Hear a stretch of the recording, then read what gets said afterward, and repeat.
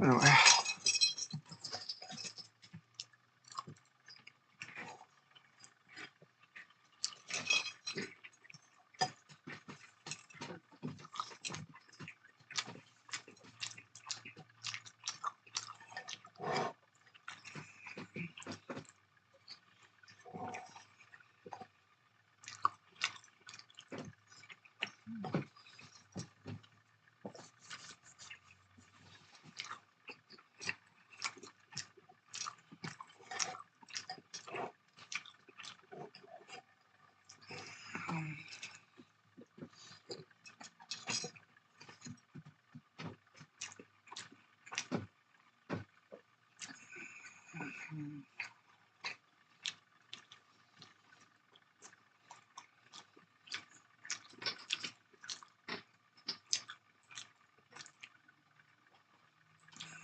It was bunched and crowded and in your face and eyes. It made you think the room was a rush-hour tube train and a lot of extra air had managed to sneak in just as the doors were closing.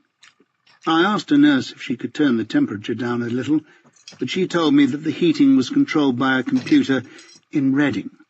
If I was the sort of person who writes letters to the Daily Telegraph, I'd have written a letter to the Daily Telegraph. Solomon hung his coat on the back of the door. "Well now, sir," he said, "believe it or not, the ladies and gentlemen who pay my wages have asked me to extract from you an explanation as to how you came to be lying on the floor of a prestigious West End art gallery with a bullet hole in your chest. Armpit. Arm, if you prefer, pit. Now, will you tell me, master, or am I going to have to hold a pillow over your face until you cooperate?" Oh. "Well," I said, thinking that we may as well get down to business, "I presume you know that McCluskey is Wolf." I hadn't presumed any such thing, of course. I just wanted to sound efficient. It was obvious from Solomon's expression that he hadn't known, so I pressed on. "I follow McCluskey to the gallery, thinking he might be there to do something unpleasant to Sarah. I bop him, get shot by Sarah, who then tells me that the boppee was, in fact, her father, Alexander Wolf." Solomon nodded calmly, the way he always did when he heard weird stuff. "Whereas you," he said eventually, "had him down as a man who had offered you money to kill Alexander Wolf." "Right. And you assumed, master, as I'm sure many would in your position, that when a man asks you to kill someone, the someone is not going to turn out to be the man himself. It's not the way we do it on planet Earth, certainly." Solomon had drifted over to the window, where he seemed captivated by the post office tower. "Well, that's it, is it?" I said. The Ministry of Defence report on this is going to consist of bound in leather with a gold seal and signed by the Cabinet." Solomon didn't answer, but just kept staring at the post office tower. "Well then," I said, "tell me this. What's happened to Wolf's Major and Minor? How did I get here? Who rang the ambulance? Did they stay with me until it came? Have you ever eaten at that restaurant, the one that goes round and round at the top? David, for Christ's sake, the person who actually rang for the ambulance was a Mr. Terence Glass, owner of the gallery in which you were shot, and putter in of a claim to have your blood removed from his floor at the Ministry's expense. How touching. Although the ones who saved your life were Green and Baker. Green and Baker. Been following you about a lot. Baker held a handkerchief over the wound. This was a shock. I'd assumed after my beer session with Solomon that the two followers had been called off. I'd been sloppy, thank God. "Hooray for Baker," I said. Solomon appeared to be about to tell me something else when he was interrupted by the door opening. O'Neill was very quickly among us. He came straight over to the side of my bed, and I could tell from his expression that he thought my getting shot was a thoroughly splendid development. "How are you feeling?" he said, almost managing not to smile. "Very well, thank you, Mr. O'Neill." There was a pause, and his face fell slightly. "Lucky to be alive is what I heard," he said, "except that from now on you might think that you're unlucky to be alive." O'Neill was very pleased with that. I had a vision of him rehearsing it in the lift. "Well, this is it, Mr. Lang. I don't see how we can keep this one away from the police. In the presence of witnesses, you made a clear attempt on Wolf's life." O'Neill stopped, and he and I both looked round the room at floor level, because the sound we'd heard was definitely that of a dog being sick. Then we heard it again, and both realized that it was Solomon clearing his throat. "With respect, Mr. O'Neill," said Solomon, now that he had our attention, "Lang was under the impression that the man he was assaulting was, in fact, McCluskey." O'Neill closed his eyes. "McCluskey? Wolf was identified by—" "Yes, absolutely," said Solomon gently. "But Lang maintains that Wolf and McCluskey are one and the same man." A long silence. "I beg your pardon," said O'Neill. The superior smile had disappeared from his face, and I suddenly felt like bounding out of bed. O'Neill gave a fat little snort. "McCluskey and Wolf are one and the same man," he said, his voice cracking into a falsetto. "Are you entirely sane?" Solomon looked to me for confirmation. "Well, that's about the size of it," I said. "Wolf is the man who approached me in Amsterdam and asked me to kill a man called Wolf." The colour had now completely dribbled out of O'Neill's face. He looked like a man who's just realised that he's posted a love letter in the wrong envelope. "That's not possible," he stammered. "I mean, it makes no sense." "Which doesn't mean it's not possible," I said. But O'Neill wasn't really hearing anything now. He was in an awful state, so I pushed on for Solomon's benefit. "I know I'm only the parlour-maid," I said, "and it's not my place to speak, but this is how my theory goes. Wolf knows that there are some parties around the globe who would like him to cease living. He does the usual sort of thing. Buys a dog, hires a bodyguard, doesn't tell anyone where he's going until he's already got there. But," and I could see O'Neill shake himself into concentrating, "he knows that that isn't enough. The people who want him dead are very keen, very professional, and sooner or later they'll poison the dog and bribe the bodyguard. So he has a choice." O'Neill was staring at me. He suddenly realized that his mouth was open and shut it with a snap. "Yes? He can either take the war to them," I said, "for which all we know may not be feasible, or he can ride the punch." Solomon was chewing his lip, and he was right to, because this was all sounding terrible, but it was better than anything they could come up with just now. "He finds someone who he knows isn't going to accept the job, and he gives them the job. He lets it be known that a contract is out on his own life, and hopes that his real enemies will slow up for a while because they think that the job will get done anyway without them having to take any risks or spend any money." Solomon was back on Post Office Tower duty, and O'Neill was frowning. "Do you really believe that?" he said. "I mean, do you think that's possible?" I could see that he was desperate for a handle, any handle, even if it came off with the first flush. "Yes, I think it's possible. No, I don't believe it, but I'm recovering from a gunshot wound, and it's the best I can do." O'Neill started to pace the floor, running his hands through his hair. The heat in the room was getting to him, too, but he didn't have time to get rid of his coat. "All right," he said. "Somebody may want Wolf dead. I can't pretend that Her Majesty's government will be heartbroken if he walked under a bus tomorrow. Granted, his enemies may be considerable, and normal precautions useless. So far, so good. Yes, he can't take the war to them." O'Neill rather liked that phrase, I could tell. "So he puts out a fake contract on himself. But that doesn't work." O'Neill stopped pacing and looked at me. "I mean, how could he be sure it would be fake? How could he know that you wouldn't go through with it?" I looked at Solomon, and he knew I was looking at him, but he didn't look back. "I've been asked before," I said. "Offered a lot of money." I said no. Maybe he knew that. O'Neill suddenly remembered how much he disliked me. "Have you always said no?" I stared back at O'Neill as coolly as I could. "I mean, maybe you've changed," he said. "Maybe you suddenly need the money. It's a ridiculous risk." I shrugged, and my armpit hurt. "Not really," I said.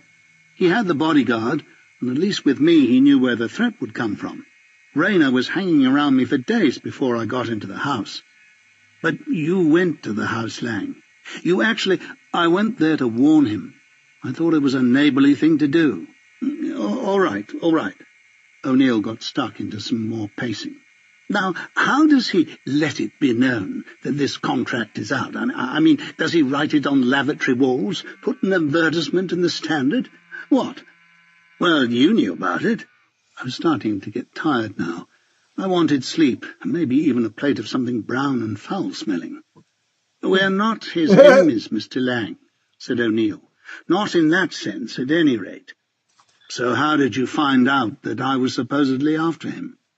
O'Neill stopped, and I could see him thinking that he'd already said whole volumes too much to me. He looked over at Solomon crossly, blaming him for not being a good enough chaperone. Solomon was a picture of calm. I don't see why we shouldn't tell him, Mr. O'Neill, he said. He's had a bullet through his chest, through no fault of his own. Might make it heal quicker if he knows why it happened. O'Neill took a moment to digest this, and then turned to me. Very well, he said. We received the information about your meeting with McCluskey, or Wolfe. He was hating this. We received this information from the Americans. The door opened, and a nurse came in. She might have been the one who patted my hand when I first woke up, but I couldn't swear to it. She looked straight through Solomon and O'Neill, and came over to fiddle with my pillows, plumping them up, pushing them about, making them considerably less comfortable than they had been. I looked up at O'Neill. Do you mean the CIA? Solomon smiled, and O'Neill nearly wet himself. The nurse didn't even flicker. Chapter 6. The hour is come, but not the man. Walter Scott. I was in hospital for 7 meals, however long that is. I watched television, took painkillers, tried to do all the half-finished crosswords in the back numbers of Woman's Own, and asked myself a lot of questions. For a start, what was I doing? Why was I getting in the way of bullets fired by people I didn't know for reasons I didn't understand? What was in it for me? What was in it for Wolfe? What was in it for O'Neill and Solomon? Why were the crosswords half-finished? Had the patients got better or died before completing them? Had they come into hospital to have half their brain removed, and this was the proof of the surgeon's skill? Who had ripped the covers off these magazines, and why? Can the answer to not a woman, 3 letters, really be man? And why, above all, was there a picture of Sarah Wolfe pasted on the inside of the door of my mind, so that whenever I yanked it open to think of anything, afternoon television, smoking a cigarette in the lavatory at the end of the ward, scratching an itchy toe, there she was, smiling and scowling at me simultaneously. I mean, for the 100th time, this was a woman I was quite definitely not in love with. I thought Rayner might be able to answer at least some of these questions, so when I judged myself well enough to get up and shuffle around, I borrowed a dressing gown and headed upstairs to the Barrington ward. When Solomon had told me that Rayner was also in the Middlesex hospital, I'd been, for a moment at least, surprised. It seemed ironic that the two of us should end up getting repaired in the same shop after all we'd been through together. But then, as Solomon pointed out, there aren't many hospitals left in London these days, and if you hurt yourself anywhere south of the Watford Gap, you're liable to end up in the Middlesex sooner or later. Rayner had a room to himself directly opposite the nurse's desk, and he was wired up to a lot of bleeping boxes. His eyes were closed, either from sleep or coma, and his head was wrapped in a huge cartoon bandage, as if Roadrunner had dropped that safe just once too often. And he wore blue flannelette pyjamas, which perhaps for the first time in a lot of years made him look childlike. I stood by his bed for a while, feeling sorry for him, until a nurse appeared and asked me what I wanted. I said I wanted a lot of things, but would settle for knowing Rayner's first name.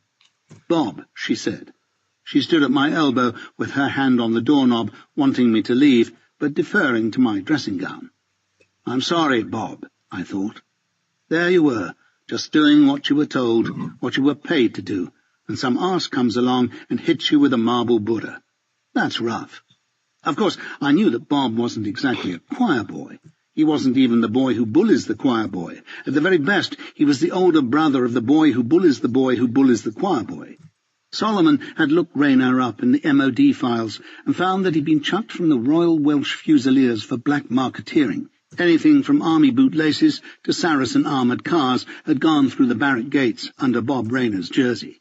But even so, I was the one who'd hit him, so I was the one who felt sorry for him.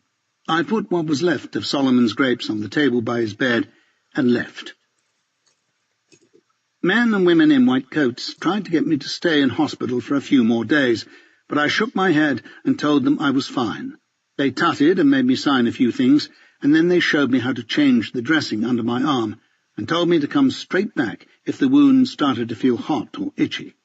I thanked them for their kindness and refused their offer of a wheelchair, which was just as well because the lift had stopped working, and then I limped onto a bus and went home. My flat was where I'd left it, but seemed smaller than I remembered. There were no messages on the answering machine, and nothing in the fridge besides the half-pint of natural yoghurt and stick of celery that I'd inherited from the previous tenant. My chest was hurting, as they said it would, so I took myself off to the sofa and watched a race meeting at Doncaster with a large tumbler of "I'm sure I've seen that grouse somewhere before" at my elbow. I must have dozed off for a while, and it was the phone that woke me. I sat up quickly, gasping at the pain from my armpit, and reached for the whiskey bottle. Empty. I felt really terrible. I looked at my watch as I lifted the receiver. 8:10 or 2:50. I couldn't tell which. "Mr. Lang?" "Male.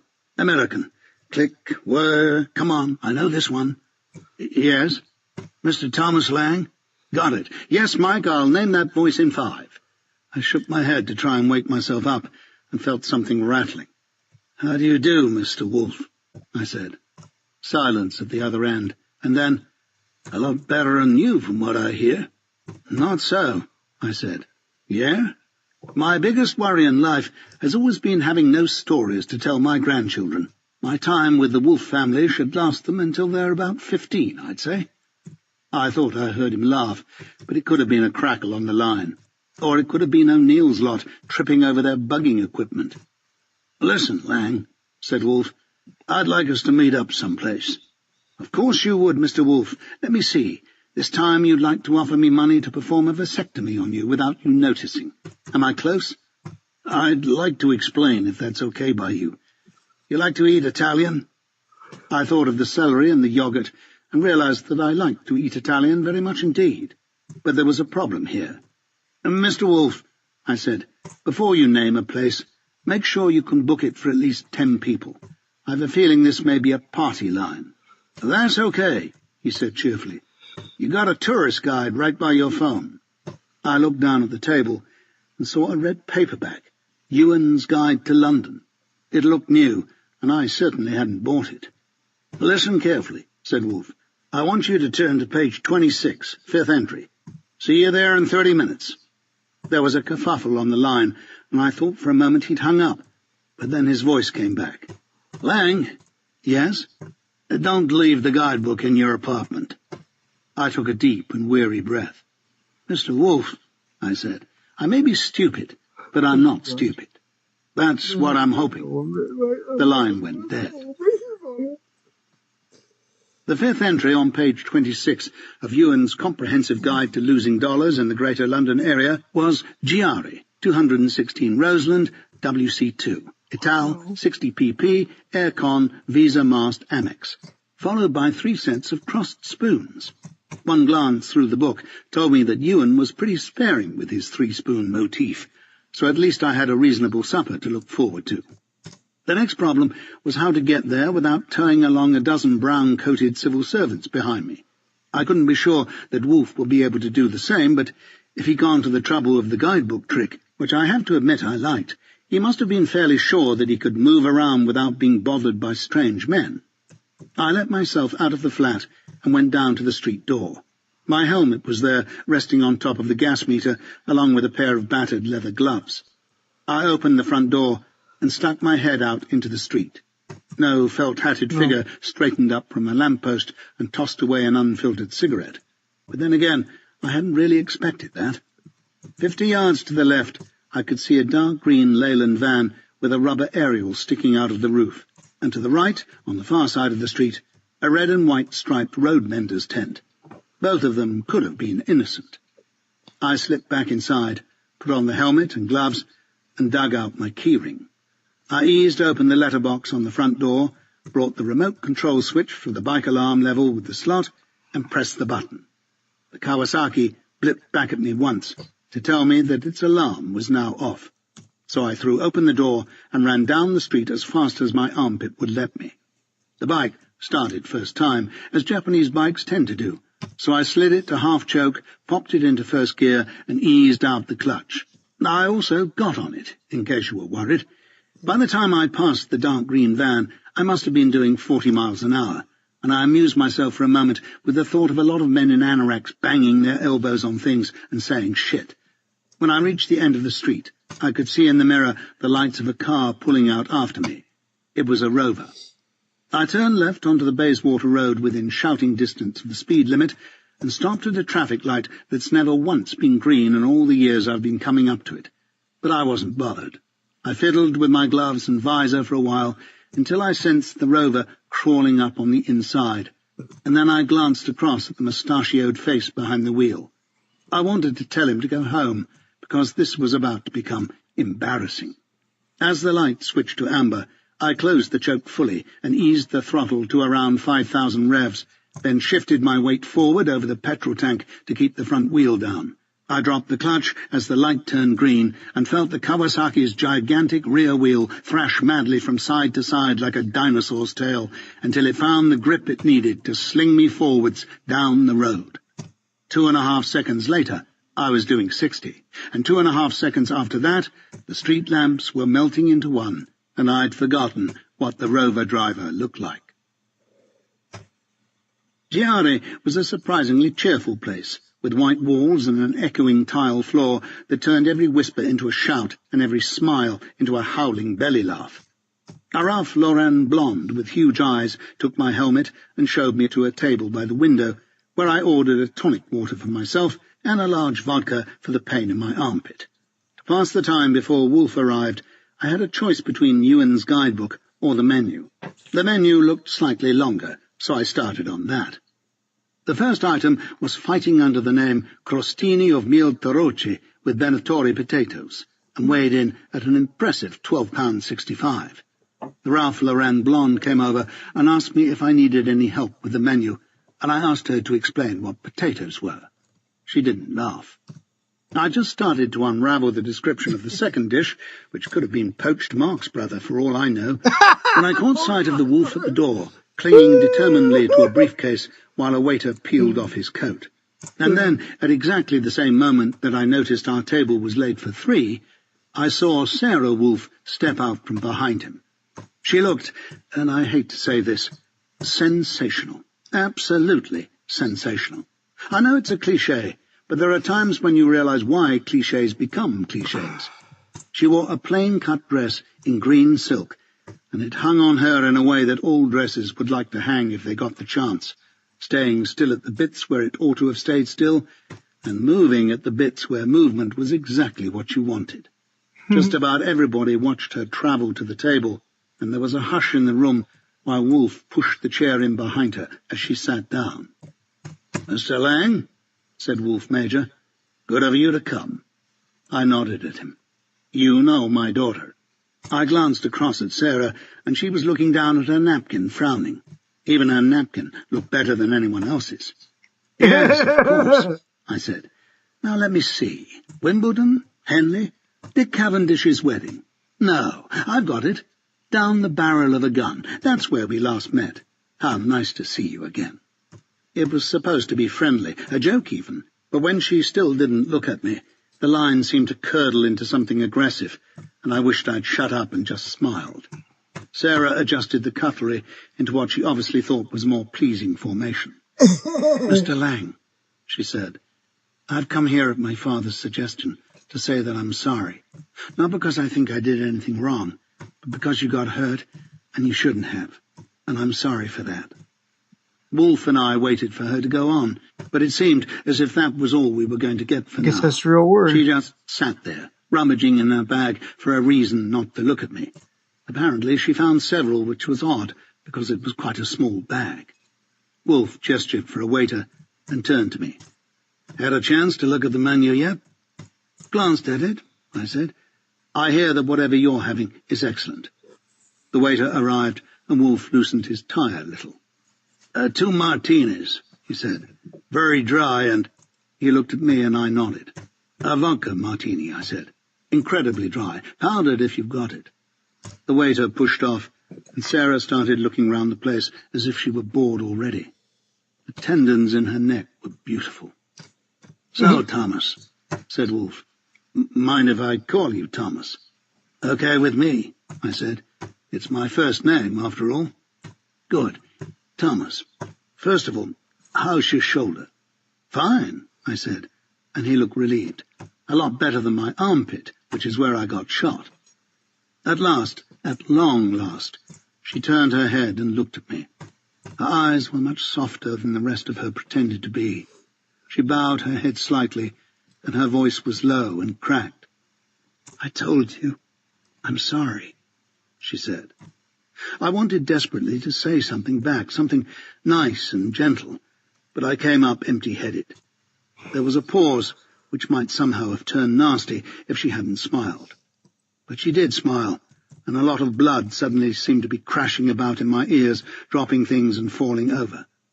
I smiled back, and we kept on looking at each other. "I suppose we have to say it could have been worse," she said. "Of course it could," I said. "If I was an international armpit model, I'd be off work for months." This time she laughed, actually laughed, and I felt like I'd won every Olympic medal that had ever been struck. We started with some soup, which came in a bowl about the size of my flat and tasted delicious. The talk was small. It turned out that Wolf was also a fan of the turf, and that I'd been watching one of his horses race at Doncaster that afternoon, so we chatted a little about racing. By the time the second course arrived, we were putting the finishing touches to a nicely rounded 3-minuter on the unpredictability of the English climate. Wolf took a mouthful of something meaty and sauce-covered, and then dabbed his mouth.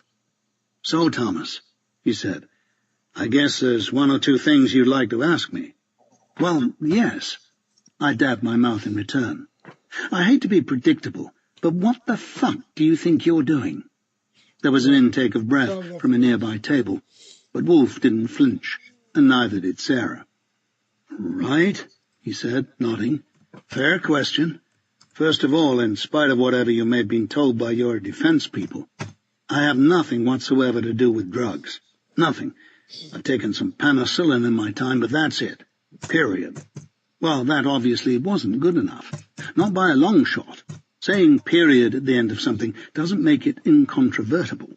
True. "Yes, well," I said, "forgive my tired old English cynicism, but isn't this a case of, you would say that, wouldn't you?"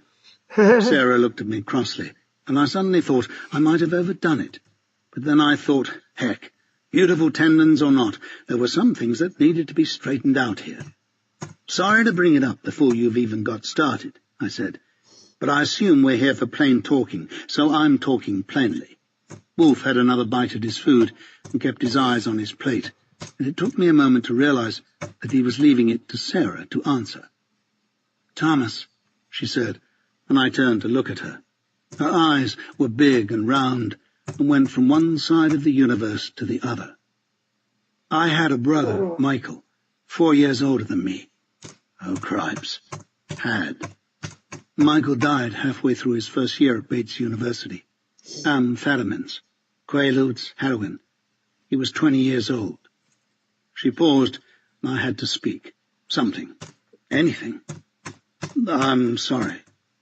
But what else do you say? Tough, pass the salt?"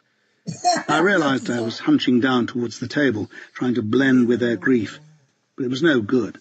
On a subject like this, you're an outsider. "I tell you that," she said eventually, "for one reason only, to show you that my father—" and she turned to look at him while he kept his head bowed. could no more get involved in the traffic of drugs than he could fly to the moon. It's that simple. I'd bet my life on that. Period. For a while, neither of them would look at each other or at me. Well, I'm sorry, I said again. I'm very, very sorry. We sat like that for a moment, a little kiosk of silence in the middle of the restaurant din, and then suddenly Wolfe switched on a smile and seemed to get all brisk. Thanks, Thomas, he said. What's done is done. For Sarah and me, this is old stuff, and we dealt with it a long time ago. Right now, you want to know why I asked you to kill me. A woman at the next table turned and looked at Wolfe, frowning. Can't have said that, can he? She shook her head and went back to her lobster. In a nutshell, I said. Well, it's very simple, he said. I wanted to know what kind of person you were. He looked at me, his mouth closed in a nice straight line. I see, I said, not seeing anything at all. This is what happens, I suppose, when you ask for things in a nutshell. I blinked a few times, then sat back in my chair and tried to look cross. Anything wrong with ringing my headmaster? I said. Or an ex-girlfriend? I mean, that all seemed too dull, I suppose. Wolfe shook his head. Not at all, he said. I did all of that. That was a shock. A real shock. I still get hot flushes about having cheated in chemistry O-level and scoring an A when experienced teachers had anticipated an F. I know one day it's going to come out. I just know it. Really? I said. How did I do? Wolfe smiled. You did okay, he said. A couple of your girlfriends reckon you're a pain in the ass, but otherwise you did okay. Nice to know, I said. Wolfe continued as though reading from a list. You're smart, you're tough, you're honest. Good career in the Scotch Guards. Scots, I said, but he ignored me and went on. And best of all, from my point of view, you're broke. He smiled again, which irritated me. You missed out my watercolour work, I said. That too? Hell of a guy. The one thing I needed to know was whether you could be bought. Right, I said. Hence the 50,000. Wolfe nodded. This was starting to get out of hand. I knew that at some point I ought to have been making some kind of hard man speech about who I was and who the hell did they think they were, prodding around in who I was. And just as soon as I'd had the pudding, I was going right back to who I was. But somehow the right moment never seemed to come along. In spite of the way he'd treated me, and for all his nosing around in my school reports, I still couldn't bring myself to dislike Wolfe. He just had something I liked. And as for Sarah, well, yes, nice tendons. Even so, a glint of the old steel wouldn't do any harm. Let me guess, I said, giving Wolfe a hard look. Once you've found out that I can't be bought, you're going to try and buy me. He didn't even falter. Exactly, he said. There, that was it. And this was the right moment. A gentleman has his limits, and so do I. I tossed my napkin onto the table. Well, this is fascinating, I said, and I suppose if I was a different sort of person, I might even think it was flattering. But right now, I really have to know what this is all about, because if you don't tell me now, I'm leaving the table, your lives, and possibly even this country. I could see that Sarah was watching me, but I kept my eyes fixed on Wolfe. He chased the last potato around his plate and ran it down in a pool of gravy. But then he put down his fork and started to speak very quickly. You know about the Gulf War, Mr. Lang? He said. I don't know what happened to Thomas, but the mood certainly seemed to have changed somewhat. Yes, Mr. Wolfe, I said. I know about the Gulf War. No, you don't. I'll bet everything I have that you don't know the first damn thing about the Gulf War. Yeah. Familiar with the term military-industrial complex? He was talking like a salesman, trying to bulldoze me somehow, and I wanted to slow things down. I took a long sip of wine. Dwight Eisenhower, I said eventually. Yes, I'm familiar. I was part of it, if you remember.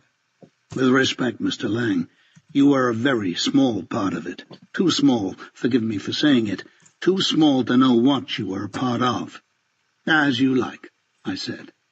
Now, take a guess at the single most important commodity in the world, so important that the manufacture and sale of every other commodity depends on it. Oil, gold, food, what would you say? I've a feeling, I said, that you're going to tell me it's arms. Wolf leaned across the table too quickly and too far for my liking. Correct, Mr. Lang, he said. It's the biggest industry in the world, and every government in the world knows it. If you're a politician and you take on the arms industry in whatever form, then you wake up the next day and you're no longer a politician. Some cases, you might not even wake up the next day. Doesn't matter whether you're trying for a law on a gun ownership registration in the state of Idaho or trying to stop the sale of F-16s to the Iraqi Air Force. You step on their toes, they step on your head. Period. Wolf sat back in his chair and wiped some sweat from his forehead. Mr. Wolf, I said, I realize it must be strange for you being here in England. I realize that we must strike you as a nation of hicks who only got hot and cold running water the day before you flew in, but even so, I have to tell you that I've heard a lot of this before. Just listen, will you?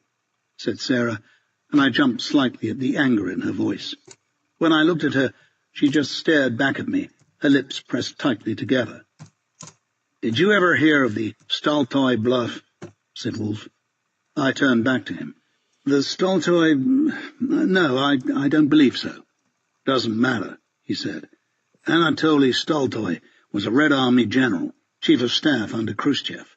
Spent his whole career convincing the U.S. that the Russians had 30 times as many rockets as they had. That was his job, his life's work. Well, it worked, didn't it? For us, yeah. Us being... Pentagon knew it was bullshit from start to finish. Knew it. But that didn't stop them using it to justify the biggest arms build-up the world has ever seen. Maybe it was the wine, but I felt I was being awfully slow to get the point of all this. All right, I said. Well, let's do something about it, shall we? Now, where did I leave my time machine? Oh, I know. Next Wednesday. Sarah made a slight hissing noise and looked away from the table. And maybe she was right. Maybe I was being flippant, but for God's sake, where were we going with all this? Wolf closed his eyes for a moment, gathering some patience from somewhere. What would you say? He said slowly. The arms industry needs more than anything else. I scratched my head dutifully. Customers? War, said Wolf. Conflict. Trouble. Well, here we go, I thought. Here comes the theory. I've got it, I said. You're trying to tell me that the Gulf War was started by arms manufacturers. Yes. Honestly, I was being as polite as I could. Wolf didn't answer. He just sat there with his head slightly tilted to one side, watching me and wondering if he'd got the wrong man after all. I didn't even have to wonder. No, seriously, I said. Is that what you're telling me? I mean, I really want to know what you think. I want to know what this is all about. You saw the footage they showed on TV, said Sarah, while Wolf just kept on watching. Smart bombs, Patriot missile systems, all that stuff. I saw it, I said. The makers of those weapons, Thomas, are using that footage in promotional videos at arms fairs around the world. People dying, and they're using the stuff for commercials. It's obscene. Right, I said. Agreed. The world is a pretty terrible place, and we'd all much rather live on Saturn. How does this affect me, specifically? As the wolves traded some meaningful looks, I tried desperately to conceal the enormous pity I now felt for the pair of them. Obviously, they'd embarked on some ghastly conspiracy theory, which would, in all probability, consume the best years of their lives with the cutting out of articles from newspapers and the attending of seminars on the subject of grassy knolls. And nothing I could say would divert them from their chosen course. The best thing would be to slip them a couple of quid towards their sellotape costs and be on my way. I was thinking hard, trying to phrase a decent excuse for leaving, when I realized that Wolf had been tugging at his briefcase, and now he had it open and was pulling out a handful of 10x8 glossy photographs. He passed the top one to me, so I took it. It was a picture of a helicopter in flight. I couldn't judge its size, but it was nothing like any type I'd seen or heard of. It had two main rotors running a couple of feet apart off a single mast, and there was no tail rotor. The fuselage looked short compared to the main body, and there were no identifying letters anywhere. It was painted black. I looked at Wolf for an explanation, but he simply handed me the next photograph. This one had been taken from above, so it showed a background, and what surprised me was that it was urban. The same aircraft, or one like it, was hovering between a pair of faceless tower blocks, and I could see that the machine was definitely small, possibly a single-seater. The third photograph was a much closer shot, and showed the helicopter on the ground. Whatever else it was definitely military, because there was a mess of very nasty-looking kit hanging from the armaments rack that ran through the fuselage behind the cabin. Hydra 70mm rockets, Hellfire air-to-ground missiles, 50 caliber machine guns, and heaps more besides. This was a big toy for big boys. "Where did you get these?" I said. Wolf shook his head. "That's not important." "Well, I think it's important," I said. "I have the very strong feeling, Mr. Wolf, that you ought not to have these photographs." Wolf tilted his head back, as if he was finally starting to lose patience with me. "It doesn't matter where they came from," he said. "What matters is the subject. This is a very important aircraft, Mr. Lang. Believe me, very, very important." I believed him. Why wouldn't I? "The Pentagon's LH program," said Wolf, "has been running for 12 years now, trying to find a replacement for the Cobras and Super Cobras the USA and the Marine Corps have been using since the Vietnam War." "LH?" I said tentatively. "Light helicopter," Sarah answered, with an imagine not knowing that expression. Wolf Sr. pressed on. "This aircraft is a response to that program. It's a product of the Mackey Corporation of America, and is designed for use in counterinsurgency operations, terrorism. The market for it, outside of the Pentagon's procurement, is among police and militia forces around the world. But at $2.5 million each, they're going to be hard to shift." "Yes, I can see that." I glanced at the pictures again and scrabbled for something intelligent to say. "Why the two rotors? Looks a bit complicated." I caught them looking at each other, but couldn't tell you what the look meant. "You don't know anything about helicopters, do you?" said Wolf eventually. I shrugged. "They're noisy," I said. "They crash a lot. That's about it." "They're slow," said Sarah. "Slow and therefore vulnerable on a battlefield. The modern attack helicopter can travel at around 250 miles an hour." I was about to say that sounded pretty slippy to me when she continued. "A modern fighter airplane will cover 1 mile in 4 seconds. Without summoning a waiter and asking for a pencil and paper, there was not the remotest chance of my working out whether this was faster or slower than 250 miles an hour, so I just nodded and let her carry on. "What limits the speed of a conventional helicopter," she said slowly, sensing my discomfort, "is the single rotor." "Naturally," I said, and settled back in my seat for Sarah's impressively expert lecture. A lot of what she had to say passed comfortably over my head, but the gist of it, if I've got it right, seemed to be as follows. A cross-section of a helicopter blade, according to Sarah, is more or less the same as the wing of an aeroplane. Its shape creates a pressure differential in the air passing over its upper and lower surfaces, producing a consequent lift. It differs from an aeroplane wing, however, in that when a helicopter moves forward, air starts passing over the blade that's coming forward faster than it passes over the blade that's going backwards. This produces unequal lift on the two sides of the helicopter, and the faster it goes, the more unequal the lift becomes. Eventually, the retreating blade stops producing any lift at all, and the helicopter flips onto its back and drops out of the sky. This, according to Sarah, was a negative aspect. What the Mackey people did was to put two rotors on a coaxial shaft, spinning in opposite directions. Equal lift on both sides, possibility of nearly twice the speed. Also, no torque reaction, so no need for a tail rotor. Smaller, faster, more maneuverable.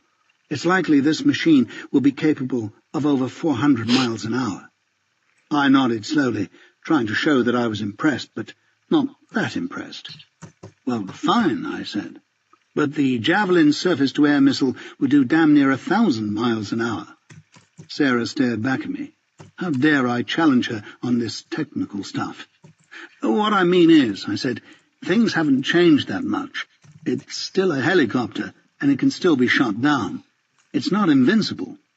Sarah closed her eyes for a second, wondering how to phrase this so that an idiot could understand. If the SAM operator is good, she said, and he's trained, and he's ready, then he has a chance. One chance only. But the point of this machine is that the target will have no time to prepare. It'll be down his throat while he's still rubbing the sleep out of his eyes. She stared at me hard. Now have you got it? Believe me, Mr. Lang, she continued, punishing me for my insolence. This is the next generation of military helicopter. She nodded towards the photographs. Right, I said.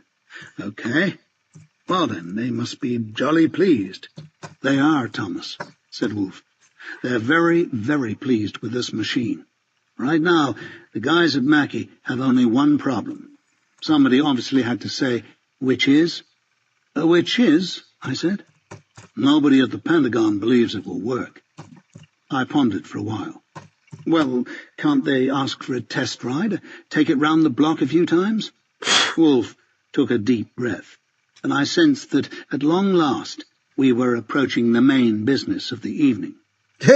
What will sell this machine, he said slowly, to the Pentagon and to 50 other air forces around the world, is the sight of it in action against a major terrorist operation. Right, I said. You mean they've got to wait for a Munich Olympics to come along? Wolf took his time drawing out the punchline for all it was worth. No, I don't mean that, Mr. Lang, he said. I mean they're going to make a Munich Olympics come along. Uh-oh. Why are you telling me all this? We were on to the coffee now, and the photographs were back in their folder. I mean, if you're right, I said, and personally I'm stuck in the middle of that if with a flat tire and no spare, but if you're right, what do you plan to do about it? Write to the Washington Post? Esther Ranson? What? Both the Wolves had gone very quiet, and I wasn't absolutely sure why. Perhaps they thought that just laying out the theory was going to be enough, that as soon as I heard it, I'd be up on my feet, sharpening the butter dish and shouting death to arms manufacturers. But for me, it wasn't anything like enough. How could it be? Do you think of yourself as a good man, Thomas? This was from Wolf, but he still wasn't looking at me. No, I don't, I said. Sarah looked up. Then what?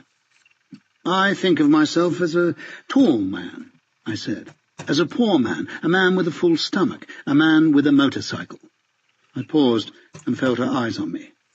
I don't know what you mean by good. I guess we mean on the side of the angels, said Wolf. There are no angels, I said quickly. I'm sorry, but there aren't. There was a lull while Wolf nodded his head slowly, as if conceding that, yes, that was a point of view. It just happened to be a massively disappointing one. And then Sarah sighed and got to her feet. Excuse me, she said.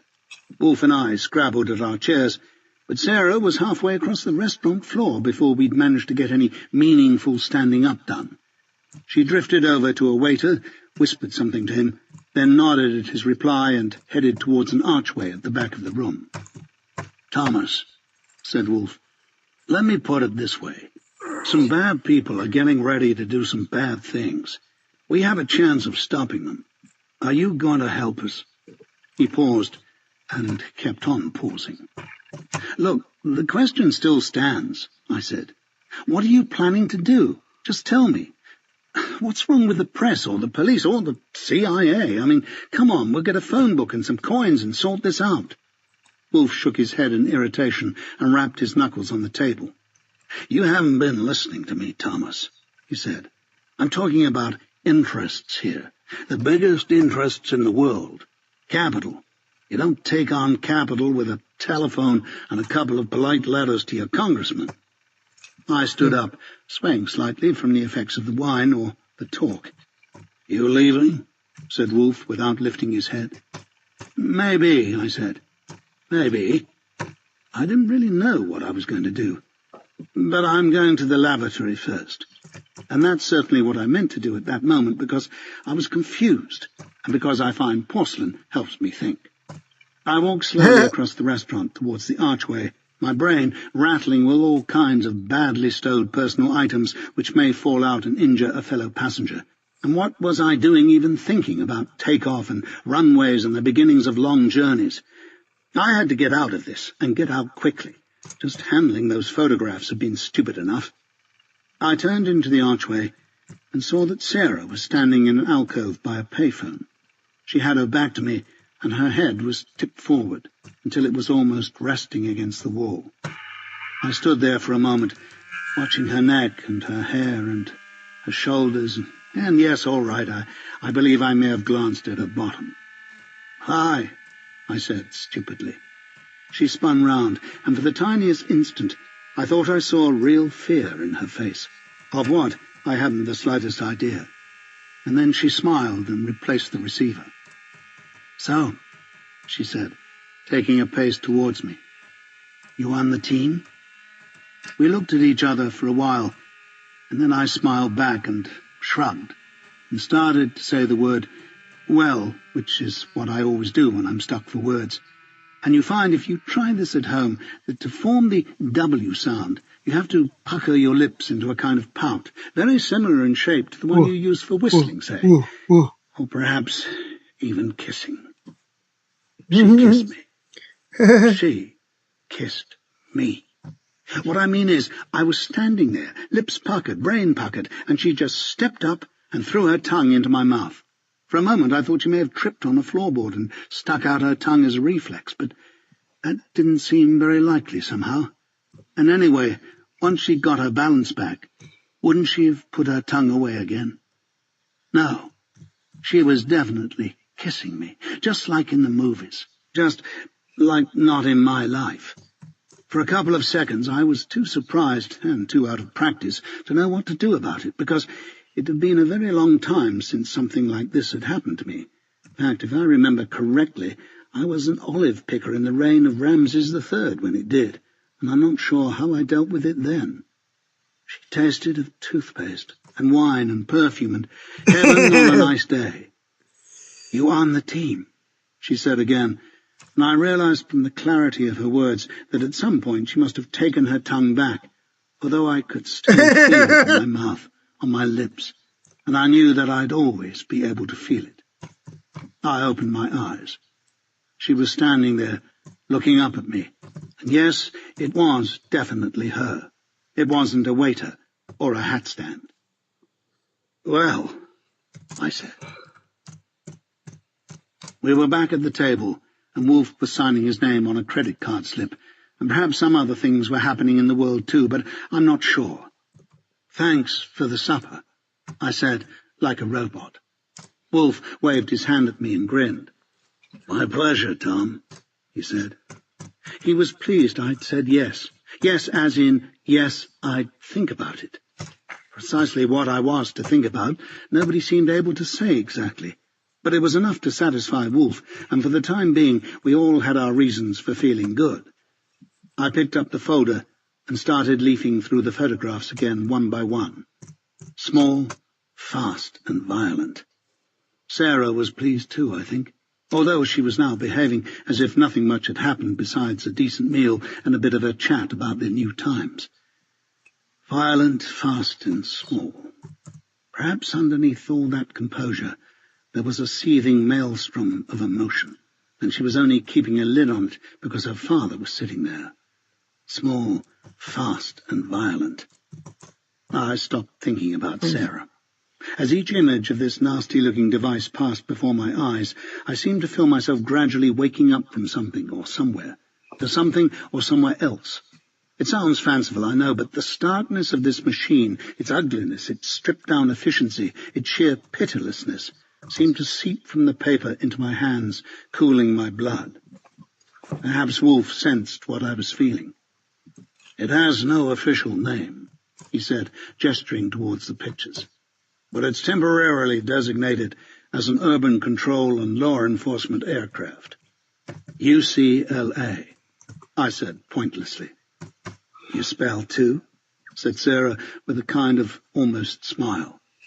Hence the working name given to this prototype, said Wolfe. Which is? Neither of them answered, so I looked up and saw that Wolfe was waiting until I met his gaze. The Graduate, he said. Chapter 7. One hair of a woman can draw more than 100 pair of oxen. James Howell. I swung the Kawasaki along Victoria Embankment just for the hell of it, to clear its pipes and mine. I hadn't told the Wolfes about the phone call to my flat and the nasty American voice at the other end. Graduate studies could have meant anything, graduate studies even, and the caller could have been anybody.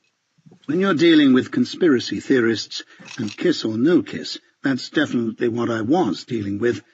There's no point in feeding them extra coincidences to get excited about. We'd left the restaurant in an amiable state of truce. Out on the pavement, Wolfe had squeezed my arm and told me to sleep on it, which gave me a nasty jolt because I'd been watching Sarah's bottom as he spoke. But as soon as I realized what he meant, I promised I would indeed, and out of politeness asked where I could get hold of him if I needed to. He'd winked and said he'd find me, which I didn't much care for. There was, of course, one extremely good reason for me to stay on the right side of Wolfe. He may have been a flake and a crank, and his daughter may have been nothing more than a very attractive back-to-front jacket case, but I couldn't deny that the two of them had a certain charm. What I'm trying to say is that they'd gone and put quite a large amount of that charm into my bank account. Now, please don't misunderstand me. I don't care greatly for money as a rule. I mean, I'm not one of those people who works for free or anything like that. I charge for my services, such as they are, and I get cross when I think I'm owed by somebody, but at the same time, I think I can honestly say that I've never really chased money. Never done anything that I didn't enjoy, at least a little, just for the sake of having more of the stuff. Someone like Paulie, for example, and he's told me this himself many times, spends most of his waking hours either getting hold of money or thinking about getting hold of it. Paulie could do unpleasant things, immoral things even, and if there was a plumpness about the cheque at the end of it, he wouldn't mind a bit. Bring it on, Paulie would say. But me, I'm just not made that way. Different mould altogether. The only good thing I've ever noticed about money, the only positive aspect to an otherwise pretty vulgar commodity, is that you can use it to buy things, and things on the whole I do quite like. Wolfe's $50,000 was never going to be the key to everlasting happiness, I knew that.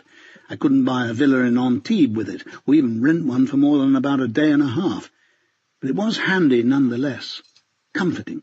It put cigarettes on my table. And if in order to keep hold of some of that comfort, I had to spend a couple more evenings in the chapters of a Robert Ludlum novel getting periodically kissed by a beautiful woman, well, I could just about bear that. It was after midnight, and there wasn't much traffic on the embankment. The road was dry, and the ZZR needed a gallop, so I eased open the throttle in third gear and replayed some lines of Captain Kirk to Mr. Chekhov in my head as the universe rearranged itself around my back wheel. I was probably brushing the cheek of 110 as Westminster Bridge came into view, and I dabbed the brakes and shifted my weight slightly, ready to crank the bike over for the right turn. The lights into Parliament Square were turning green, and a dark blue Ford was starting to move off, so I dumped another wedge of speed and prepared to ease round it on the outside of the bend. As I came level, my right knee getting down towards the tarmac, the Ford started drifting to the left, and I straightened up to take a wider line. At that point, I thought he simply hadn't seen me. I thought he was an average car driver. Time is a funny thing. I once met an RAF pilot who told me how he and his navigator had to eject from their very expensive Tornado GR1 300 feet above the Yorkshire Dales because of what he called a bird strike. This rather unfairly, in my view, made it sound as if it was the bird's fault, as if the little feathered chap had deliberately tried to headbutt 20 tons of metal travelling in the opposite direction at just under the speed of sound, out of spite. Anyway, the point of the story is that after the accident, The pilot and the navigator had sat in a debriefing room and talked to investigators uninterrupted for an hour and 15 minutes about what they'd seen, heard, felt, and done at the moment of contact. An hour and 15 minutes. And yet the black box flight recorder, when it was eventually pulled from the wreckage, showed that the time elapsed between the bird entering the engine intake and the crew ejecting was a fraction under 4 seconds. 4 seconds. That's bang, 1, 2, 3, fresh air. I didn't really believe this story when I heard it. Apart from anything else, the pilot was a wiry little runt with those creepily blue eyes that physically talented people often have. And besides, I couldn't stop myself from siding with the bird in the story. But I do believe it now. I believe it because the driver of the Ford never took the right turn. And I lived several lives, not all of them pleasant and fulfilling, while he ran me off the road and into the railings along the side of the House of Commons.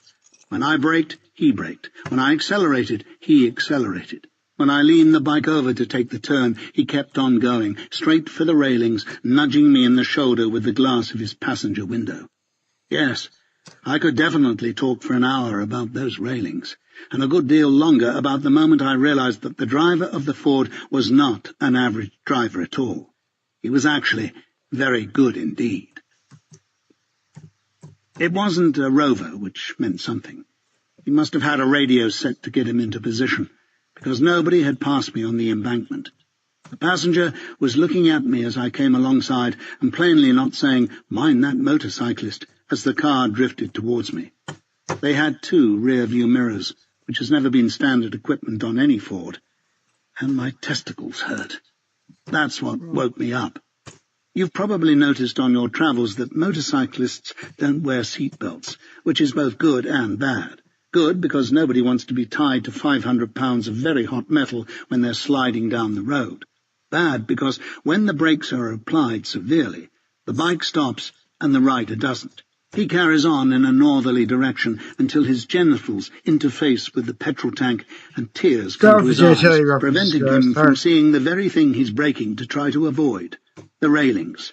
Those sturdy, no-nonsense, finely turned railings. Railings worthy of the task of encircling the Mother of Parliaments. Railings that in the spring of 1940 they'd have been tearing down to make Spitfires and Hurricanes and Wellingtons and Lancasters and what was the other one with the split tailplane? Was it a Blenheim? Except, of course, the railings weren't there in 1940. They'd been put up in 1987 to stop mad Libyans from interrupting parliamentary business with a 1/4 ton of high explosive wedged into the back of a family Peugeot. These railings, my railings, were there to do a job. They were there to defend democracy. They were hand-built by craftsmen called Ted or Ned or possibly Bill. They were railings fit for heroes. I slept. A face, a very big face with only enough skin to cover a very small face so that everything about it looked tight. Tight jaw, tight nose, tight eyes. Every muscle and tendon on the face bulged and rippled. It looked like a crowded lift. I blinked, and the face was gone. Or maybe I slept for an hour, and the face stayed for 59 minutes. I'll never know. Instead of the face, there was only a ceiling, which meant a room, which meant I'd been moved. I started thinking about the Middlesex Hospital, but I knew straight away that this was a very different fish kettle. I tried flexing bits of my body, gently, not daring to move my head, in case my neck was broken. The feet seemed okay, if a little far away. As long as they weren't further than 6 feet and 3 inches, I wasn't going to complain. The left knee answered my letter by return of post, which was nice, but the right felt wrong, thick and hot. Come back to that. Thighs, left okay, right not so good. Pelvic girdle seemed all right, but I wouldn't know for sure until I put some weight on it. Testicles? Ah, there was another matter entirely. I didn't have to put weight on those to know they were in a poor state. There were too many of them, and they hurt too much. Abdomen and chest got a B-, and my right arm failed altogether. Just wouldn't move. Neither would the left, although I could just about move the hand, which is how I knew I wasn't in the William Hoyle ward. Things can be rough and ready in the NHS hospitals these days, but even so, they tend not to tie your hands to the bed without a good reason. I left the neck and head for another day, and fell into as deep a sleep as I could manage, with 7 testicles. The face was back, tighter than ever. This time he was chewing something, and the muscles in his cheeks and neck were standing out like a diagram from Gray's Anatomy. There were crumbs around his lips, and every now and then a very pink tongue shot out and carried one off to the cave of his mouth. Lang? The tongue was working round the inside of his mouth now, running over his gums and puckering his lips so that for a moment I thought he was going to kiss me. I let him wait. Where am I? I was pleased to hear that there was a thoroughly ill-sounding croak to my voice. Yeah, said the face. If it had enough skin, I think it might have smiled. Instead, it moved away from whatever I was lying on, and I heard a door open, but it didn't shut. He's up, said the same voice, quite loud, and the door still didn't shut, which meant that whoever controlled the room controlled the corridor too, if it was a corridor. For all I knew, it could have been the gantry to a space shuttle, or from it. Maybe I was in a shuttle, about to leave the world very far behind. Footsteps, 2 pairs, one rubber, one leather, hard floor, leather steps are slower. Leather's in charge. Rubber's a flunky holding the door, making way for leather. Rubber's the face. Rubber face. Easy to remember. Mr. Lang? Leather had stopped by the bed. If it was a bed. I kept my eyes closed, a little frown of pain on my face. How are you feeling? American. A lot of Americans in my life at the moment. Must be the exchange rate. He started to move round the bed, and I could hear the crunch of dust under his shoes. And the aftershave, much too strong. If we became friends, I'd tell him, but not now. I always wanted a bike when I was a kid, said the voice. Or Harley. My dad said they were dangerous, so when I learned to drive, I crashed the car 4 times in the first year, just to get back at him. He was an asshole, my dad. Time passed, which I couldn't do anything about. I think my neck is broken, I said. I kept my eyes closed, and the croak was coming along nicely. Yeah? Sorry to hear that. Now tell me about yourself, Lang. Who are you? What do you do? You like movies? Books? Ever had tea with a queen? Talk to me. I waited until the shoes turned and slowly opened my eyes. He was out of vision, so I fixed on the ceiling. Are you a doctor? I'm not a doctor, Lang, no, he said. I'm surely not a doctor. A son of a bitch is what I am. There was a snigger somewhere in the room, and I guessed that Rubberface was still by the door. I beg your pardon? A son of a bitch. That's what I am. That's my job. That's my life. But hey, let's talk about you. I need a doctor, I said. My neck. Tears started in my eyes, and I let them come. I sniffed a bit, choked a bit, put on a cracking good show, if I say so myself. If you want to know the truth, said the voice, I don't give any kind of shit about your neck. I decided I was never going to tell him about his aftershave. Not ever. I want to know other things, said the voice. Lots and lots of other things. The tears kept coming. Look, I don't know who you are, or where I am. I faltered, straining to get my head off the pillow. Fuck away, Richie, said the voice. Get some air. There was a grunt from over by the door, and 2 shoes left the room. I had to assume that Richie was in them. See, that's the kind of idea, Lang. You don't have to know who I am, and you don't have to know where you are. The idea is that you tell me things. I don't tell you. But what? Did you hear what I said? There was suddenly another face in front of mine.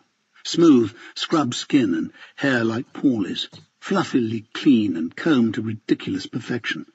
He was about 40 and probably spent 2 hours a day on an exercise bike. There was only one word for him, groomed. He examined me closely, and from the way his gaze hung over my chin, I guessed that I had a reasonably spectacular injury there, which cheered me up a bit, Scars are always handy for breaking the ice. Finally, his eyes met mine, and the four of them didn't get on at all. "Gerd," he said, and moved away. It had to be early in the morning. The only excuse for that strength of perfume was that he'd only just shaved. "You met Wolf," said Groomed, "and his airhead daughter." "Yes." There was a pause, and I could tell that I'd pleased him, because the smile changed the sound of his breathing. If I'd denied it, wrong number, no speaking English, he'd have known I was a player. If I came clean, he might take me for an idiot. All the evidence pointed that way, after all. "Gerd, now, mind telling me what you talked about?" "Well," I said, frowning in concentration, "he asked me about my army record. I was in the army, by the way." "No shit. He knew that, or did you tell him?" Another big thing from the idiot. "I'm not sure. Now that you mention it, I think he must have known it already." "Girl knew it too?" "Well, I can't be sure of that, can I? I didn't pay much attention to her. Good thing I wasn't wired to a machine for that one. The needle would have gone into the next room for a lie-down. He asked about my plans, what sort of work I was up to, which isn't much, to be honest." "You in intelligence?" "What?" The way I said it was supposed to answer his question, but he kept going. "In the army, you fought terrorists in Ireland. Were you involved with intelligence?" "Good God, no." I smiled as if I was flattered by the idea. "What's funny?" I stopped smiling. "Nothing. It's just, you know." "No, I don't. That's got a lot to do with why I'm asking. Were you in military intelligence?" I took a painful breath before answering. "Ulster was a system," I said. "That's all. Everything that happened there had happened 100 times already. System was everything. People like me just, make up the numbers. I slogged around, played some squash, had a few laughs. Good fun, really." I thought I might have overdone it with that, but he didn't seem to mind. "Look, my neck, I don't know, that there's something wrong. I really need to see a doctor." "He's a bad guy, Tom." "Who is?" I said. "Wolf. Real bad. I don't know what he's told you about himself. I'm kind of guessing that he didn't tell you about the 36 tons of cocaine he's brought into Europe in the last 4 months. Lord. He tell you that?" I tried to shake my head. "Nah, I figured he'd forgot to mention that. But that's bad with a capital B, wouldn't you say, Tom?" "I'd say it was. The devil's alive on earth and he's selling crack cocaine. Yeah, sounds like a song. What rhymes with cocaine?" "Pain," I said.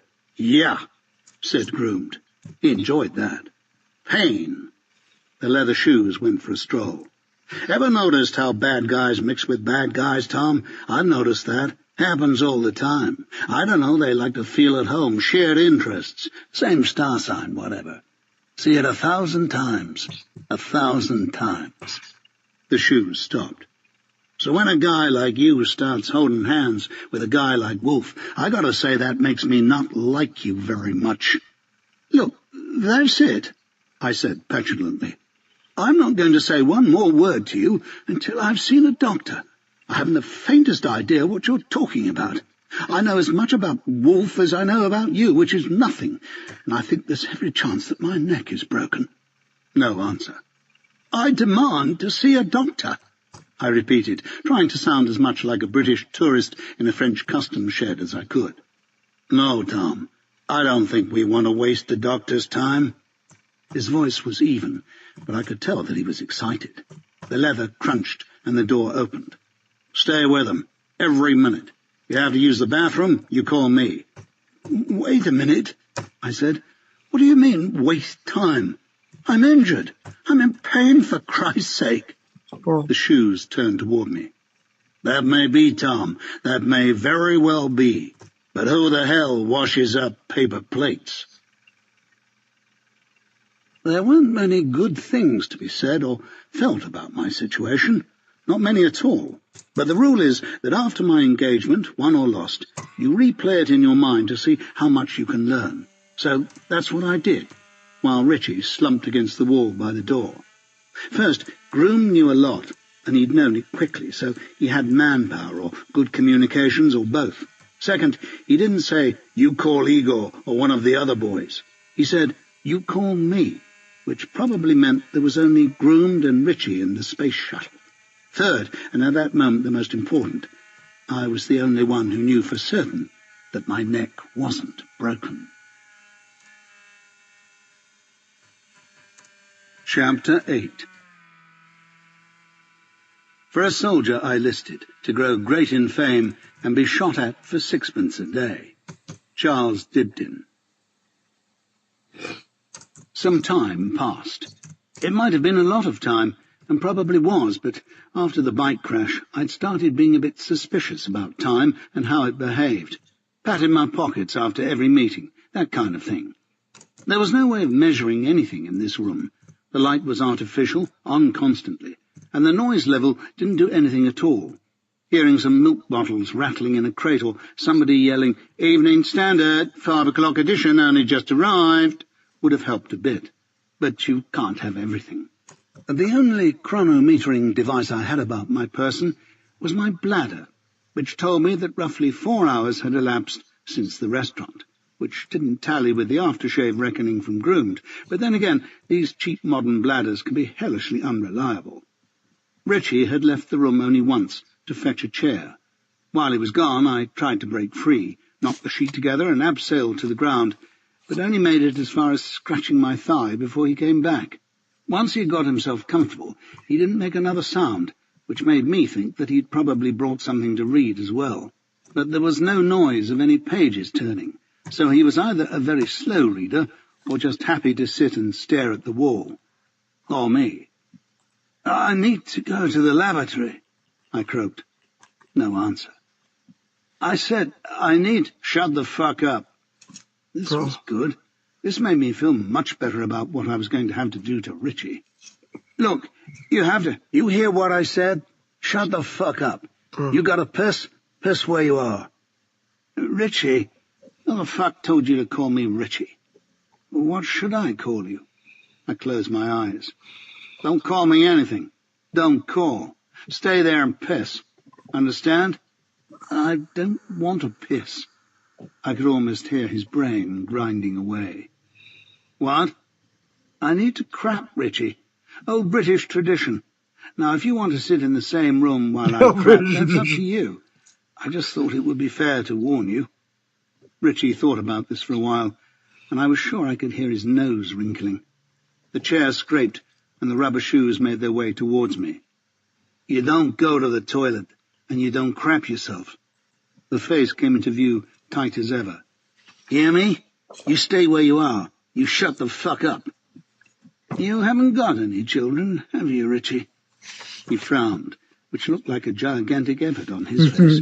Eyebrows, muscles, tendons, everything called into action for this single, faintly stupid expression. "What?" "I don't actually have any myself, to tell the truth, but I have godchildren, and you can't just tell them not to. It doesn't work." The frown deepened. "What the fuck are you talking about? I mean, I've tried it. You've got children in the car, and one of them wants to crap, and you tell them to hold on, put a cork in it, wait until we reach somewhere. But it doesn't work. When the body has to crap, it has to crap." The frown eased slightly, which was nice, because I was starting to feel tired just looking at it. He bent down towards me, bringing his nose in line with mine. "Listen to me, you piece of shit." That was as far as he got, because on the word shit, I brought my right knee up as hard as I could and caught him on the cheek. He froze for a second, part surprise, part concussion, and I lifted my left leg and hooked it around the back of his neck. Yes! As I dragged him down onto the bed, he managed to get his left hand out in front of him to try and keep himself up. But he had no idea how strong legs are. Legs are very strong indeed. Much stronger than throats. He lasted pretty well, I have to admit.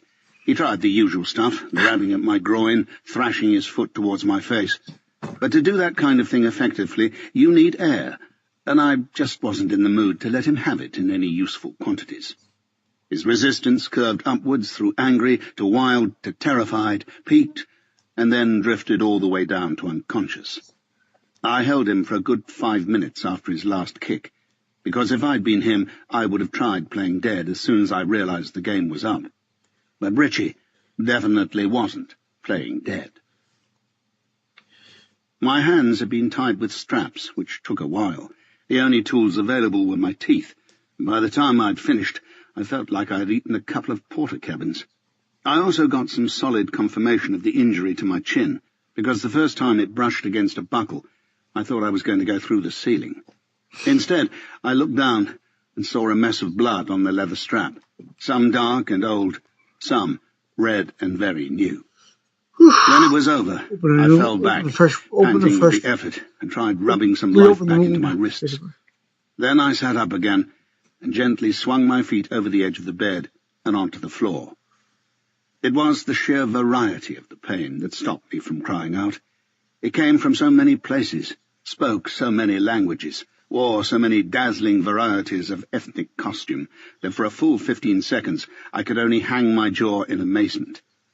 I gripped the side of the bed and screwed my eyes shut until the roar had eased to a babble, then took another inventory. Whatever I had hit first, I'd hit with my right side. The knee, thigh, and hip were screaming at me, and their screams were all the keener for the recent contact with Rich's head. My ribs felt as though they'd been taken out and put back in the wrong order, and my neck, though definitely not broken, was hardly movable. And then there were the testicles. They'd changed.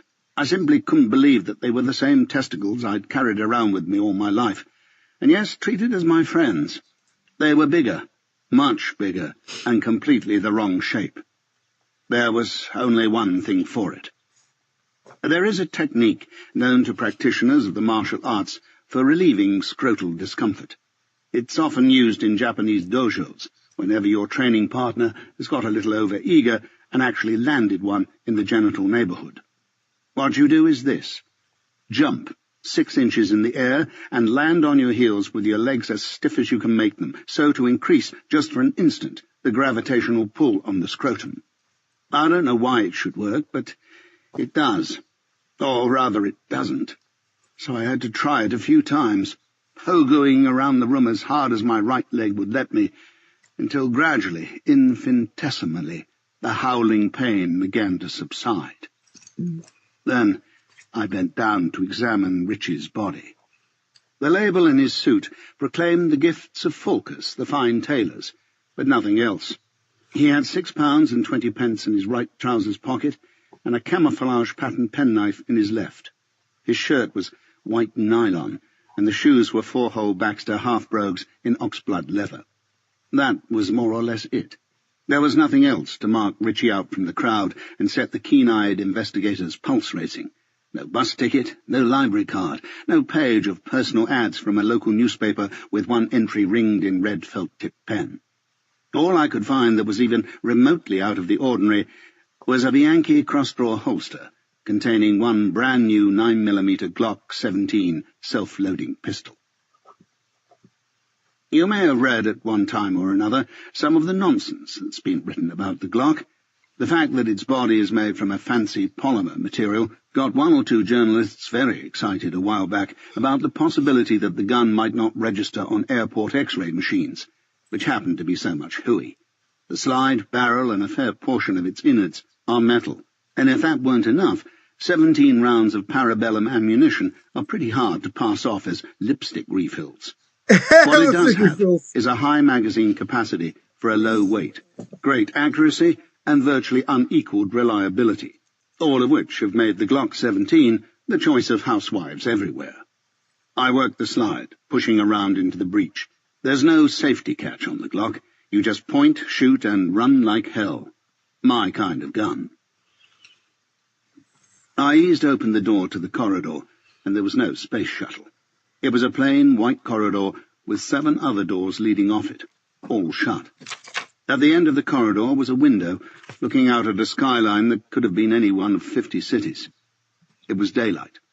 Whatever the building was built for, it hadn't been doing it for a long time.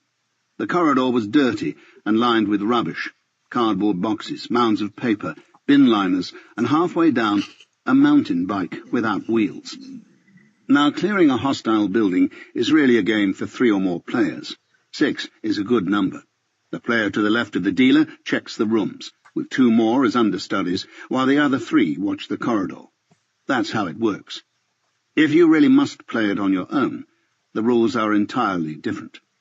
You open every door very slowly, checking your back as you do it, squinting through the hinges and taking about an hour to cover 10 yards of corridor. That's what it says in every manual ever written on the subject. My feeling about manuals is that the other fellows probably read them too. I zigzagged down the corridor as fast as I could go, gun outstretched, flinging open all 7 of the doors, until I reached the other end, where I threw myself down beneath the window, braced to empty the magazine at anyone who might pop their head out. Nobody did. But now the doors were open, and the first one on the left led on to a staircase. I could see a few feet of banister, and above it a mirror.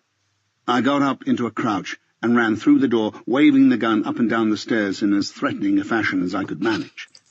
Nothing. I drew back my right hand and drove the butt of the Glock into the middle of the mirror, shattering the glass. I picked out a hefty-looking piece and cut my left hand on it, which was an accident, in case you're wondering. I held up the broken mirror and squinted at the reflection of my chin. The wound was less than pretty. Back in the corridor, I reverted to the slow method of clearance, creeping to the edge of each doorframe, sticking the mirror out across the doorway, turning its gaze slowly across the room.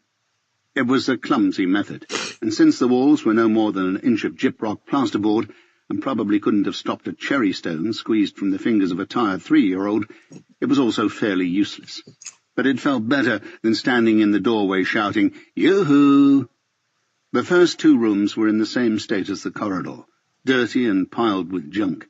Dead typewriters, telephones, 3-legged chairs.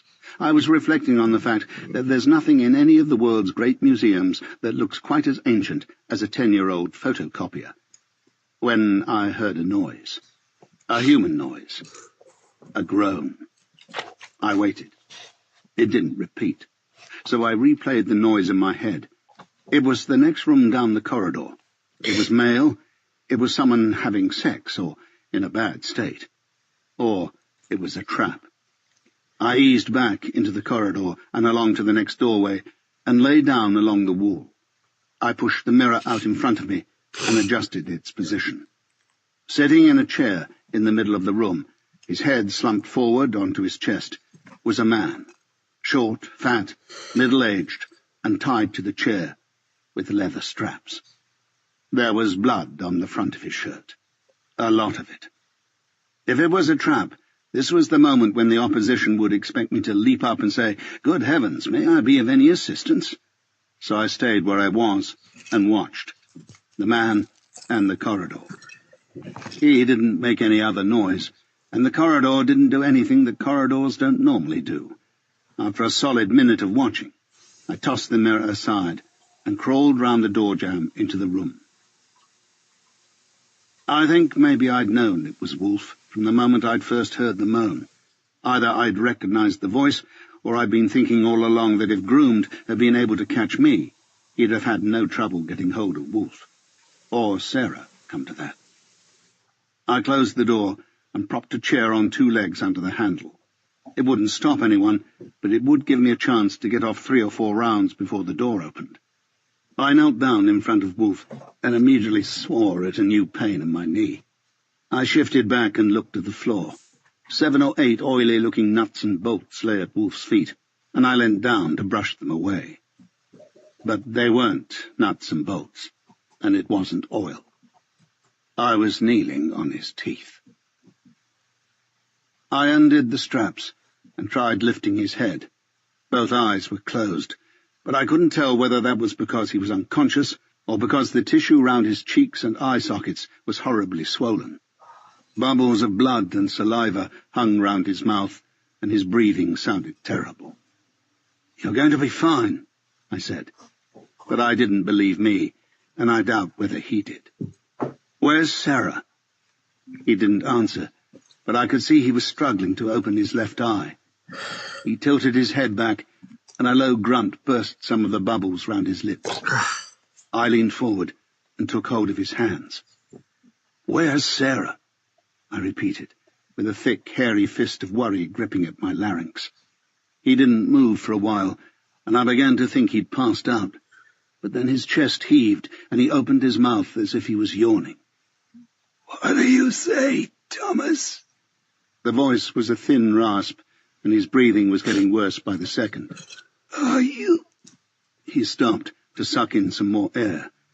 I knew he shouldn't keep talking. I knew I should tell him to keep quiet and save his strength, but I couldn't do it. I wanted him to talk, to say anything about how bad he felt, about who had done this, about Sarah, about racing at Doncaster, anything to do with life. "Am I what?" I said. "Are you a good man?" I think he smiled. I stayed like that for a while. Everyone thinks you're a good man. Trying to think what to He was a do. good man. If I moved him, he might die. If I didn't move him, he would die. I even think that part of me actually wanted him to die so that I could be free to do something, take revenge, run away, get angry. And then suddenly, almost before I knew it, I was letting go of his hands and picking up the Glock, moving sideways across the room in as low a crouch as I could manage, because someone was trying the door handle. The chair held firm for a push or two, and then slid away from the handle as a foot crashed against it. The door swung wide, and a man stood in its place, taller than I'd remembered, which is why I took a few tenths to realize that it was groomed, and that he was pointing a gun into the middle of the room. Wolf started to get up out of the chair, or perhaps he was just falling forward, and there was a long, loud crash which tailed off into a series of flat bangs as I fired 6 shots into Groom's head and body. He fell back into the corridor, and I followed him, firing another 3 into his chest as he went down. I kicked the gun away from his hand and pointed the Glock at the middle of his head. Cartridge cases trickled across the floor of the corridor. I turned back into the room. Wolf was 6 feet away from where I'd last seen him, lying on his back in a thickening black pool. I couldn't understand how his body had travelled so far, until I looked down and saw Groom's weapon. It was a MAC-10, a nasty pocket-sized submachine gun that didn't really mind who it hit, capable of emptying its 30-round magazine in under 2 seconds. Groom had managed to hit Wolf with most of the 30, and they'd torn him to pieces. I bent forward and fired another round into Groom's mouth. It took me an hour to go over the whole building from top to bottom. By the time I'd finished, I knew that it backed onto High Holborn, had once housed a largish insurance firm, and was now as empty as buildings ever get, which I'd sort of guessed. Gunfire without subsequent police sirens generally means there's no one home. Right. I had no choice but to leave the Glock behind. I dragged Rich's body into the room with Wolf, laid him across the floor, wiped the butt and trigger of the Glock on my shirt, and pressed it into Rich's hand. I picked up the Mac and fired the last 3 rounds into Rich's body before putting it back beside Groomed. The tableau, as I'd left it, didn't make much sense, but then real life doesn't either, and a confusing scene is often easier to believe than a straightforward one. That's what I hoped, anyway. I then retired to the Sovereign, a grubby bed and breakfast in King's Cross, where I spent 2 days and 3 nights while my chin dried up and the bruises on my body turned to beautiful colours. Outside my window, the British public traded crack, slept with itself for money, and fought drunken battles it couldn't remember in the morning. While I was there, I thought about helicopters and guns, and Alexander Wolf and Sarah Wolf, and a whole lot of interesting stuff. Am I a good man? Chapter 9. Boot, saddle, to horse, and away. Browning. Graduate what? The girl was pretty, in a stunningly beautiful kind of way, and I wondered how long she'd stay in her present job. I dare say being a receptionist at the American Embassy in Grosvenor Square gets you a reasonable salary and all the nylon stockings you can eat, but it must also be duller than last year's budget speech. Graduate studies, I said. Mr. Russell Barnes. Is he expecting you? She wouldn't last 6 months, I decided. She was bored with me, bored with the building, bored with the world. I certainly hope so, I said. My office telephoned earlier today to confirm. They were told that there would be someone to meet me. Solomon, right? Right. She scanned a couple of lists. 1M, I said hopefully. And your office is? The one that telephoned this morning. I'm sorry, I thought I'd mentioned that. She was even too bored to repeat the question. She shrugged and started to fill in a visitor's pass for me. Carl? Carl wasn't just Carl. He was Carl. He was 1.5 inches taller than me, and he lifted weights in his spare time, of which he obviously had quite a lot. He was also a United States Marine, and wore a uniform so new I half expected to see someone still finishing off a hem down by his ankles. Mr. Solomon, said the receptionist, room 5910, to see Barnes, Russell. Russell Barnes, I corrected her, but neither of them took any notice. Carl took me through a series of expensive security checks, where some other Carls ran metal detectors over my body and ruffled my clothes a lot. They were particularly interested in my briefcase, and worried by the fact that all it contained was a copy of the Daily Mirror. I only used the case as a prop, I explained cheerfully, which for some reason seemed to satisfy them. Maybe if I told them that I only used it to take secret documents out of foreign embassies, they would have slapped me on the back and offered to carry it for me. Carl took me to a lift and stood aside while I entered. Music was being piped in at a maddening low volume, and if it hadn't been an embassy, I would have sworn that it was Johnny Mathis covering Bat Out of Hell. Carl followed me in and swiped a plastic card through an electronic reader, then jabbed a number into the keypad beneath it with an immaculately gloved finger. As the lift flung us upwards, I steadied myself for what was likely to be a tricky kind of an interview. I kept telling myself that I was only doing what they tell you to do when you're swept out to sea by a strong current. Swim with it, they say, not against it. You'll hit land eventually. We dismounted at the 5th floor, and I followed Carl along a well-waxed corridor to 5910. Deputy Director, European Research, Barnes, Russell P. Carl waited while I knocked, and when the door opened, I came within an ace of slipping a couple of pound coins into his gloved hand and asking him to book me a table at L'Epicure. Luckily, he stopped me by saluting violently, then turned on his heel and set off back down the corridor at 110 paces to the minute. Russell P. Barnes had knocked around the world a bit. I may not be the greatest reader of men, but I know that you don't get to look like Russell P. Barnes by sitting behind a desk for half your life and swilling cocktails at embassy receptions for the other half. He was nearly 50, tall and lean, and with a scrum of scars and wrinkles fighting each other to see who could get control of his sunburned face. All I could think was that he was everything that O'Neill was trying so hard to be. He looked over some half-moon glasses at me as I came in, but carried on reading, running an expensive fountain pen down the margin as he went.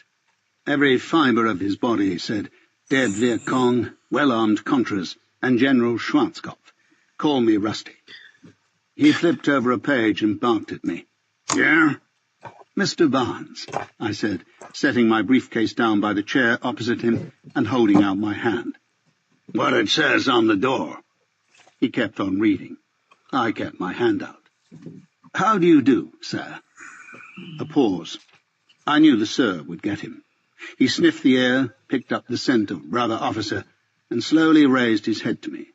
Then he looked down at my hand for a long moment before extending his own, dry as dust. He flicked his eyes down at the chair, and I sat, and as I did so, I caught sight of the photograph on the wall. Sure enough, it was Stormin Norman, dressed in camouflage pyjamas, with a long handwritten inscription under the face. The writing was too small for me to read, but I'd have bet everything I owned on it containing the words kick and ass somewhere in its text. Next to it, there was a larger photograph of Barnes in some kind of jumpsuit, with a flying helmet tucked under his arm. British? He unpeeled his glasses and flopped them on the desk. To the core, Mr. Barnes, I said. To the core. I knew that what he meant was British Army. We exchanged wry military grins that told each other how much we hated those fly-blown pieces of shit who tied the hands of decent men and called it politics. When we'd had enough of that, I said, "David Solomon." "What can I do for you, Mr. Solomon?" "As I think your secretary mentioned, sir, I come from Mr. O'Neill's ministry. Mr. O'Neill has one or two questions that he hopes you might be able to answer." "Shoot." The word fell easily from his lips, and I wondered how many times and in how many different contexts he'd said it. "It concerns graduate studies, Mr. Barnes." "Yup." That was it. Yup. "No, you mean the scheme whereby an unspecified group of people conspire to sponsor a terrorist action with the aim of boosting sales of anti-terrorist military equipment?" Which I must admit I'd sort of been banking on. If not that, then a guilty start would have sufficed. But yup on its own was no help at all. Mr. O'Neill was hoping that you might care to enlighten us with your latest thinking on the subject. Was he now? Indeed he was, I said firmly. He was hoping you might favour us with your interpretation of recent events. What recent events might those be? I'd rather not go into any details at this juncture, Mr. Barnes. I'm sure you understand. He smiled, and there was a flash of gold from somewhere at the back of his mouth. You have anything to do with procurement, Mr. Solomon? Absolutely not, Mr. Barnes. I tried a dollop of ruefulness.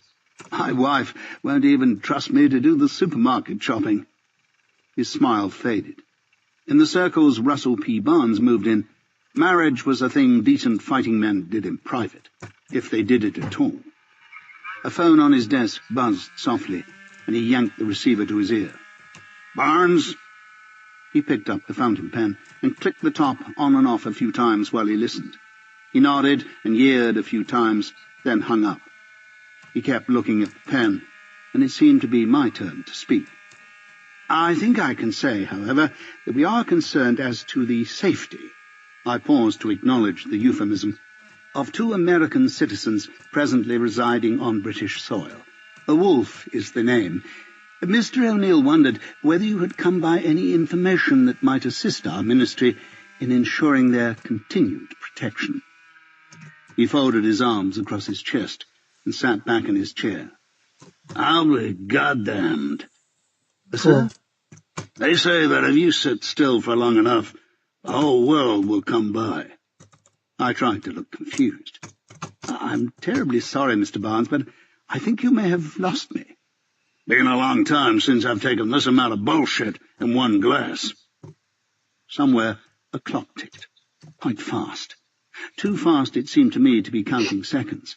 But then this was an American building, and maybe Americans had decided that seconds were just too goddamn slow. And how about a clock that can do a minute in 20 seconds? That way we get more goddamned hours in a goddamn day than those faggot limeys. Do you have any information, Mr. Barnes? I asked doggedly. But he wasn't going to be rushed anywhere. How would I come by that information, Mr. Solomon? You're the one with the foot soldiers. I just hear what O'Neill tells me. Well now, I said, I wonder if that's strictly true. Do you? Something was wrong.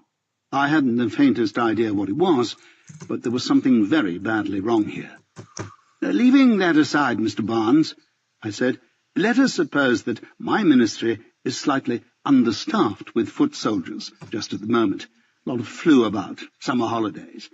Let's suppose that our foot soldiers, owing to their depleted numbers, have momentarily lost track of these 2 individuals. Barnes cracked some knuckles and leaned forward over the desk. Well, I don't see how that could happen, Mr. Solomon. I'm not saying it's happened, I said. I'm offering it as a hypothesis. All the same, I don't agree with your premise. Seems to me that, if anything, you're overstaffed just now. I'm sorry, I'm not with you. Seemed to me you've got staff all over the place chasing your own tails. The clock ticked. What do you mean, exactly?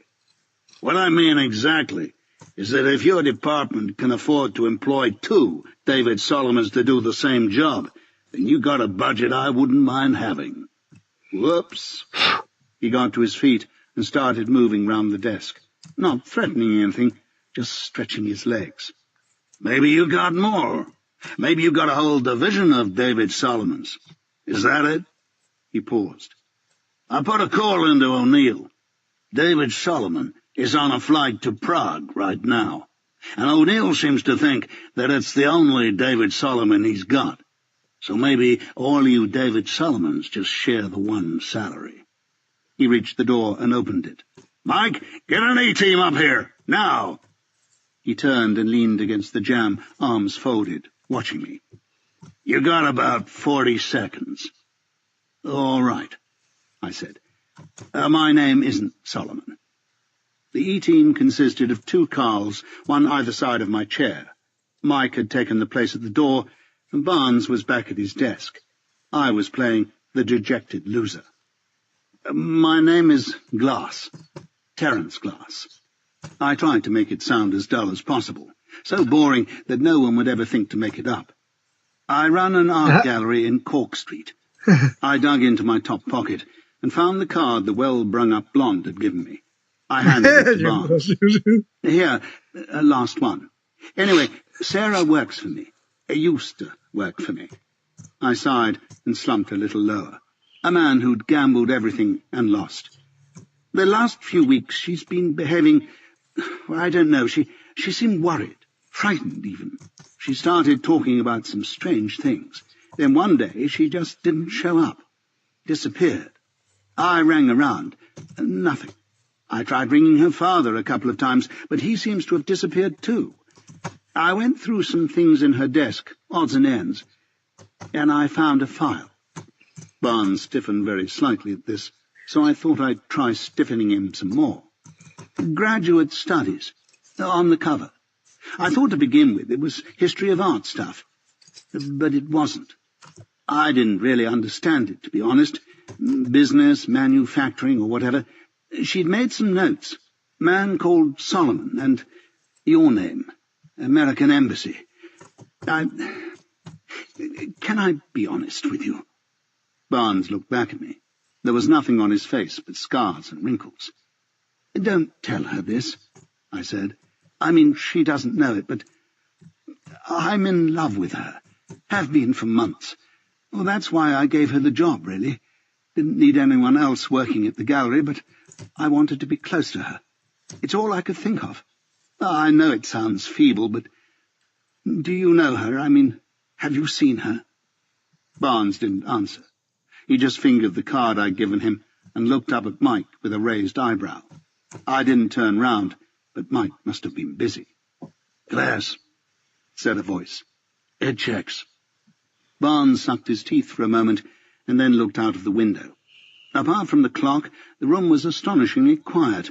No phones, no typewriters, no traffic noise. The windows must have been quadruple glazed. O'Neill? I looked as defeated as I could. What about him? Where'd you get the stuff about O'Neill? The file, I shrugged. I told you I read her file. I wanted to know what had happened to her. Any reason why you didn't tell me this from the beginning? Why all this bullshit? I laughed and glanced up at the Carls. You're not an easy man to see, Mr. Barnes. I've been trying to get you on the phone for days. They kept putting me through to the visa section. I think they thought I was trying to wangle a green card, marrying an American. There was a long pause. It really was one of the silliest stories I'd ever told, but I was gambling, heavily, I have to admit, on Barnes Machisno. I read him as an arrogant man, trapped in a foreign country, and I hoped that most of him would want to believe that everyone he dealt with was as silly as my story, if not sillier. You try all this with O'Neill? According to the Ministry of Defense, there's no one of that name working there, and I'd be better off making a missing persons report at my local police station. Which you did? Which I tried to do. Which station? Bayswater. I knew they wouldn't check that. He just wanted to see how quickly I could answer. The police told me to wait a few weeks. They seemed to think she might have found another lover. I was pleased with that. I knew he'd go for it. Another lover? Well, I tried to blush. All right, a lover. Barnes chewed his lip. I was looking so pathetic, he didn't have much choice but to believe me. I would have believed me, and I'm very hard to please. He came to a decision. Where's the file now? I looked up, surprised that the file was of any interest to anybody. It was still at the gallery. Why? Description. Well, it's just a sort of gallery, really. Fine art. Barnes took a deep breath. He was really hating having to deal with me. What does the file look like? Just a file. It's looking like a sip. It's looking like a sip. Jesus and Mary, said Barnes. What color? I thought for a moment. Yellow, I think. Yes, yellow. Mike, saddle up. Wait a minute. I started to get up, but one of the Carls leaned on my shoulder, and I decided to sit down again. What are you doing? Barnes was already heading back to his paper. He didn't look at me. You will accompany Mr. Lucas to your place of business, and you will hand the file over to him. Is that understood? And why the hell should I do that? I don't know how art gallery owners ought to sound, but I plumped for petulant. I came here to find out what's happened to one of my employees, not to have you meddling around with her private property. It was as if he'd suddenly glanced down and seen that the last item on the agenda was showing everybody what a tough piece of work I am, even though Mike was out the door and the Carls were already starting to back away. Listen to me, you fucking fairy, he said, which I thought was overdoing it, frankly. The Carls dutifully stopped to admire the testosterone. 2 points. 1, we don't know until we see it, whether it's her private property or ours. 2, the more you do what the fuck I tell you to do, the better the chance you'll have of seeing this freak bitch again. Do I make myself understood? Mike was a nice enough lad, late 20s, Ivy League, and smart as a whip. I could see that he wasn't comfortable with this heavy stuff, and I liked him all the more for that. We were heading south down Park Lane in a light blue Lincoln Diplomat, chosen from 30 identical ones in the embassy car park. It seemed to me a trifle obvious for diplomats to use a car called a Diplomat, but maybe Americans like those sort of signposts. For all I know, the average American insurance salesman drives around in something called a Chevrolet insurance salesman. I suppose it's one less decision in a man's life. I sat in the back, playing with the ashtrays, while a plainclothes Carl sat beside Mike in the front. The Carl had an earpiece with a wire disappearing inside his shirt. God knows where it went. "Nice man, Mr. Barnes," I said eventually. Mike looked at me in the rear-view mirror. The Carl turned his head an inch, and judging by the size of his neck, that was about all he could manage. I wanted to apologize for having cut into his weight training time. Good at his job, too, I would think. Mr. Barnes, efficient. Mike shot a glance across at the Carl, wondering whether to answer me. "Mr. Barnes is indeed a remarkable man," he said. I think that Mike probably hated Barnes. I'm pretty sure I would have done if I'd worked for him. But Mike was a nice, honourable, professional man who was trying hard to be loyal, and I didn't think it fair to try and get any more out of him in front of the Carl. So I went back to fiddling with the electric windows. Basically, the car wasn't equipped for the job it had to do, which is to say, it had ordinary locks on the back doors, so that I could have stepped out at any traffic light I chose. But I didn't do that, and didn't even want to do it. I don't know why, but I was suddenly feeling very cheerful. "Remarkable, yes," I said. "That's the word I'd use. Well, no, it's the word you'd use, but do you mind if I use it as well?" I really was enjoying myself. It doesn't happen often. We turned into Piccadilly, then up towards Cork Street. Mike pulled down the sun visor, where he'd tucked Glass's card, and read out the number. I was mightily relieved he didn't ask me for it. We pulled up outside number 48, and the Carl had his door open and was out of the car before we'd come to a stop. He wrenched open the back door and looked up and down the street as I got out. I felt like a president. 48, right?" said Mike. "Right," I said. I rang the bell, and the three of us waited. After a few moments, a shortish, dapper-looking chap appeared and busied himself with the bolts and locks on the door. "Good morning, gentlemen," he said, very far-back voice. "Morning, Vince. How's the leg?" I said, and stepped into the gallery. The dapper fellow was much too English to say, "Who's Vince? What leg? And by the way, what are you talking about?" Instead, he stood back with a polite smile and let Mike and Carl in behind me. The four of us moved to the middle of the shop and surveyed the daubs. They really were awful. If he sold one a year, I'd be amazed. "If you see anything you fancy, I might be able to do you 10%, I said to the Carl, who blinked slowly. The good-looking blonde, in a red shift this time, came through from the back and beamed. Then she saw me, and her well-bred chin dropped to her even better-bred chest. "Who are you?" Mike was addressing the dapper man.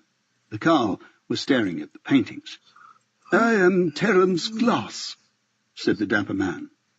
It was a great moment, one I'll always remember. There were 5 of us standing there, and only Glass and I were able to keep our mouths from hanging open. Mike was the first to speak. Wait a minute," he said. "You're Glass." He turned to me with a desperate look on his face. A 40-year career with pension and numerous postings to the Seychelles was starting to flash before his eyes. "Sorry," I said. "Not strictly true." I looked down at the floor to see if I could spot my bloodstain, but there was nothing there. Glass had been very swift, either with the vim or a fake expenses credit. "Is there something amiss, gentlemen?" Glass had sensed unpleasantness in the air. Bad enough that we weren't Saudi princes. Now it looked like we weren't buyers at all. "You're the killer. Man who—" The blonde was struggling for her words. "Nice to see you, too," I said. "Jesus Christ," said Mike, and he turned to the Carl, who turned to me. He was a big chap. "Well, sorry about that little misunderstanding," I said, "but now that you're here, why don't you go away?" The Carl started to move towards me. Mike caught his arm, and then looked at me, wincing. "Wait a minute. If you're not... I mean, do you realize what you've done?" I think he really was at a loss for words. "Jesus!" I turned to Glass and the blonde. "Just to set your mind at rest, because I know you must be wondering ever so slightly about what's going on here, I'm not who you think I am. Neither am I who they think I am. You," I jabbed a finger at Glass, "are who they think I am, and you," to the blonde, "are who I would like to talk to when everyone else has gone. Clear?" Nobody put their hand up. I moved towards the door with an ushering motion. "We want the file," said Mike. "What file?" I said. "Graduate studies." He was still a lap or two off the pace at this point. I couldn't blame him. "Sorry to disappoint you, but there is no file called graduate studies or anything else." Mike's face fell, and I genuinely felt sorry for him. "Listen," I said, trying to make it easier. "I was on the 5th floor. The windows were double-glazed. It was United States territory, and the only way I could think to get out was talking about a file. I thought it might appeal to you all." Another long pause. Glass started clicking his teeth, as if this kind of nuisance was just happening too often these days. The Carl turned to Mike. "Do I take him?" His voice was surprisingly high, almost falsetto. Mike chewed his lip. "That's not really Mike's decision, actually," I said. They both looked at me. "What I mean is, it's up to me whether or not I'm taken, as you put it." The Carl stared at me, weighing me up. "Look," I said, "I'll be honest with you. You're a big chap, and I'm sure you can do more press-ups than I can, and I admire you for it. This world needs people to be able to do press-ups. It's important." He lifted his chin menacingly. "Just keep talking, mister." So I did. "But fighting is a different thing. A very different thing that I happen to be very good at. Doesn't mean I'm tougher than you or more virile or any of that stuff. It's just something I'm good at." I could see that Carl wasn't comfortable with this kind of talk. He'd most likely been educated in the school of "I'm going to tear your heart out," etc. I knew how to respond to that, and only that. "What I mean is," I said, as kindly as I could, If you want to spare yourself a lot of embarrassment, you'll just walk away now and have yourselves a decent lunch somewhere. Which, after some whispering and staring, they eventually did. An hour later, I was sitting in an Italian cafe with the blonde, who shall hereinafter be referred to as Ronnie, because that's what her friends called her, and I'd apparently just become one. Mike had left with his tail between his legs, and the Carl had had a "one of these days, fella" look about him. I'd given him a cheery wave in return, but I knew I wouldn't count my life a disaster if I never saw him again.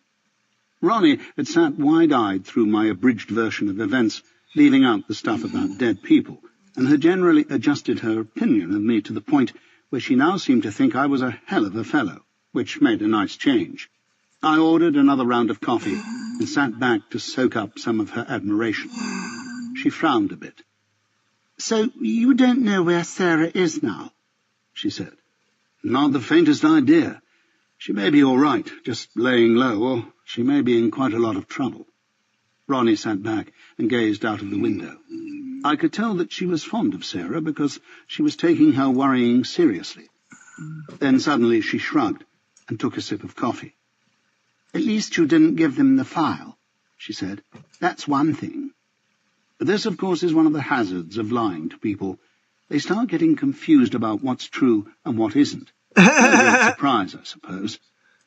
"No, you don't understand," I explained gently. "There is no file. I told them there was one because I knew they'd have to check it out before they had me arrested or dumped in the river or whatever they do to people like me. You see, people who work in offices believe in files. Files are important to them. If you tell them you have a file, they want to believe it because they set a lot of store by files. Me, the great psychologist. But I'm afraid this one simply doesn't exist." Ronnie straightened up, and I could see that she was suddenly excited. 2 little red dots had appeared in her cheeks. It was rather a pleasant sight. "But it does," she said. I shook my head once to check that my ears were where I'd left them. "I beg your pardon?" "Graduate Studies," she said. "Sarah's file. I've seen it." Chapter 10. Yet in our ashen, old is fair way. Chaucer. I arranged to meet Ronnie at 4:30, when the gallery closed for the day, and the thundering stampede of customers had been safely locked out for another night to drool on the pavement with their camp beds and open checkbooks. I didn't actively try to enlist her help, but Ronnie was a game young thing who, for some reason, sensed a combination of good deeds and high adventure, and couldn't resist it. I didn't tell her that so far it had only involved bullet holes and smashed scrota, because I couldn't ignore the possibility that she would be extremely useful. For one thing, I was now without transport, and for another, I find I often think better when there's someone else around to think for me. I killed some hours at the British Library trying to find out what I could about the Mackey Corporation of America. Most of the time was spent getting the hang of the index system, but in the last 10 minutes before I had to leave, I managed to establish the following priceless information: that Mackey was a Scottish engineer who had worked with Robert Adams in producing a solid-frame, trigger-cocking cap-and-ball percussion revolver, which the two of them exhibited at the Great Exhibition in London in 1851. I didn't bother to write that down. With 1 minute to go, I cross-referred my way into a crashingly dull volume called The Teeth of the Tiger by Major J.S. Hammond, retired, where I discovered that Mackey had founded a company that had since grown to become the 5th largest supplier of defense materiel to the Pentagon. The company's headquarters were currently in Vensom, California, and its last given annual pre-tax profit had more noughts on the end of it than I could fit on the back of my hand. I was on my way back to Cork Street, weaving through the afternoon shoppers, when I heard the news vendor's cry, and it may well have been the first time in my life that I actually understood something a news vendor said. The other passers-by were almost certainly hearing, "Read it in, silly, shut up!" But I hardly had to glance at the poster to know that he meant, "3 dead in city shoot-up." I bought a copy and read as I walked. A massive police investigation was underway following the discovery of the bodies of 3 men, all of whom had perished as the result of gunshot wounds at a derelict office building in the heart of London's financial district. The bodies, none of which had yet been identified, were found by the security guard, Mr. Dennis Fawkes, 51 and father of 3, returning to his post after a dental appointment. A police spokesman declined to speculate on the motive behind the killings, but was apparently unable to rule out drugs. There were no photographs, just a rambly background story about the rise in the number of drug-related deaths in the capital in the last 2 years. I tossed the paper into a bin and kept walking. Dennis Fawkes had taken some folding money from someone. That much was obvious. The chances were it was Groomed who paid him, so when Fawkes got back and found his benefactor dead, he didn't have much incentive not to call the police. I hoped for his sake that the dentist's story was true. If it wasn't, the police were going to make his life extremely difficult. Ronnie was waiting for me in her car outside the gallery. It was a bright red TVR Griffith with a 5-litre V8 engine and an exhaust note that could be heard in Peking. It fell some way short of being the ideal car for a discreet surveillance operation, but A, I wasn't in a position to quibble, and B, there's an undeniable pleasure in stepping into an open-top sports car driven by a beautiful woman. It feels like you're climbing into a metaphor. Ronnie was in high spirits, which didn't mean she hadn't seen the newspaper story about Wolfe. Even if she had, and even if she'd known that Wolfe was dead, I'm not sure it would have made much difference. Ronnie had what they used to call pluck. Centuries of breeding, some of it in, some of it out, had given her high cheekbones and an appetite for risk and adventure. I pictured her at the age of 5, careering over 8-foot fences on a pony called Winston, risking her life 70 times before breakfast. She shook her head when I asked her what she'd found in Sarah's desk at the gallery, and then pestered me with questions all the way to Belgravia. I didn't hear a single one of them, thanks to the howl of the TVR exhaust, but I nodded and shook my head whenever it seemed appropriate. When we reached Lisle Street, I yelled at her to take a run past the house and not to look at anything but the road ahead. I found a tape of AC/DC, slotted it into the cassette player, and turned the volume up as far as it would go. I was working on the principle, you see, that the more obvious you are, the less obvious you are. Given the choice, I'd usually say that the more obvious you are, the more obvious you are, but choice was one of the things I was short of at the moment. Necessity is the mother of self-delusion. As we passed the Wolfe house, I put my hand up to my eye and prodded a bit, which allowed me to stare at the front of the house as hard as I could while apparently adjusting a contact lens. It looked pretty empty. But then again, I'd hardly expected to see men with violin cases on the front steps. We went round the block, and I signalled to Ronnie to pull over a couple of 100 yards short of the house. She switched off, and for a few moments my ears rang with the sudden quiet. Then she turned to me, and I could see the red spots were back in her cheeks. "What now, boss?" She was really getting into this. "I'll take a stroll past and see what happens." "Right. What do I do?" "Be great if you could stay here," I said. Her face fell. "In case I need to get out in a hurry," I added, and her face picked itself up again. She reached into her handbag and brought out a small brass-coloured canister, which she pressed into my hand. "What's this?" I said. "Rape alarm. Press the top." "Ronnie." "Take it. If I hear it, I'll know you need a lift." The street looked as ordinary as it could, given that every single house in it cost upward of £2 million. The value of the cars alone lining both sides of the road probably exceeded the wealth of many small countries.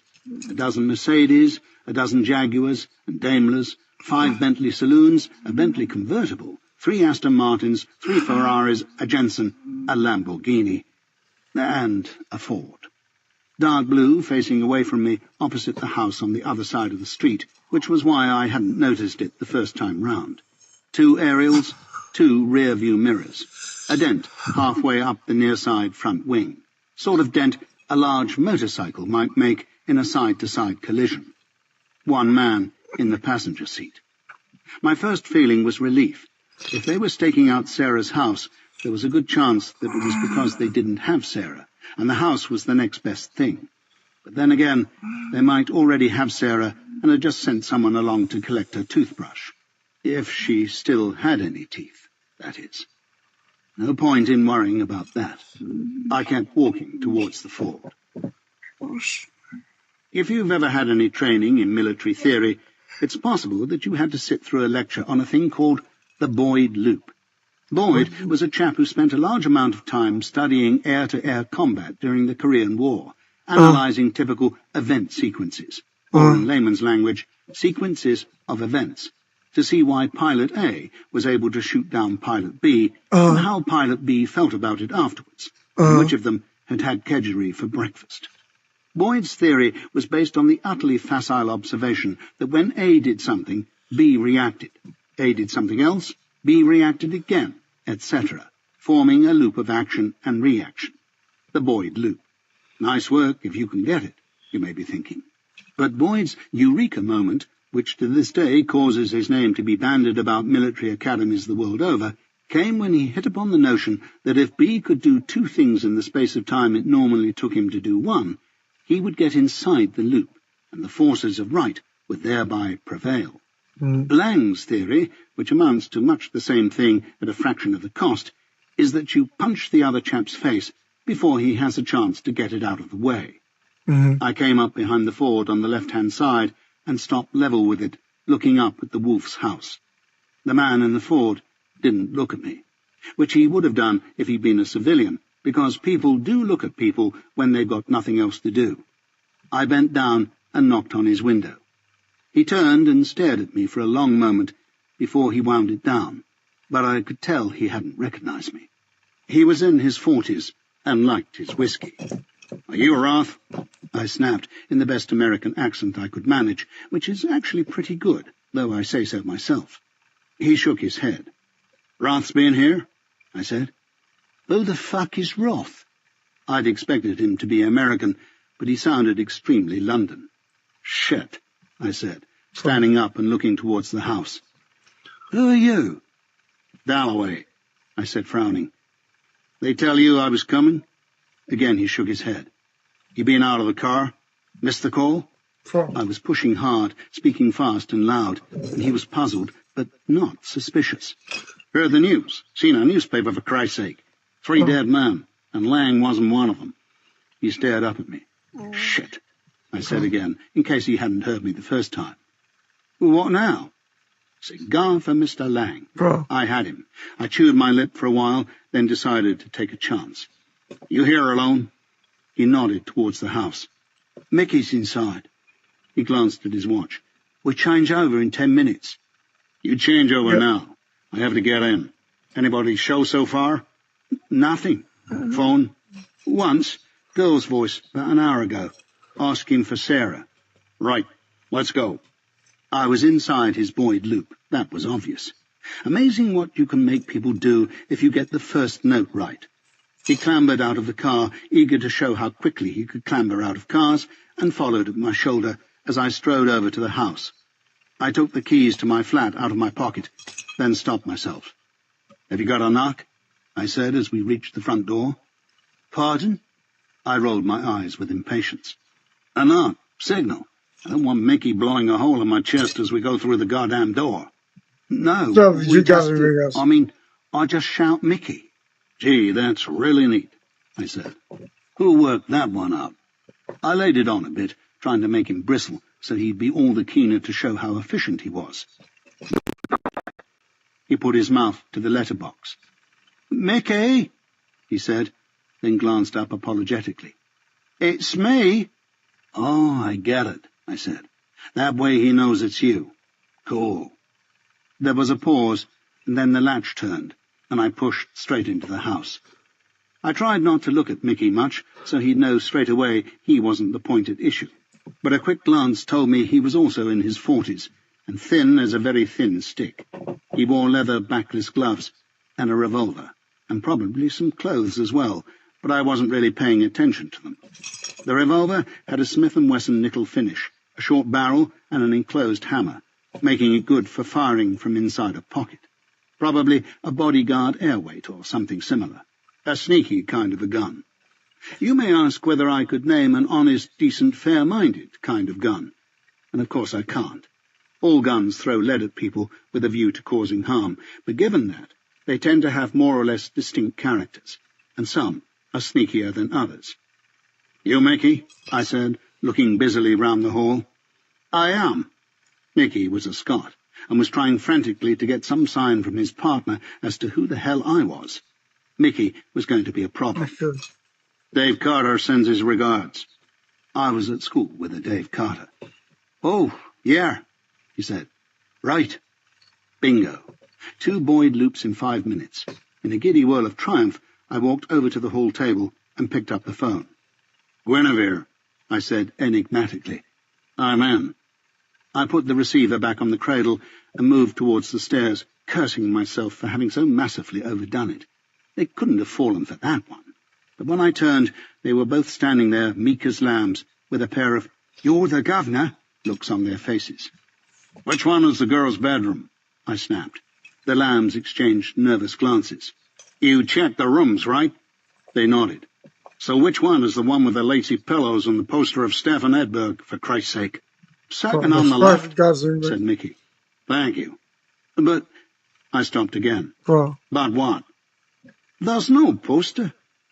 I gave them both a fair rendition of a withering look and carried on up the stairs. Bro. Mickey was right. There was no poster of Stefan Edberg. There weren't even that many lacy pillows. 8 maybe. But Fleur de Fleur was in the air, 1 part per billion, and I felt a sudden physical stab of worry and longing. For the first time, I realized how much I wanted to protect Sarah from whatever it was or whoever they were. Now, this maybe was just a lot of old damsel-in-distress nonsense, and perhaps on another day my hormones might have been busy on another subject entirely. But at that moment, standing in the middle of her bedroom, I wanted to rescue Sarah. Not just because she was good, and the bad guys weren't, but because I liked her. I liked her a lot. Enough of that kind of talk. I went to the bedside table, lifted the phone receiver, and tucked the mouthpiece under a lacy pillow. If either one of the lambs started to regain some courage, or just curiosity, and felt like trying dial an explanation, I'd hear it. But the pillow ought to stop them from hearing me. I ran through the cupboards first, trying to guess whether a sizable chunk of Sarah's clothes had gone. There were a few empty hangers here and there, but not enough to indicate an orderly departure to a faraway place. The dressing table had a scattering of pots and brushes on it. Face cream, hand cream, nose cream, eye cream. I wondered for a moment how serious it would be if you ever got home drunk and accidentally put face cream on your hands or hand cream on your face. The drawers of the dressing table contained more of the same. All the tools and lubricants necessary to keep a modern Formula One woman on the road. But definitely no file. I closed them all and walked through to the adjoining bathroom. The silk dressing gown Sarah had worn when I first saw her was hanging on the back of the door. There was a toothbrush in the rack over the basin. I walked back through to the bedroom and looked around, hoping for a sign of something. I mean, not an actual sign. I wasn't expecting an address scrawled in lipstick on the mirror. But I'd hoped for something. Something that should have been there and wasn't, or shouldn't have been there and was. But there was no sign. And yet something was wrong. I had to stand in the middle of the room and listen for a while before I realized what it was. I couldn't hear the 2 lambs talking. That was wrong. They ought to have plenty of things to say to each other. After all, I was Dalloway, and Dalloway was a new element in their lives. They should have been talking about me. I crossed to the window and looked down into the street. The door of the Ford was open, and it looked like the whiskey lamb's leg sticking out of it. He was on the radio. I got the phone out of bed and put it back on the hook, and as I did so, I automatically opened the drawer of the bedside table. It was a small drawer, but it seemed to contain more than the rest of the room. I rummaged through the packets of paper tissues, the cotton wool, the paper tissues, the pairs of nail scissors, the half-eaten bar of Suchard chocolate, the paper tissues, the pens, the tweezers, the paper tissues, the paper tissues. Do women eat these fucking things or what? And there at the bottom of the drawer, nestling on a bed of paper tissues, was a heavy bundle wrapped in a strip of chamois leather. Sarah's fetching little Walther TPH. I popped out the magazine and checked the slot down the side. full. I slipped the gun into my pocket, took another deep breath of Nina Ricci, and left. Things had changed amongst the lambs since I'd last spoken to them, definitely for the worse. The front door was open. Mickey was leaning against the wall next to it with his right hand in his pocket, and I could see Whiskey standing on the steps outside, looking up and down the street.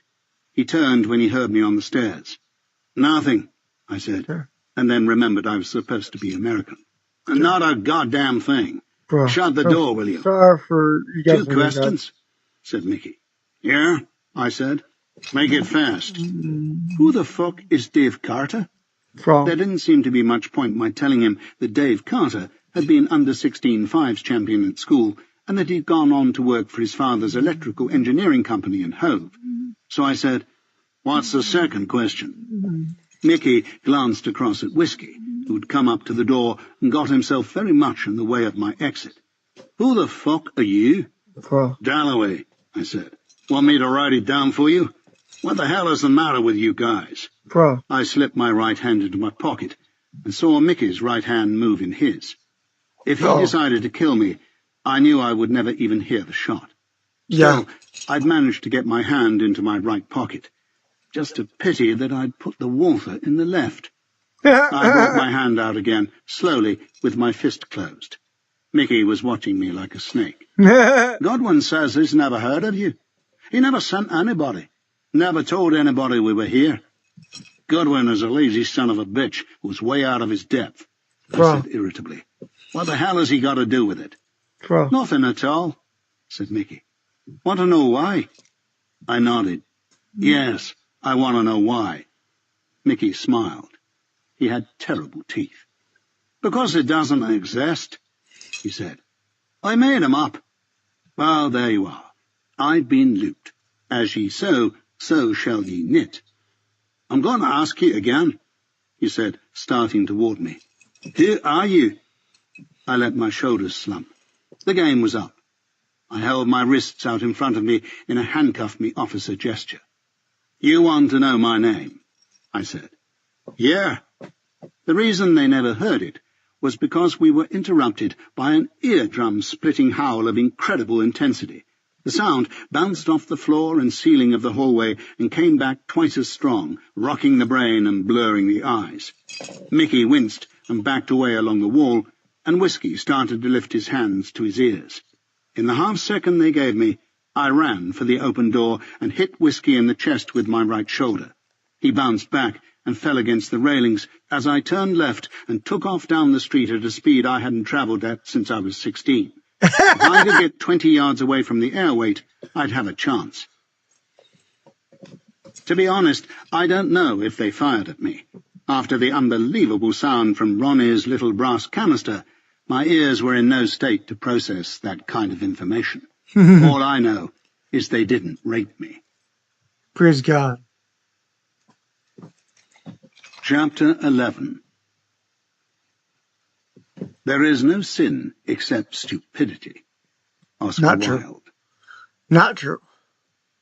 Ronnie took us back to her flat off the King's Road, and we drove past it a dozen times in each direction. We weren't checking for surveillance, just looking for a place to park. This was the time of day when Londoners who own cars, and that's most of them, pay heavily for their indulgence. Time stands still, or goes backwards, or does some fucking thing that doesn't correspond with the ordinary rules of the universe, and all those TV commercials showing sexy sportsters being flung about deserted country roads start to irritate you a little. They don't irritate me, of course, because I ride a bike. 2 wheels good, 4 wheels bad. When she had finally managed to squeeze the TVR into a space, we discussed taking a taxi back to her flat, but decided that it was a nice enough evening and we both fancied the walk. Or rather, Ronnie fancied the walk. People like Ronnie always fancy the walk, and people like me always fancy people like Ronnie. So we each put on a stout pair of walking legs and set off. On the way, I gave her a brief account of the Lisle Street session, and she listened in rapt, near silence. She hung on my words in a way that people, particularly women, don't usually hang. They usually let go, twist their ankle in the fall, and blame me for it. But Ronnie was different somehow. Different because she seemed to think that I was different. When we finally made it back to her flat, she unlocked the front door, stood to one side, and asked in a strangely little girl voice if I wouldn't mind going in first. I looked at her for a moment. I think perhaps she wanted to gauge how serious the whole thing was, as if she still wasn't quite sure of it or me. So I put on a grim expression and went through the flat in what I hoped was a Clint Eastwoody sort of way, pushing open doors with my foot, opening cupboards suddenly, while she stood in the corridor, her cheeks spotted with red. In the kitchen, I said, "Oh, God!" Ronnie gave a gasp and then ran forward and peered round the door jamb. "Is this bolognese?" I said, and held up a wooden spoonful of something old and badly misjudged. She tutted at me and then laughed with relief, and I laughed too, and we suddenly seemed like very old friends, close even. So obviously I had to ask her, "When's he coming back?" She looked at me and blushed a little, then went back to scraping bolognese from the saucepan. "When's who coming back?" "Ronnie," I said. I moved round until I was more or less in front of her. "You're very well put together, but you don't take a size 44 chest, and if you did, you wouldn't take it in a lot of identical pinstripe suits." She glanced towards the bedroom, remembering the cupboards, and then went to the sink and started to run hot water into the pan. "Drink?" she said, without turning round. She broke out a bottle of vodka while I threw ice cubes over the kitchen floor, and eventually she decided to tell me that the boyfriend, who, as I think I could possibly have guessed, sold commodities in the city, didn't stay at the flat every night, and when he did, he never got there before 10. Honestly, if I'd had £1 for every time a woman has told me that, I'd have at least 3 by now. The last time it happened, the boyfriend came back at 7 o'clock. "He's never done that before," and hit me with a chair. I deduced from her tone, and from her words too, that the relationship was not going as swimmingly as it might, and in spite of my curiosity, I thought it probably best to change the subject. As we settled ourselves on the sofa, with the ice cubes making sweet music inside the glasses, I started to give her a slightly fuller version of events, starting with Amsterdam and ending with Lisle Street, but leaving out the bit about helicopters and graduate studies. Even so, it was a goodish yarn, with plenty of daring-do, and I added some daring didn't really, but it sounds good, just to keep up her glowing opinion of me. When I'd finished, she wrinkled her brow slightly. "But you didn't find the file?" she asked, looking disappointed. "Nope," I said, "which doesn't mean it isn't there. If Sarah really wanted to hide it in the house, it would take a team of builders about a week to search the place properly." "Well, I went over the gallery, and there's definitely nothing there. She left some paperwork around, but it's all just work stuff." She went over to the table and opened her briefcase. "I did find her diary, if that's any good." I don't know if she was serious about this. She must have read enough Agatha Christie's to know that finding diaries is almost always good, but maybe not Sarah's. It was a leather-bound, A4-sized affair produced by a cystic fibrosis charity, and it didn't tell me much about its owner that I couldn't have guessed. She took her work seriously, lunched a little, didn't put circles instead of dots above her eyes, but did doodle cats when she was on the phone. She hadn't made many plans for the months ahead, and the last entry simply said, CED OK 7:30. Looking back over the previous weeks, I saw that CED had also been OK 3 times before, once at 7:30 and twice at 12:15. "Any idea who this is?" I said to Ronnie, showing her the entry. "Charlie, Colin, Carl, Clive, Clarissa, Carmen." I dried up on women's names, beginning with C. Ronnie frowned. "Why would she write a middle initial?" "Beats me," I said. "I mean, if the name's Charlie Dunce, why not write CD?" I looked down at the page. "Charlie Etherington Dunce? God knows. That's your patch." "What's that supposed to mean?" She was surprisingly quick to take offence. "Sorry, I just mean, you know, I imagine you pass the time of day with double-barreled sorts." I tailed off. I could see Ronnie didn't like this. Yes, and I've got a Ponzi voice and a Ponzi job, and my boyfriend works in the city. She got up and went to pour herself another vodka. She didn't offer me one, and I had the definite feeling that I was paying for someone else's crimes. Look, I'm sorry, I said. I didn't mean anything by it. I can't help the way I sound, Thomas, she said, or the way I look. She took a belt of vodka and kept her back to me. What's to help? You sound great, you look even better. Oh, shut up. In a minute, I said. Why are you so cross about it? She sighed and sat down again. Because it bores me, that's why. Half the people I meet never take me seriously because of the way I talk. The other half only take me seriously because of the way I talk. Gets on your nerves after a while. Well, I know this is going to sound pretty oily, but I take you seriously. Do you? Of course I do. Incredibly seriously. I waited a bit. Doesn't bother me that you're a stuck-up bitch. So, She looked at me for a longish moment, in the course of which I started to think that maybe I got it wrong, and she was about to throw something.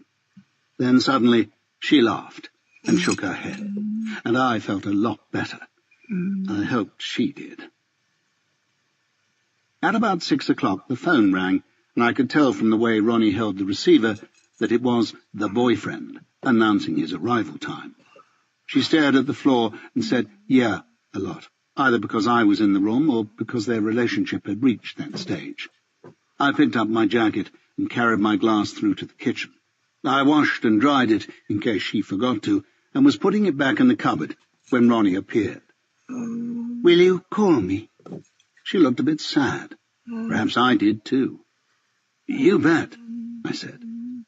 I left her chopping onions in preparation for the commodity broker's return, and let myself out of the flat.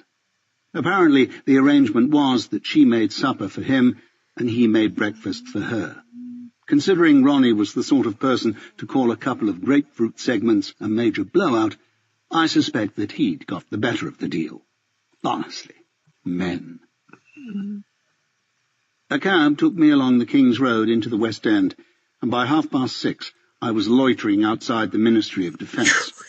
A couple of policemen watched me as I paced up and down, but I'd armed myself with a map and a disposable camera, and was taking pictures of pigeons in a gormless enough way to put their minds at rest.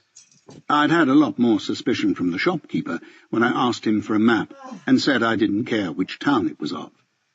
I'd made no other preparation for the trip, and I certainly hadn't wanted to have my voice logged on any incoming call to the ministry. I was taking a chance on my reading of O'Neill as a SWAT, and from my first reconnaissance it looked as if I got it right. 7th floor, corner office, O'Neill's midnight oil was burning brightly. The regulation net curtains that hang in the windows of all sensitive government buildings might defeat a telephoto lens, but they can't stop light from showing in the street. Once upon a time, in the heady days of the Cold War, a twit in one of the supervising security branches had decreed that all targetable offices should leave their lights on 24 hours a day to prevent enemy agents from tracking who was at work where and for how long. The idea was greeted at the time with nods of the head and pats on the back, and many a murmured, "That fellow Carruthers will go a long way, mark my words," until, that is, the electricity bills started flopping onto the mats of the relevant finance sections, whereupon the idea and Carruthers had been shown the door pretty smartly. O'Neill emerged from the main door of the ministry at 7:10. He gave a nod to the security guard, who ignored him, and stepped out into the Whitehall dusk. He was carrying a briefcase, which was odd, because nobody would have let him out of the building with anything more important than a few sheets of lavatory paper. So maybe he was one of those strange people who use a briefcase as a prop. I don't know. I let him get a few 100 yards away from the ministry before I started after him, and I had to work hard to keep my pace down because O'Neill walked peculiarly slowly. One might have thought that he was enjoying the weather, if there'd been any to enjoy. It wasn't until he crossed the Mall and started to speed up that I realized he'd been promenading, playing the part of the Whitehall tiger on the prowl, master of all he surveyed, privy to mighty secrets of state, any one of which would blow the socks off the average gawping tourist if he or she but knew. Once he'd stepped out of the jungle and onto the open savannah, the act wasn't really worth bothering with, so he walked normally. O'Neill was a man you could feel sorry for, if you had the time. I don't know why, but I'd expected him to go straight home. I'd imagined a terraced house in Putney, where a long-suffering wife would feed him sherry and bake cod and iron his shirts while he grunted and shook his head at the television news, as if every word of it had an extra, darker meaning for him. Instead, he skipped up the steps past the ICA into Pall Mall and the Travellers' Club. There was no point in my trying anything there. I watched through the glass doors while O'Neill asked the porter to check his pigeonhole, which was empty, and when I saw him shrug off his coat and move into the bar, I judged it safe to leave him for a while. I bought chips and a hamburger from a stall on the Haymarket and wandered a while, chewing as I went, watching people in bright shirts shuffle in to see musical shows that seemed to have been running for as long as I'd been alive. A depression started to drift down onto my shoulders as I walked, and I realized with a jolt that I was doing exactly the same thing as O'Neill, looking on my fellow man with a weary, cynical, you poor saps, if only you knew feeling. I snapped myself out of it and threw the hamburger in a bin. He came out at 8:30 and walked up the Haymarket to Piccadilly. From there he carried on up Shaftesbury Avenue, then took a left turn into Soho, where the tinkle of theatre-going chatter gave way to the bassier throbs of chic bars and strip joints. Huge moustaches with men hanging off the back loitered about in doorways, murmuring things about sexy shows as I passed. O'Neill was also being hustled by the doorman, but he seemed to know where he was going and didn't once turn his head to the advertised wares. Instead, he jinked left and right a few times, never looking back, until he reached his oasis, the Schala. He turned and walked straight in. I kept going until the end of the street, dawdled for a minute, then headed back to admire the Schala's intriguing facade. The words live, girls, erotic, dancing and sexy were painted round the door in a random fashion, as if inviting you to try and make a sentence out of them, and there were half a dozen faded snaps of women in their underwear pinned up in a glass case. A girl in a tight leather skirt lolled in the doorway, and I smiled at her in a way that said I was from Norway, and yes, the Schala looked like just the place to refresh oneself after a hard day being Norwegian. I could just as easily have yelled that I was coming in there right now with a flamethrower. I doubt whether she would have batted an eyelid, or could have batted it, under the weight of all that mascara. I paid her £15 and filled in a membership form in the name of Lars Peterson, care of the Vice Squad, New Scotland Yard, and trotted down the steps into the basement to see just exactly how live, sexy, erotic, dancing and girls the Schala could really be. It was a sorry sort of dive. Very, very sorry indeed. Yep. The management had long ago decided that turning the lights down was a cheap alternative to cleaning the place, and I had the constant feeling that the carpet tiles were coming away with the soles of my shoes. 20 or so tables were arranged around a small stage, on which 3 glassy-eyed girls bounced along to some loud music. The ceiling was so low that the tallest of them had to dance with a stoop. But surprisingly, considering all 3 were naked and the music was the Bee Gees, they were carrying the whole thing off with a fair degree of dignity. O'Neill had a table at the front, and seemed to have taken a shine to the girl on the left, a pasty-faced creature who looked to me as if she could do with a large steak and kidney pie and a good night's sleep. She kept her eyes on the wall at the back of the club, and never smiled. "Drink?" A man with boils on his neck was leaning over the bar at me. "A whiskey, please," I said, and turned to the stage. £5. I looked back at him. "I'm sorry?" £5 for the whiskey. You pay now." "I don't think I do," I said. "You give me the whiskey, then I'll pay." "You pay first. You fucked yourself with a garden fork first." I smiled to take the sting off. He brought the whiskey.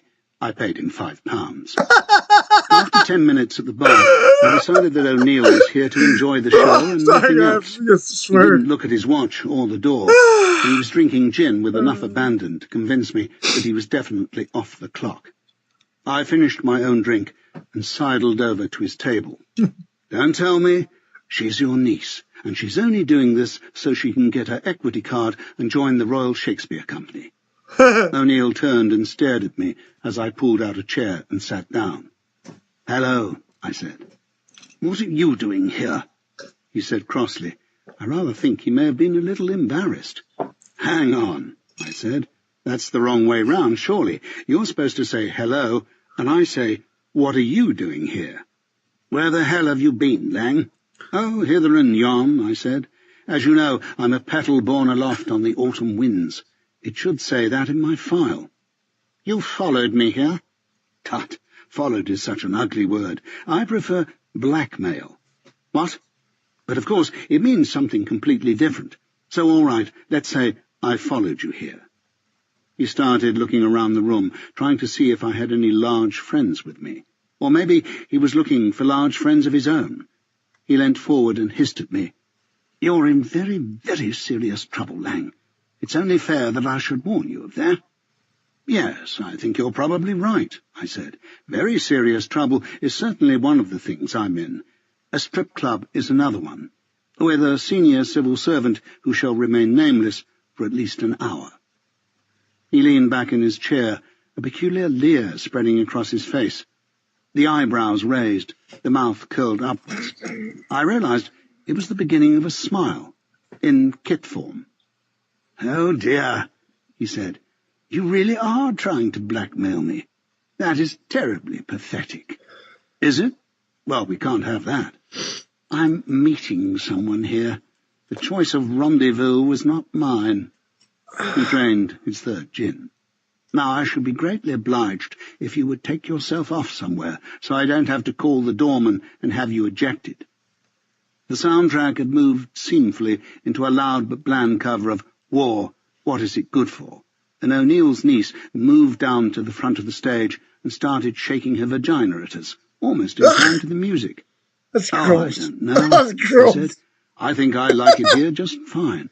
"Lang, I'm warning you. You have at this moment very little credit in the bank. I have an important meeting here, and if you disrupt it or inconvenience me in any way, I shall foreclose on you. Do I make myself plain?" "Captain Mannering," I said. "That's who you remind me of. Lang, for the last time—" He stopped when he saw Sarah's woofer. I think I probably would have done the same in his place. "I thought you said you didn't carry firearms," he said after a while, nervous but trying not to show it. "I'm a victim of fashion," I said. "Someone told me they're in this year, and I just had to have one." I started to take off my jacket. The niece was only a few feet away, but she was still staring at the back wall. "You're not going to fire a gun in here, Lang. I don't believe you're entirely insane." I bundled the jacket into a tight ball and slipped the gun into one of the folds. "Oh, I am," I said. "Entirely. Thomas Mad Dog Lang, they used to call me. I'm beginning—" O'Neill's empty glass exploded. Shards scattered across the table and onto the floor. He went very pale. "My God," he stammered. "Rhythm's the thing. You've either got it or you haven't. I fired on one of those big crashing chords of war, and made no more noise than if I'd been licking an envelope. If the niece had been doing it, she would have fired on the upbeat and ruined everything." "Another drink?" I said, and lit a cigarette to cover the smell of burnt powder. War ended before Christmas, and the three girls ambled off the stage to be replaced by a couple whose act relied heavily on whips. They were pretty obviously brother and sister, and couldn't have had less than 100 years between them. That's The nasty. man's whip was only 3 feet long because of the low ceiling, but he wielded it as if it was 30, lashing his sister to the tune of "We Are the Champions." Oh, O'Neill sipped gross. chastely at a new gin and tonic. "Now then," I said, adjusting the position of the jacket on the table, "I need one thing from you, and one thing only. Go to hell." "I certainly will, and I'll make sure your room is ready. But I need to know what you've done with Sarah Wolfe." He stopped his glass amid sips and turned to me, genuinely puzzled. "What I've done with her? What on earth makes you think I've done anything with her?" "She's disappeared," I said. "Disappeared, yes. That's a melodramatic way of saying you can't find her, I assume." "Her father is dead," I said. "Did you know that?" He looked at me for a long time. "Yes, I did," he said. "What interests me is how you knew it." "You first." But O'Neill was starting to get bold, and when I moved the jacket closer to him, he didn't flinch. "You killed him," he said, part angry, part pleased. "That's it, isn't it? Thomas Lang, brave soldier of fortune, actually went through with it and shot a man. Well, my dear friend, you're going to have one hell of a job getting out of this one. I hope you realize that." "What are graduate studies?" The anger and the pleasure gradually slipped out of his face. He didn't look as if he was going to answer, so I decided to press on. "I'll tell you what I think graduate studies are," I said, "and you can give me points out of 10 for accuracy." O'Neill sat motionless. First of all, graduate studies means different things to different people. To one group, it means the development and marketing of a new type of military aircraft. Very secret, obviously. Very unpleasant, likewise. Very illegal, probably not. To another group, and this is where it all starts to get really interesting, graduate studies refers to the mounting of a terrorist operation that will allow the makers of this aircraft to show off their toy to advantage by killing people, and make a genuinely huge sack of money from the resulting flow of enthusiastic buyers. Very secret, very unpleasant, and very, very, to the power of 10, illegal. Alexander Wolff got wind of this second group, decided he couldn't let them get away with it, and started to make a nuisance of himself.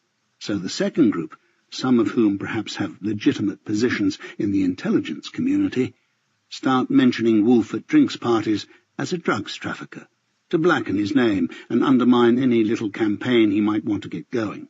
And when that didn't work, they threatened to kill him. And when that didn't work, they did kill him. And maybe they've killed his daughter as well. O'Neill still hadn't moved.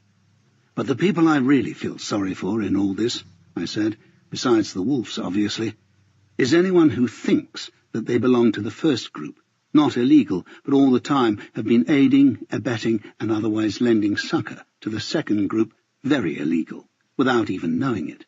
Anyone in that position, I would say, has definitely got the skunk by the tail." He was looking over my shoulder now. For the first time since I'd met him, I couldn't tell what he was thinking. "Well, that's it," I said. "Personally, I thought it was a wonderful routine, but now over to Judith and the opinion of the judges." But he still didn't answer, so I turned and followed his gaze towards the entrance to the club, where one of the doormen stood pointing at our table. I saw him nod and step back, and the lean, powerful figure of Barnes Russell P. strode into the room and headed towards us. "I shot them both dead, there and then, and caught the next plane to Canada, where I married a woman called Mary Beth and started up a successful pottery business. At least, that's what I should have done." Chapter 12. Excuse me. "He hath no pleasure in the strength of a horse, neither delighteth he in any man's legs." Book of Prayer, 1662.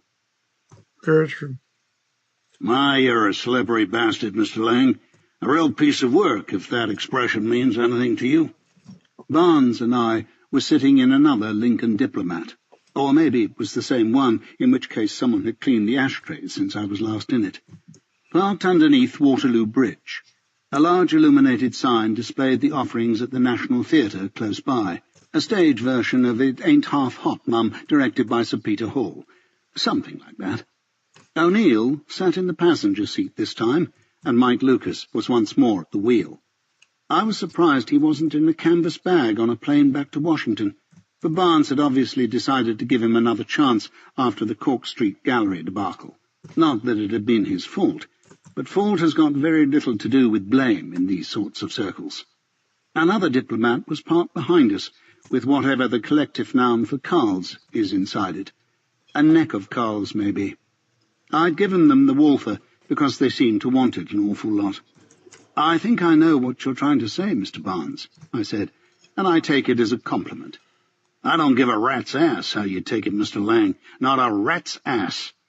He gazed out through the side window. Jesus, do we have a mess of problems here. Sorry, O'Neill cleared his throat and twisted round in the seat. What Mr. Barnes is saying, Lang, is that you have stumbled upon an operation of considerable complexity here. There are ramifications about which you know absolutely nothing, yet you have, by your actions, made things extremely difficult for us. O'Neill was chancing his arm a bit with that us, but Barnes let him get away with it. I think I can honestly say, he continued. Oh, do fuck off, I said. O'Neill went a little pink. I've only one concern, and that is the safety of Sarah Wolfe. Anything else, as far as I'm concerned, is a lot of garnish. Barnes looked out of the window again. Go home, Dick, he said. There was a pause, and O'Neill looked hurt. He was being sent to bed without any supper, and yet he hadn't done anything wrong. I think I said, go home, said Barnes. I'll call you. Nobody moved until Mike leaned across and opened O'Neill's door for him. In the circumstances, he had to go. Well, goodbye, Dick, I said. It's been an unquantifiable pleasure. I hope you'll think nice thoughts about me when you see my body being dragged out of the river. O'Neill tugged his briefcase out behind him, slammed the door, and set off up the steps to Waterloo Bridge without looking back. Lang, said Barnes, let's walk. He was outside the car and strolling down the embankment before I could answer. I looked in the rear-view mirror and saw that Lucas was watching me. Remarkable man, I said. Lucas turned his head to watch Barnes retreating back, then looked to the mirror again. Be careful, will you? He said. I paused with my hand on the door lever. Mike Lucas didn't sound happy. Not at all. Careful of what, specifically? He hunched his shoulders slightly and put his hand up to his mouth, covering the movement of his lips as he spoke. I don't know, he said. I swear to God, I don't know, but there's some shit going on here. He stopped at the sound of car doors opening and closing behind us. I put my hand on his shoulder. Thanks, I said, and climbed out. A couple of Carls ambled up alongside the car and puffed their necks out at me. 20 yards away, Barnes was watching, apparently waiting for me to catch him up. I think I prefer London at night, he said, once we got ourselves in step. Me too, I said. River's very pretty. Fuck it is, said Barnes. I prefer London at night because you can't see it so well. I laughed, and then stopped myself quickly, because I think he meant it. He looked angry, and the notion suddenly hit me that his posting to London might have been a punishment for some past transgression, and that here he was, seething and smarting every day at the injustice of his treatment, and taking it out on the city. He interrupted my notionalizing. I hear from O'Neill that you've got a little theory, he said. A little idea you've been working on. Is that right? Certainly is, I said. Take me through it, will you? And so, having no particular reason not to, I went ahead and repeated the speech I'd given O'Neill in the Charlotte, adding a bit here, subtracting a bit there. Barnes listened without showing much interest, and when I'd finished, he sighed. A long, tired, Jesus, what am I going to do with you, sort of sigh. To put it bluntly, I said, not wanting there to be any misunderstanding about the way I felt, I think you're a dangerous, corrupt, lying piece of 9-day-old mosquito shit. I'd happily kill you now if I didn't think you would make Sarah's position even worse than it already is. Even that didn't seem to bother him over much. Uh-huh, he said. And what you've just told me? What about it? Of course you wrote it all down. Gave a copy to your lawyer, your bank, your mother, the Queen, only to be opened in the event of your death. All that shit.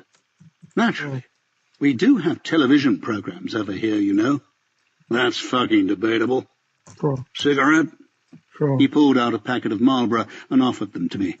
We smoked together for a while, And I reflected on how odd it was that two men who hated each other very deeply could, by sucking together on some burning paper, engage in a fairly companionable act. Yuck. Barnes stopped and leaned against the balustrade, gazing down into the slick black water of the Thames. I stayed a few yards away because you can take all this companionable nonsense too far. "Okay, Lang, here it is," said Barnes. "I'll say it all once, because I know you're not an idiot. You're slap bang on the money." He tossed his cigarette away. "Big deal. So we're going to make a little noise, kick up some trade. Boo-hoo.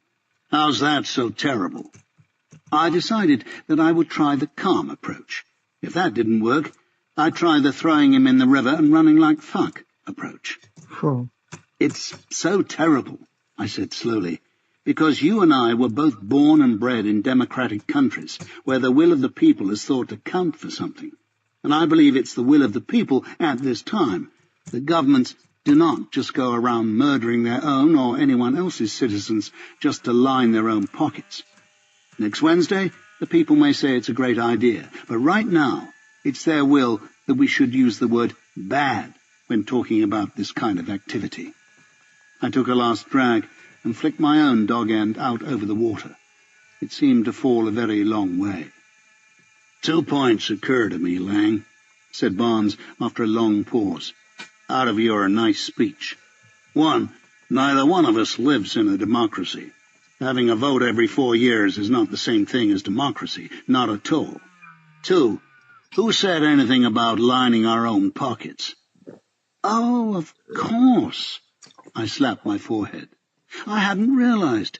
You're going to give all the money from the sale of these weapons to the Save the Children Fund. It's a gigantic piece of philanthropy, and I'd never even noticed.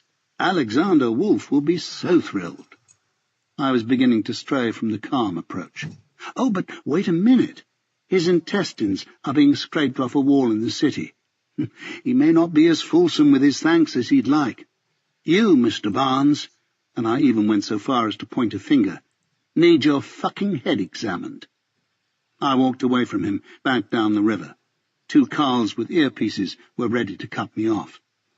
"Where do you think it goes, Lang?" Barnes hadn't moved. He just talked a little louder. I stopped.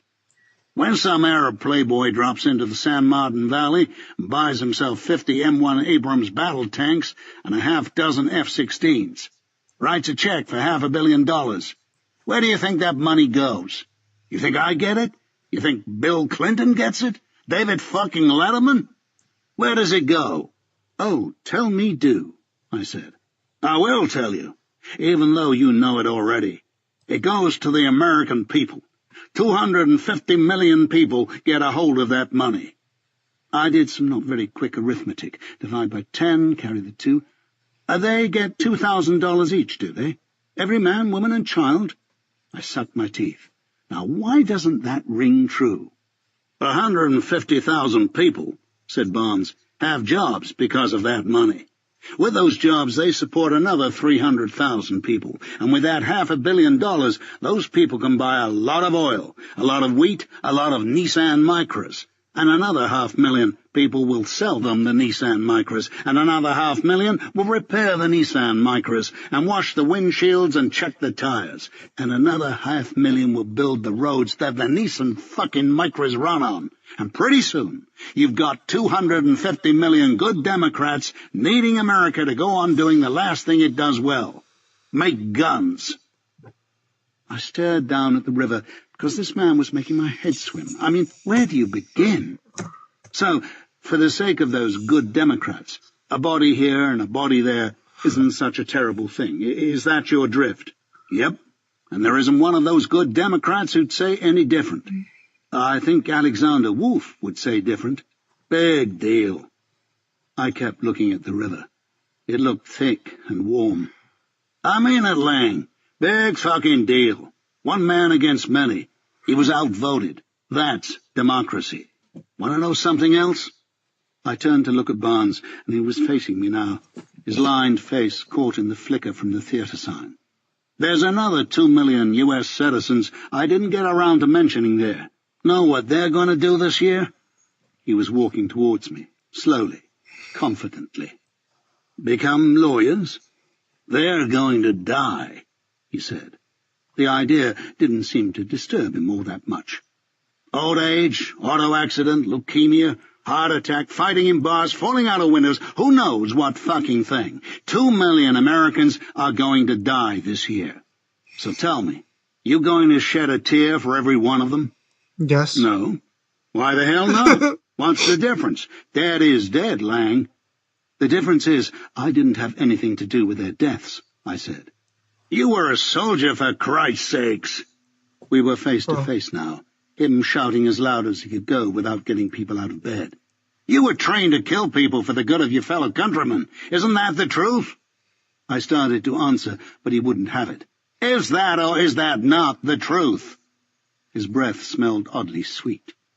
This is very bad philosophy, Rusty. It really is. I mean, read a book, for God's sake. Democrats don't read books, Lang. The people don't read books. The people don't care a piece of blue shit about philosophy.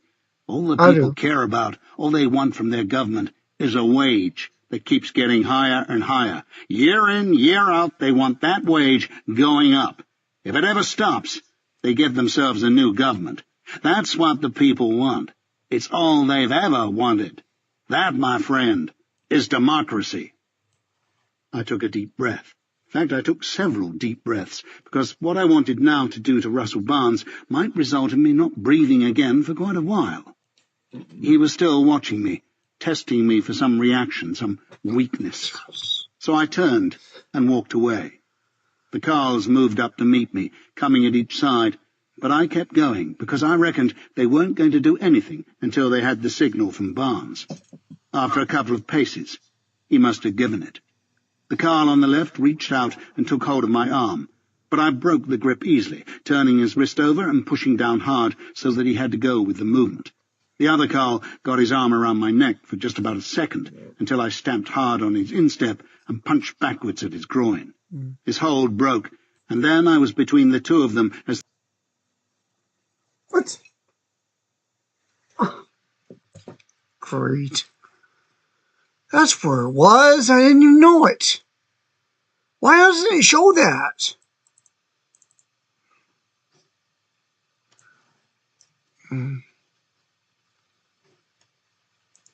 then I was between the two of them as they circled me, and I wanted to hurt them so incredibly badly that they would never, ever forget me. And then, suddenly, as if nothing had happened, they were backing away and straightening their coats, and I realized that Barnes must have said something I never heard. He walked up between the Carls, coming very close to me. Coats. And I realized that Barnes must have said something I never heard. He walked up between the Carls, coming very close to me. So we get the idea, Lang, he said.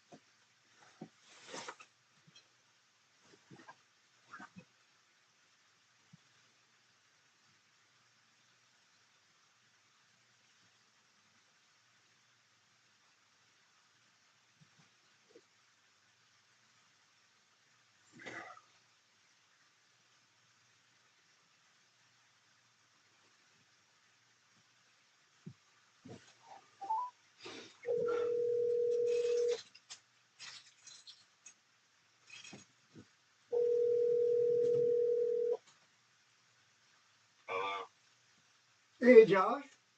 Yeah. Has your cleaning lady been over?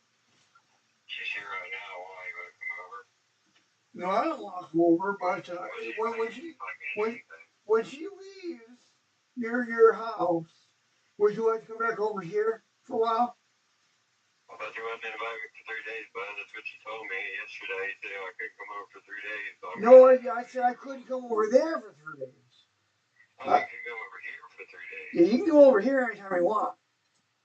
Oh, okay. I just misunderstood you, bud. Yeah, but after your cleaning lady leaves, you want to come over for a while? You what? After your cleaning lady leaves, you want to come over here for a while? I would go out. Hold on, Brad. I got my... Jesus. I'm trying to get cleaning done and stuff like that. I'm busy right now doing... I said, after your cleaning lady leaves, would you like to come over here for a while? Yeah, if I'm invited, yeah. You are invited. Is anybody else involved, or just me? No, just me and you. Okay, because I want to go over the... but I'm so exhausted. I ain't taking my 2 o'clock wait. I'm tired, man. I'm just worn out. Yeah. She's got to be here for 3 or 4 hours, so... Okay. It's going to be a while before I get out, and... Okay. So just give me some time, and I will... I'll call you and establish contact, and I'll come over. Okay. All right, love you. Bye. Love you. Bye.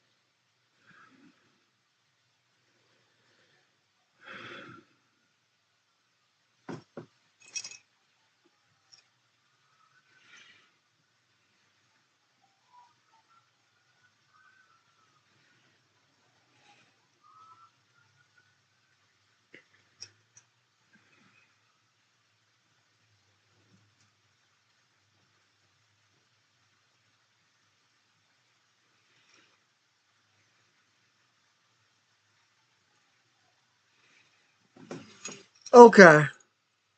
He will surely violently turn and toss thee like a ball to a large country. There thou shalt thou die, and there the chariots of thy glory shall be the shame of the Lord's house.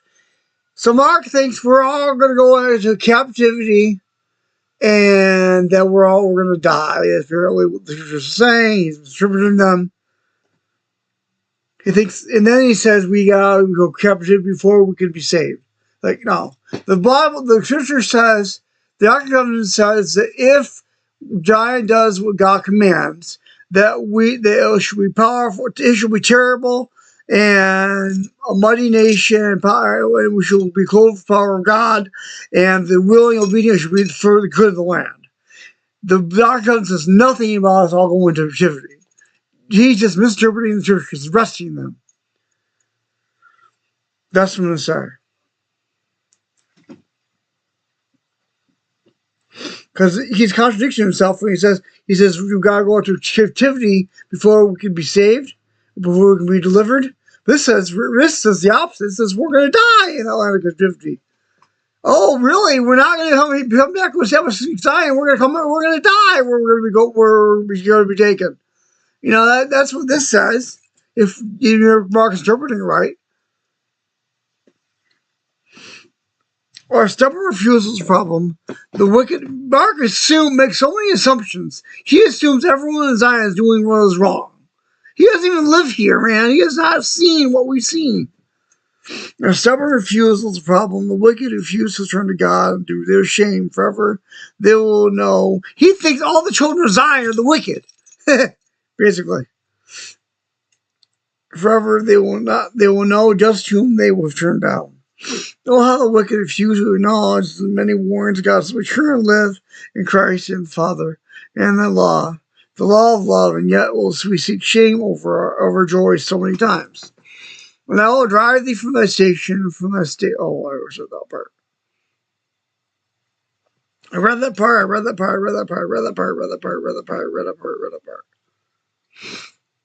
Chapter 23, the decline and fall of Tyre. The burden of Tyre, Tyre. How all the ships of Tarsus basically, in Israel, near Israel, or somewhere around in the coast, I think. For it is laid waste, so that there is no house, no entering in from Tarsus. Saul was from Tarsus. Paul was from Tarsus. No entering in from the land of Shechem. It is revealed to them. 23:2. Be still, ye inhabitants of the isle, thou whom the merchants of Sidon, Zidon, had that passed over the sea, have replenished. 23:3. And by great waters the seed of Sihor. I'm not sure where that is. The harvest of the river is her revenue, and she is a mart of nations. Basically a shop for all the nations. 23:4. Be thou ashamed, O Zidon, for the sea hath spoken, even the children of the sea, saying, I travail not, nor bring forth children, neither do I nourish up young men, nor bring up virgins. 23:5. As a report concerning Egypt, so shall they be sorely pained at their report of Tyre. Tyre. 23:6. Sorry, both.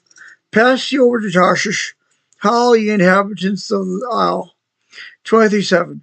Is this your joyous city? Yeah, antiquity is of ancient days. Her own feet shall carry her far off to sojourn. 23:8. Who have taken this counsel against Tyre? Who have taken this counsel against Tyre? The crowning city, whose merchants are princes, whose traffickers are the honorable of the earth. 23:9. The Lord of hosts hath purposed it to stain the pride of all glory, to bring into contempt all the honorable of the earth. Mark says, there are many who take on self-glory and refuse to yield to God and His Son, and become self-righteous, thinking that they can think the Almighty. First of all, Mark is self-righteous, and yes, you can think independent thoughts with the Almighty. You know, and Mark thinks that we're not able to think any thought with God. All our thoughts have to be planted in our either implanted in our minds by God, or we can't think anything. And either that's with the devil. We can't think anything of ourselves. We can't think with God. We can only think. And if we think of any thought that God didn't put in their minds, Mark thinks that thought is automatically wrong and anti-God. It's wrong. Mark's wrong about that. We all think the Almighty rule. Even though we no, I'm not thinking. Just because you think with God doesn't mean you think you rule over God. Mark's wrong. Even over Him. Of course, Salem's taken to a point of everlasting woe. He's referring to me, of course, when he says that. Pass though through thy land as a river, O daughter of Tarshish. there is no more strength in thee. And here, Mark.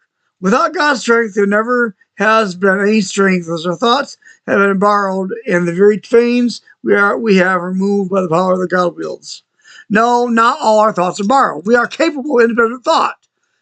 God is capable of independent thought of His God. God can think with His God. We can think with our God. So, not a lot of thoughts are borrowed, but not all of them. We are capable. Where everyone is capable of independent thought. 23:11. He stretched out his hand over the sea. He shook the kingdoms. The Lord hath given a commandment against the merchant city to destroy the strongholds thereof. If God does not break down the slavery of the wicked, Mark says, all is lost forever.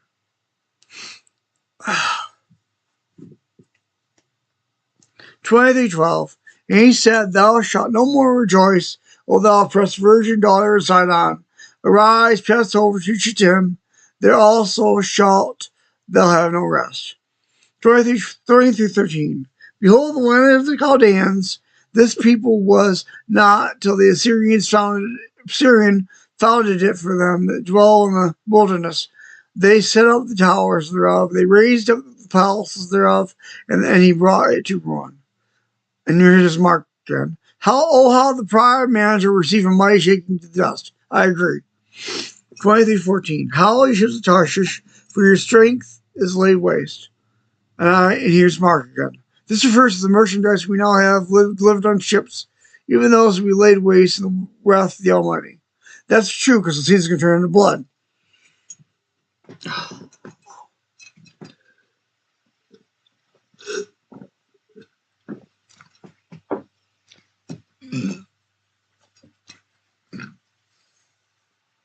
Deuteronomy 15.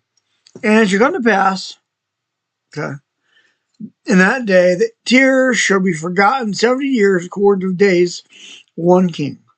After the end of 70 years shall tears sing as a harlot. Again, 70 years, the number 7 times 10 has significance as God's patience with many.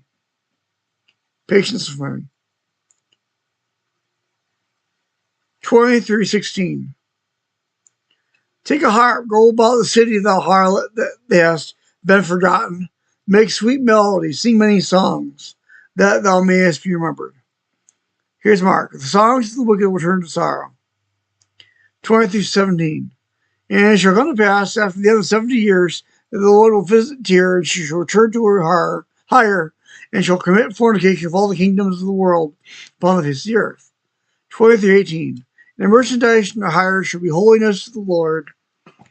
It shall not be treasured nor laid up for her. Merchandise shall be for them that dwell before the Lord, to eat sufficiently and for durable clothing. The Lord will turn our weaknesses. Here's Mark.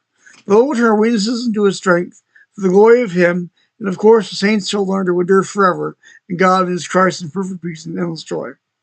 Chapter 24. Ordinances change and the everlasting covenant broken, the judgments of God. Dear readers, I earlier wrote on this subject and did not save the information as I should have. My weakness is shown. I ask your forgiveness. I forgive you, Mark. Dear readers, as I move forward again to help aid others, it must be said before we move forward that God is not out to prove man at all at first, but to prove us all who He is, was, and always will be so, that His children can wholly trust in Him for all. Our very salvation depends on our smart. I trust in God. In order to trust in God, we must first trust in Jesus, who is God's personal spokesman to all the earth, to all mankind, and to the entire universe. I agree. God sends before Jesus men of courage who, despite all their weaknesses, we recognize who is their only strength, recognizes in truth their nothingness. They are before the Almighty, and with hope eternal, in whom God is set for all. If they should turn to love with all their heart, seeking to be mere instruments forever, to give love to the poor, to make them rich, I agree. A letter found what I wrote to the most faithful of God's people. The following in comment, just briefly here. Chapter 24 of Isaiah. Ordinances changed and the everlasting covenant broken. The judgments of God. What I see is that, this is Mark again. What I see is that the very ordinance of the Lord's Supper has been changed. That is right in front of the collective eyes of the Church of God. As the sacrifice of Jesus is not fully acknowledged as it should, and most of even the most faithful pay lip service to its solemn wording. Let us go through that, as everyone possibly knows, starting with the Lord's Prayer, which I do not think that even the most faithful is considering fully as of now. I wrote further the very faithful fact that Jesus is the greatest reason for all the holy, ornate ordinances of God, among them the ordinance of the sacraments of the Lord's Supper, remembering the great sacrifice of Jesus, who gave every drop of blood for the most faithful, and gave his very body for their sakes. 24:1. Behold, the Lord maketh the earth empty, and maketh it waste, and turneth upside down, and scattereth abroad the heavens thereof. That's the scripture right there. Here's Mark. Folks, Isaiah speaks of literally the judgments that will hit this earth, and this ruler of this earth now speak against, and declaring the complete opposite, literally telling many that only man has power, and that there is no God constantly, and anti-God stance continually, blasting the airwaves with things that only champion this mere earth over every heavenly concern. 24:2. And it shall be, as with the people, so with the priest, as with the servant, so with his master, as with the maid, so with her mistress, as with the buyer, so with the seller, as with the lender, so with the borrower, as with the taker of usury, so with the giver of usury to him.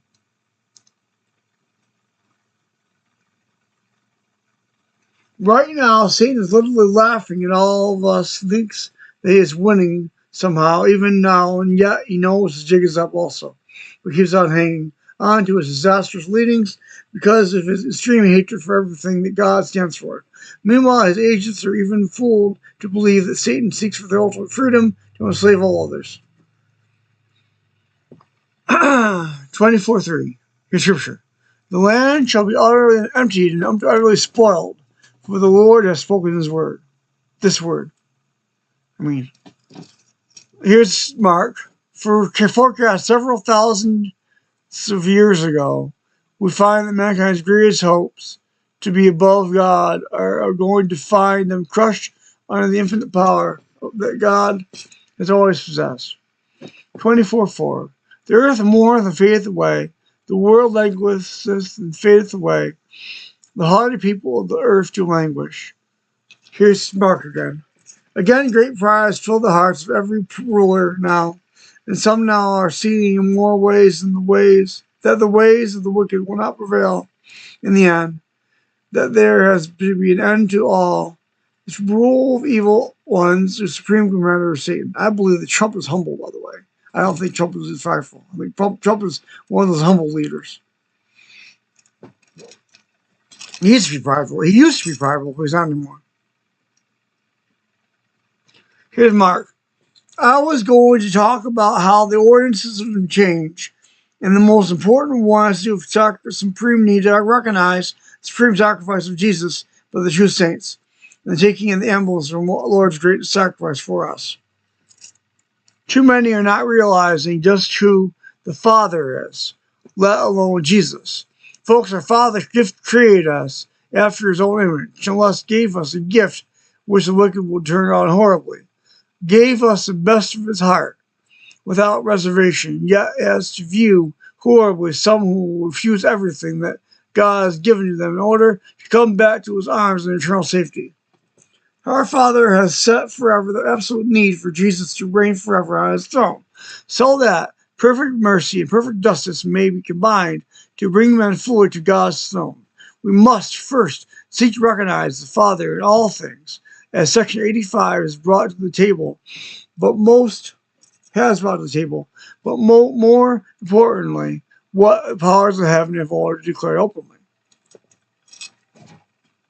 24:6. Therefore hath the curse devoured the earth, and they that dwell therein are desolate. Therefore the inhabitants of the earth are burned, and few men left. This is talking about the world, not Zion. Here's Mark. Again, what great judgments yet upon this earth, as they are nearly unfathomable to all of us, and the only escape plan is through the Son of the living God. 24/7. This is the scriptures again. The new wine mourneth, the vine languisheth. All the merry-hearted do sigh. Here's Mark again. Again, eat and drink and be merry. Plan will come to a crushing end. Here's 24:8. Here's scripture. The mirth of shepherds ceaseth. The noise of them that rejoice endeth. The joy of the harp ceaseth. Here's Mark. All the joy of the enslavers will come to naught. Here's the scripture. 24:9. They shall not drink wine with a song. Strong drink shall be bitter to them that drink it. Here's Mark. Great sorrow shall encompass the wicked as they finally realize just what they will have rejected and rue the day forever. Here's Mark. Here's the scripture. 24:10. The city of confusion is broken down, that every house is shut up, and that no man may come in. Here's Mark. Utter destruction, no place to hide. Here's the scripture. 24:11. There is a crying for wine in the streets. All joy is darkened. The mirth of the land is gone. Here's Mark. Again, the joy of the enslavers turned into pure darkness. Here's scripture. 24:12. And the city is left desolation, and the gate is smitten with destruction. Here's Mark. It cannot be emphasized enough the terrible thoughts of Satan, who leads evil men to fight against God in a hopeless fight that cannot be won. Here's scripture. 24:13. When thus it shall be in the midst of the land among the cheap people, there shall be as the shaking of an olive tree, and as the gleaning grapes when the vintage is done.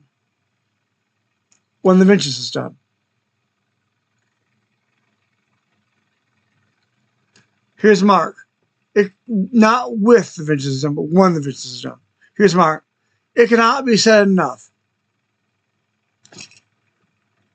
Exclamation point, exclamation point, exclamation point.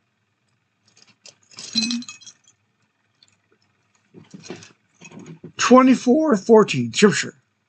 They shall lift up their voice, they shall sing for the majesty of the Lord, they shall cry aloud from the sea. Here's Mark. The saints despite all the terribleness of Satan, will sing for the majesty of God, and be greatly rewarded for all who wait upon him. Where will they be? Zion. They will not have gone to captivity. Mark's that's no fiction Mark is invented, based on the history of Israel. They rested.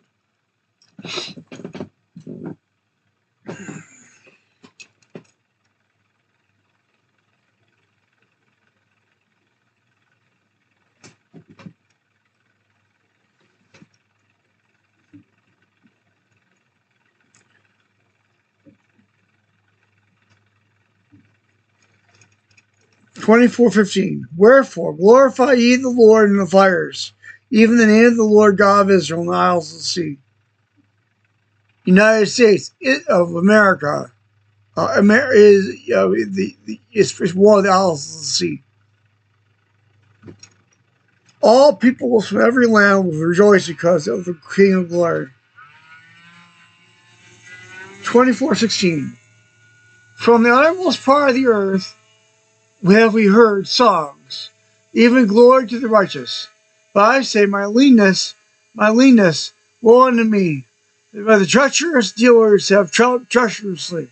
Yea, the treacherous dealers have dealt very treacherously. Here's Mark.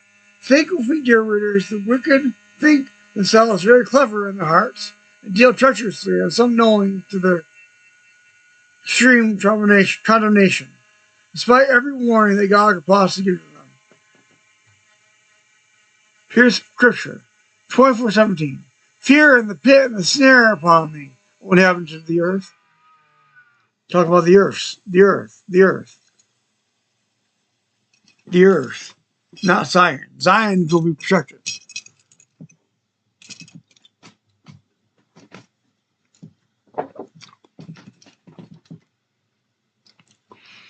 The great judgment will make hearts of the evil men quake severely, as they know their end is coming nigh. 24:18. And it shall come to pass that he who fleeth from the noise of the fear shall fall into the pit, and he that cometh up out of the midst of the pit shall be taken in the snare.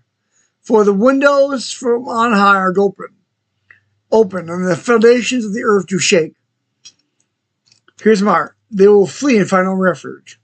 24:19. Here's scripture. The earth is utterly broken down. The earth is clean, dissolved. The earth is moved exceedingly. Here's Mark. They were warned adequately, and yet will ignore severely their own hope. That's also to Mark. He was warned adequately, and yet, if he doesn't repent, he will ignore severely his own hope. 24:20. The earth shall reel to and fro like a drunkard, and shall be moved like a cottage. The transgression thereof shall be heavy upon it, and it shall fall and shall not rise again. Here's Mark. Never ever to rise again. 24:21. And it shall come to pass in that day that the Lord shall punish the hosts of the high ones that are on high, and the kings of the earth are upon the earth. Here's Mark. The earth shall pass away, and the new one will take place without one single participant of evil men on it. Yep, that's true. Here's the scripture, 24:22. And they shall be gathered together as prisoners are gathered in the pit, and shall be shut up in the prison. And after many days shall they be visited. Here's Mark. But think of me, there is still hope for at least someone in the pit, as the saving grace of the Lord shall rescue the celestial kingdom from the pit after they descend into it. 24:23. Then the moon shall be confounded and the sun ashamed, when the Lord of hosts shall reign in Mount Zion and in Jerusalem and before his ancients gloriously. Here's Mark. The sun and the moon shall both bow before our God, and all heavens will rejoice. That was good. Reply. Wait, can I?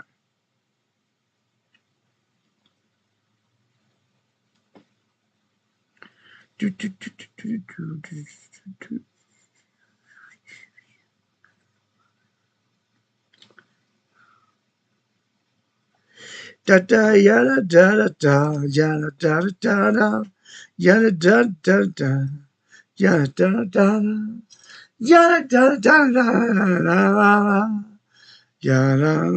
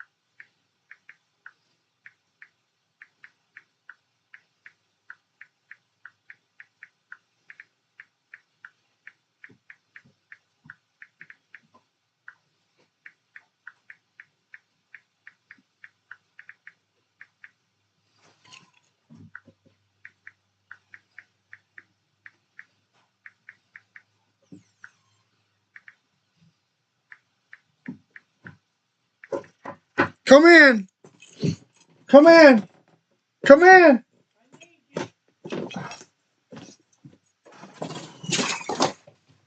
Yeah? You okay? Care for yourself? I think so. Okay, I'll look on number one.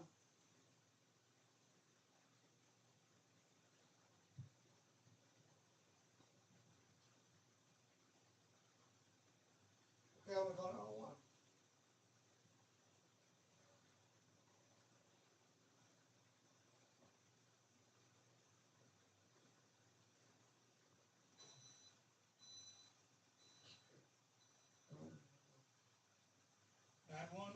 It's just,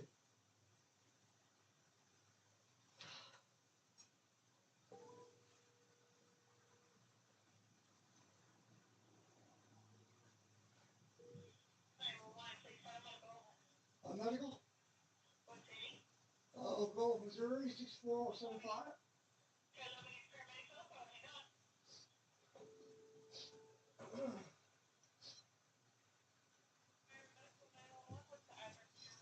Yes, 200 Southwest 10th Street, that's 1028th Street, apartment 3, Oak Grove, Missouri, 64075. Yes, 200 Southwest 10th Street, that's 1028th Street, apartment 3, Oak Grove, Missouri, 64075.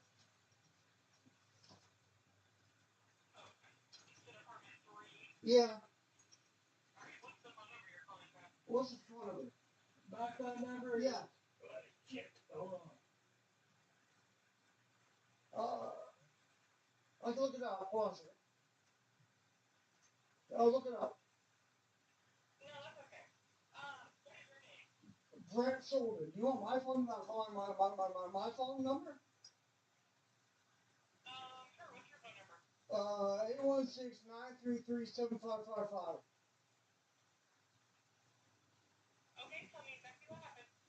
Yes, I think neighbor Steve Logan is having a stroke. My whole right side's getting His whole right side's getting numb. I'm with him, yes. How old are you? I'm 72. 72.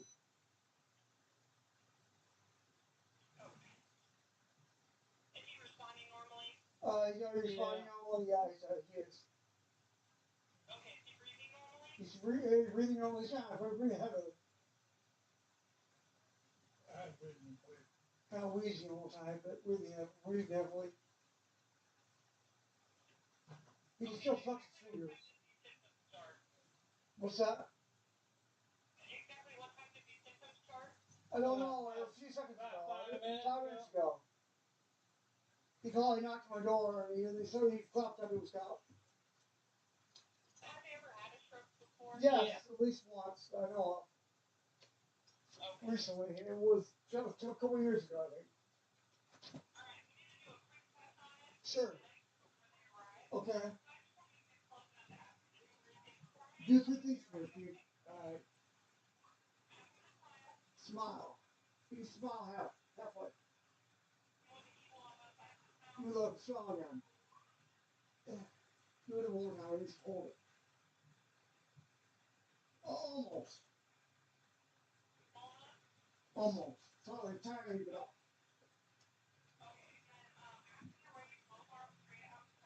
Raise both arms out in front of yourself. Both arms. Straight out in front of yourself. Now, what now? What do you want to reserve?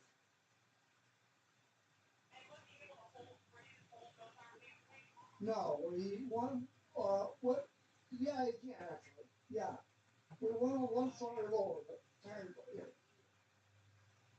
Everything went numb on one side. What's he saying? Everything's numb on one side. Everything went numb. Everything's numb on the left side, yeah. What's the third test?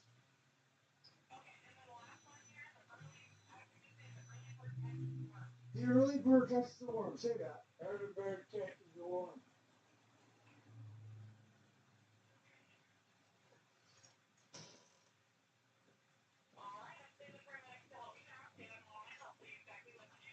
Thank you.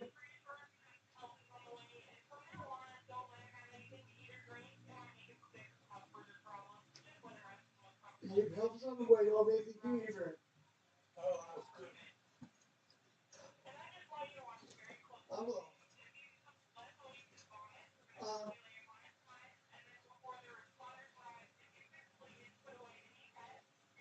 Here, no pass. Gather is what? Do you can I gather your medications? No, I got no medications. He says you don't got no medications.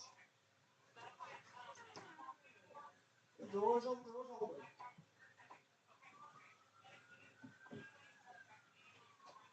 will. He was tired. God bless you.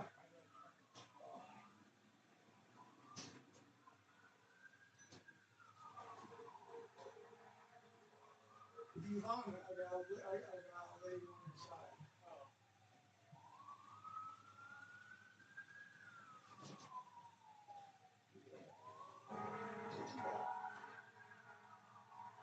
Something out. That's very good. That's good. Very well. I'm not too good behind here. We'll see. But we can make sure Marcy can get here. So we're going. I'm out here. No, Kevin's not listening.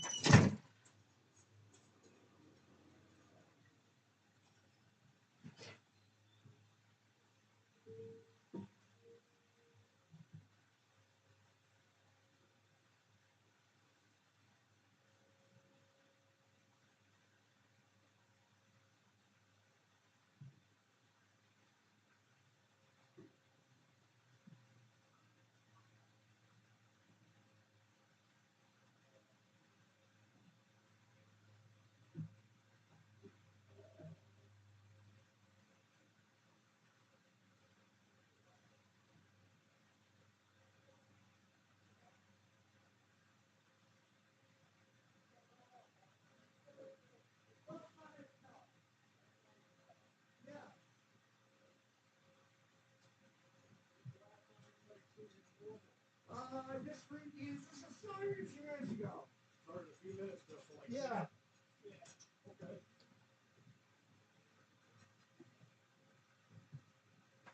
Hello, wait, sir. How you doing, partner?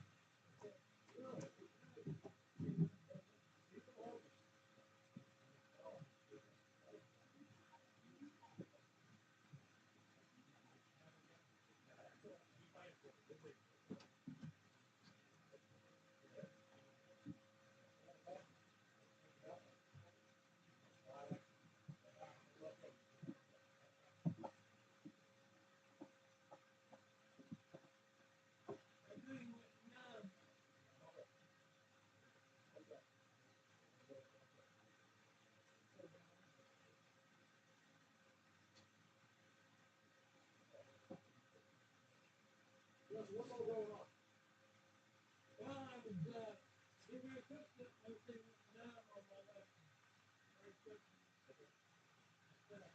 Okay. I got it.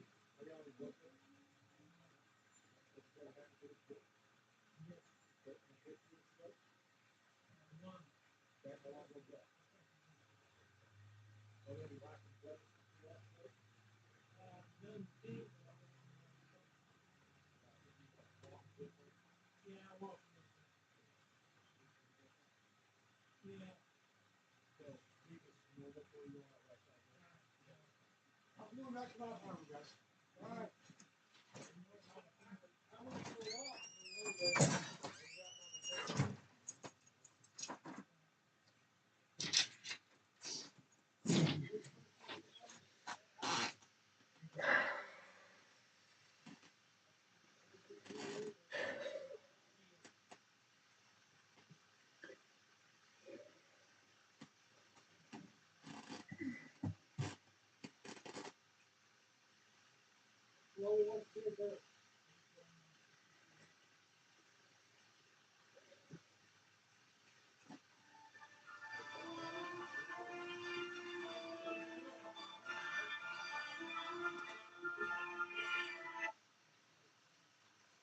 Hi, Josh.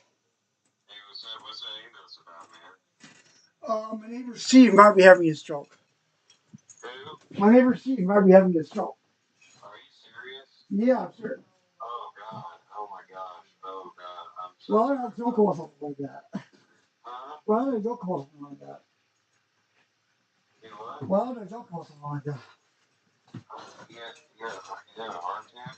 Joe. A stroke? Yeah.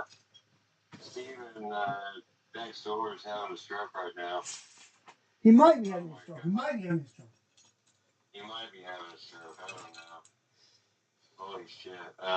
Sorry, I didn't mean to cuss, Brent. It's I'll okay. check on you, bud. I'll check on you first because you're my best friend.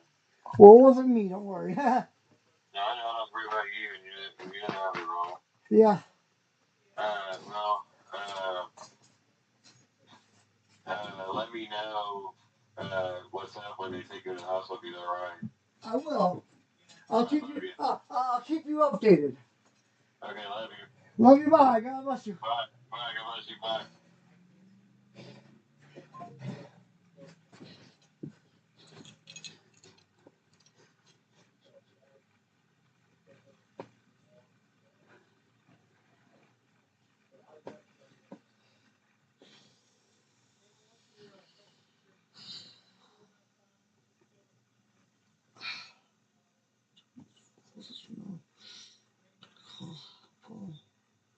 Paul.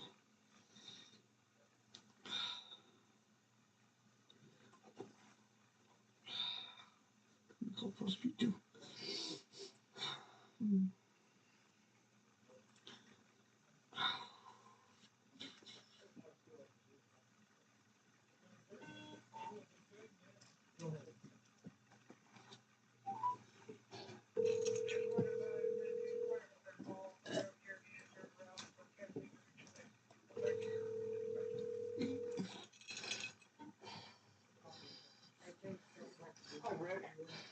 I need to put someone on the prayer chain. Name is Steve Logan. He could be having a stroke. His left side went numb. I just called the paramedics. They just came. Check him out. Steve Logan, yeah. STEVELOGAN. I understand. Is he your neighbor? Neighbor, yeah. Okay.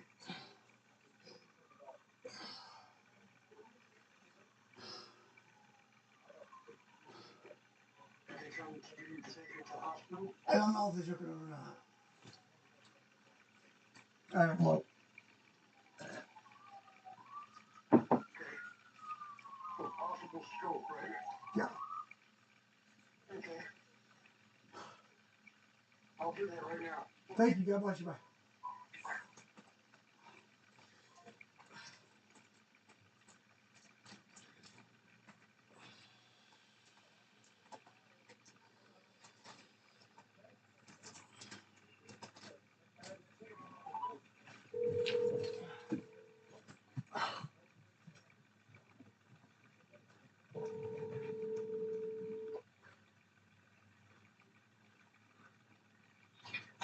Hello, Brent Sheldon. How are you today? Pete, it's emergency. That's me say that all time. This time I mean it. This time I mean it. This time, Professor Pete, Steve, my neighbor, I called him 911 because Steve told me to. He had all numbers on, what's the numbers on his left side, on his left side went numb. His left side went numb, and I called, the paramedic got called, and the paramedic came and checked him out. Hold on. Steve Logan, my neighbor. My God. No. You're right at your door. Yeah, right across, right kitty corner from me, yeah. Yeah. Right across the hall. Now, what was he doing? He was about to cook a meal when all of a sudden his left side went numb. He knocked on my door, told me I need my help. He told me to call 911.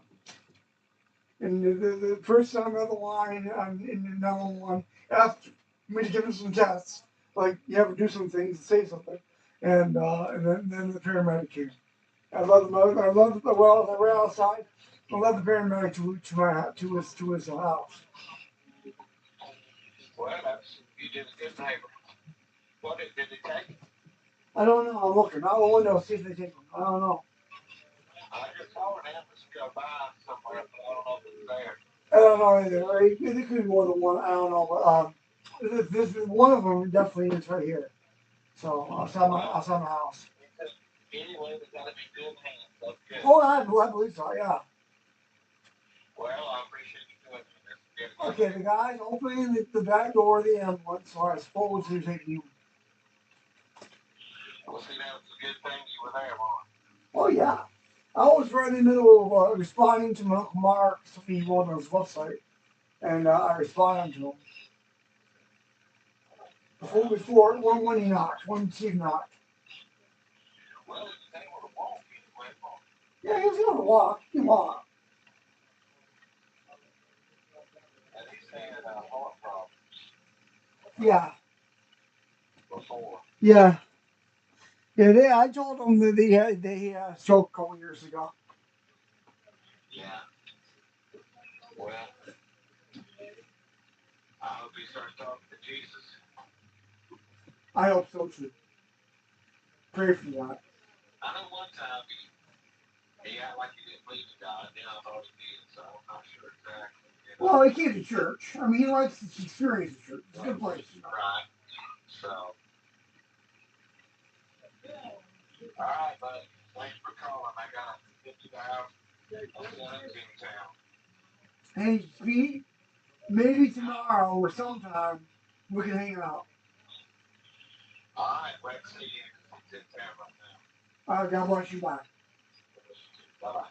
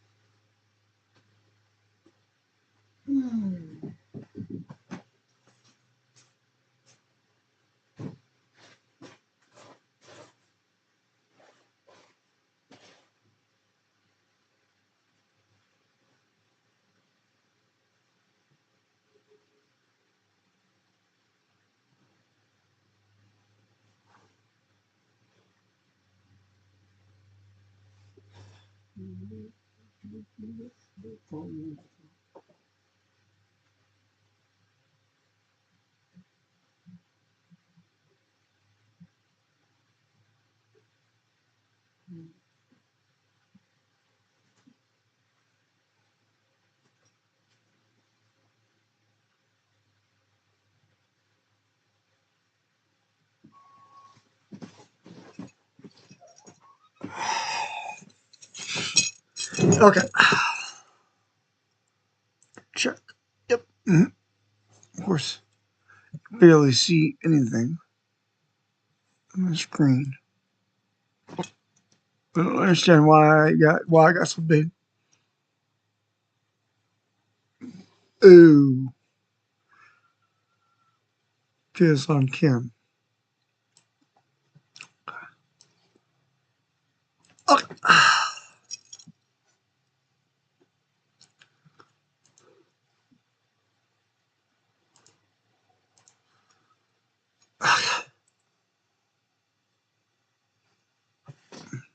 Still, I don't know why it's so big. Oh no, it's halfway.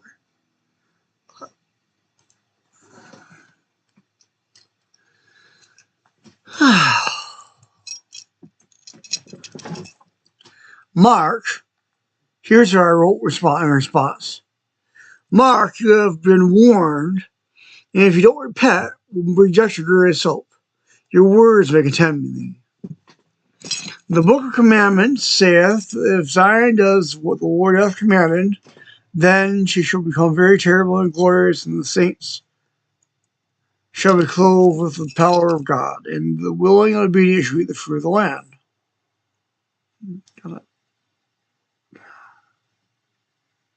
Gotta log back in. I made a spelling mistake. Big misspelling mistake.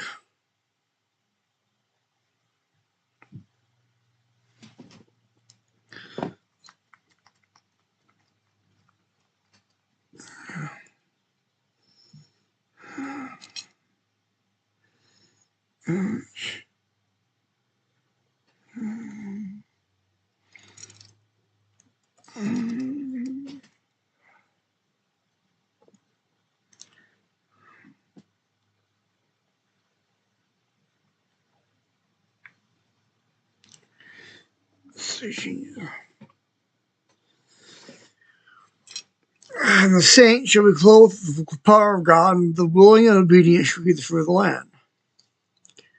There is no mention of this captivity you speak of, which is a fiction that you have invented, resting on the scriptures, based upon the history of Israel. You imagine in your heart that the wicked referred to in these chapters are the children of Zion, and that when you say the world will be judged, you imagine all the children of Zion are going to be going into captivity. And the ordinances have not been changed one iota in the Structured Church. Had they been, that would make it a cult. I have many testimonies of the Book of Mormon, the Structured Church, and the Brazil work, and God showed me the Book of Mormon place 3 times. That is why I hold to it, because I don't think it's true. I don't believe it to be true. I know it's true. And even if some do go into captivity, as you say, the children of Zion are commanded to go on an exodus from Zion for a time and return to escape danger when the time comes. That's right. Behold, it is written in the Book of Mormon, and explained to me by Joy, and I am prepared. Also, the scripture you commented on claims that those taken the captivity will die in the land they've taken to. So how then could they be humbled there and be delivered, return and build Zion? Delivered, return and build Zion.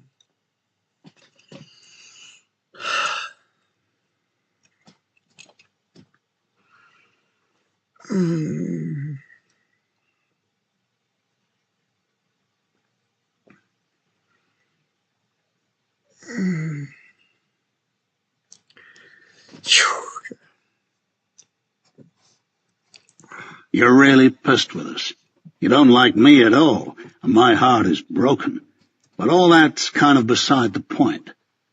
He shook out another cigarette.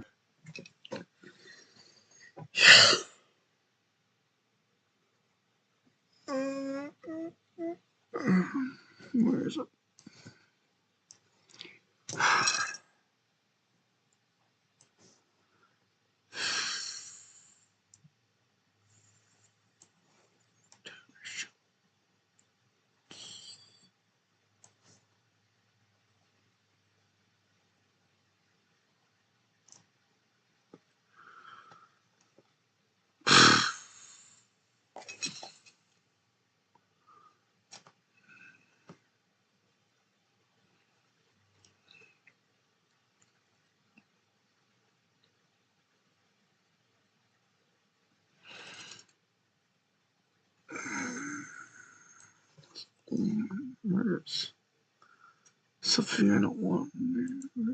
Oh, right now.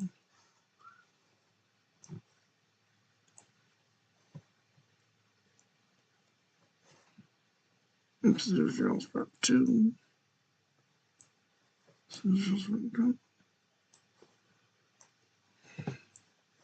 Collections. Just spent. Scorned.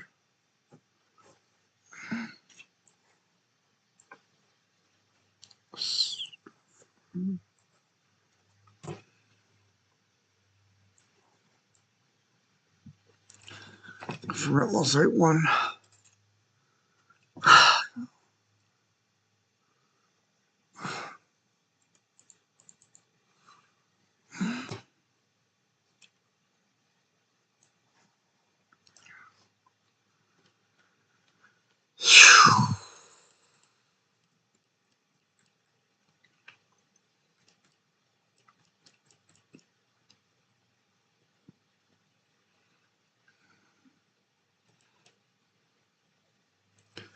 Hellbrand.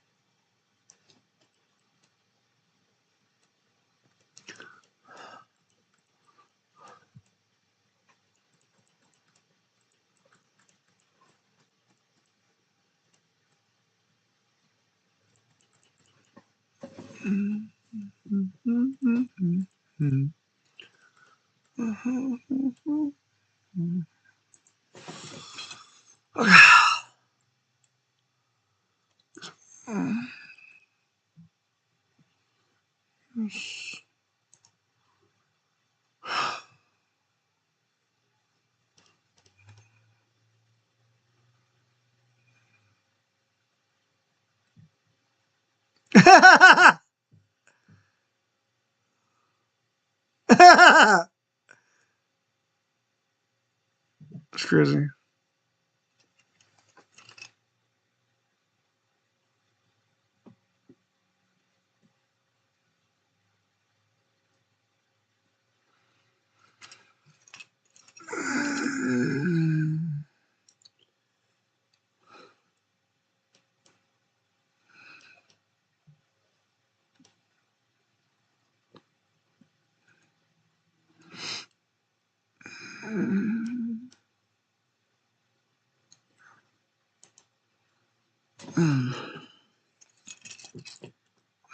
What? All loops.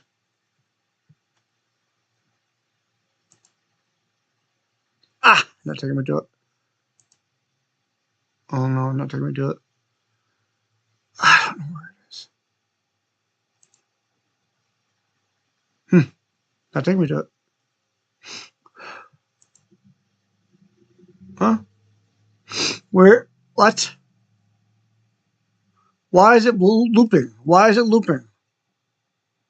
Oh, because it was down there for some reason.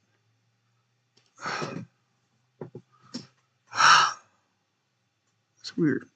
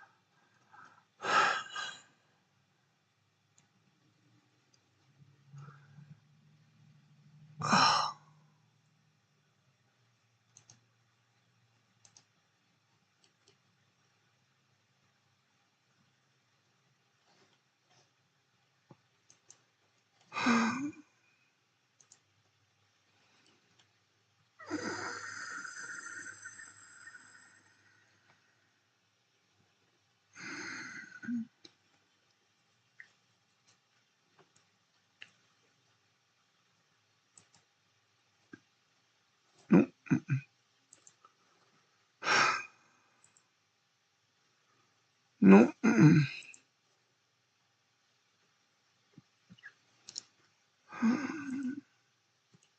No. Mm-mm.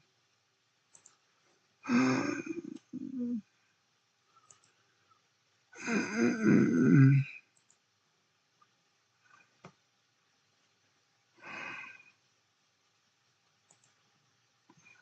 Mm-mm. Mm-mm. Mm-mm. Where is it? Mm-mm.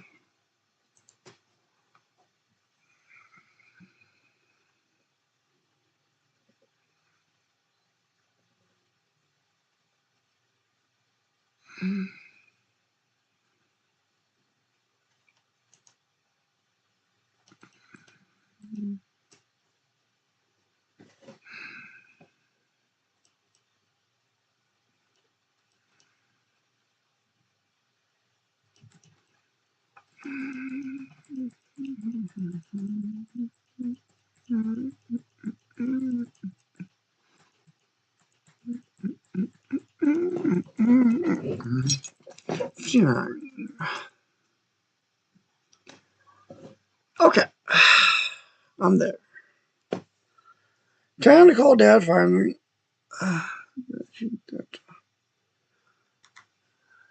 20.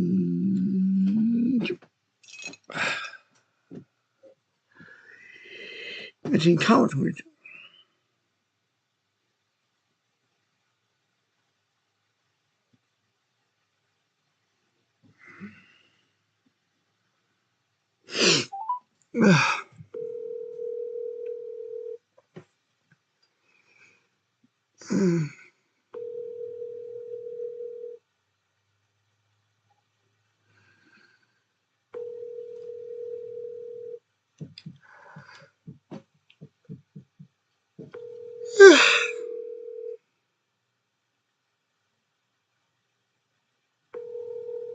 Got home, Mom.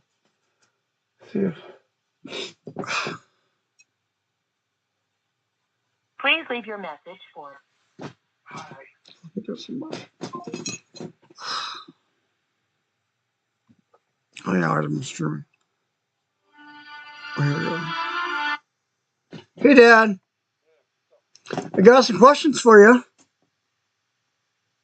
About genealogy? How'd you know? Oh, Because I've asked you before, right? Well, you see, I asked you the same questions before, but I was keeping a record, right, in my diary of my genealogy, and I was asking these questions. Then I lost the record. I threw it away. I got rid of a whole bunch of my old diaries, and I threw that one away too. All of those questions and all those answers, I threw it away. Then I started over again. I asked the same questions over again. So that's why it's important for future family to have these answers, you know. So when the old guard dies out, or you know, they remember forgets these things, then there will be a record for posterity. why you throw all the stuff away? Because I thought it was help bolstering my delusions, and holding on old records was causing me my delusions, but it was true. It was false. It was false because I still have the same problems long after I got rid of my old records. I was. I don't anymore. I don't anymore. But I used to. Still have problems with illusions? No, I'm not. I'm not having problems with delusions anymore. No. I used to.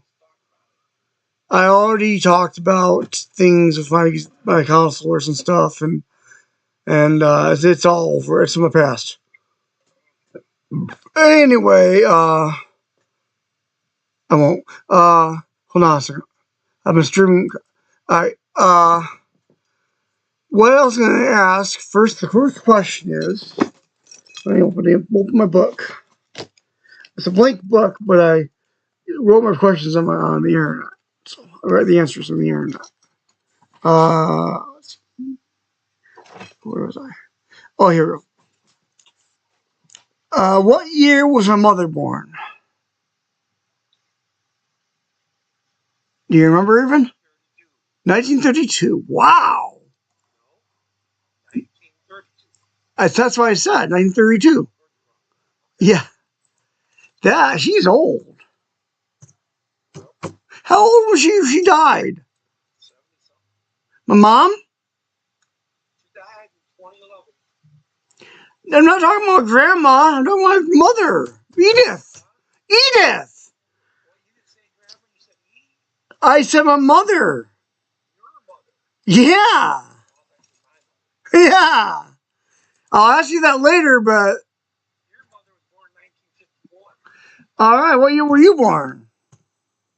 1959. All right. Now, You want your mother's birthday? no, I don't know yet. I'm going to find out. I'm only answering the questions that they're asked.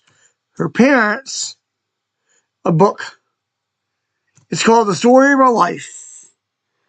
Her parents, yeah. Everybody should know their mother's birthday. What is it? I'll write it down somewhere else. April 1951. Thank you. I didn't know that. Okay. I'll tell my children that. When I have them. Okay. Her parents' names were, what was my mom's father's name? Huh? What was my mother's father's name? Your mother's father's name? Uh-huh. Ken Dyer. Ken and Wilma Dyer. I didn't know about Ken. I used to know, but I didn't know. No. Okay. She grew up. A mother, Edith Mae Dyer. It's Mae, right? M-A-Y. Oh, okay. Didn't know that. I always thought it was Mae Dyer. Okay. She grew up in Olive, Kentucky, and all that.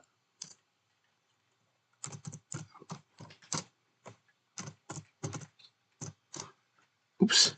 It's two L's. Kentucky is not an E in it. Okay. And was one. Oops. Sorry. And oops. Was one of blank children. How many children? How many siblings did she have? How many siblings did she have? Siblings? You know, Wanda, all those. Doug. How many siblings did your mother have? Yeah. 3. Three siblings. 3 children. She was one of 3 children. No, she was one of 4 children. Sorry. 4 children. She had an older sister named Wanda. She had an older sister. This one still alive. Wanda's still alive. Awesome.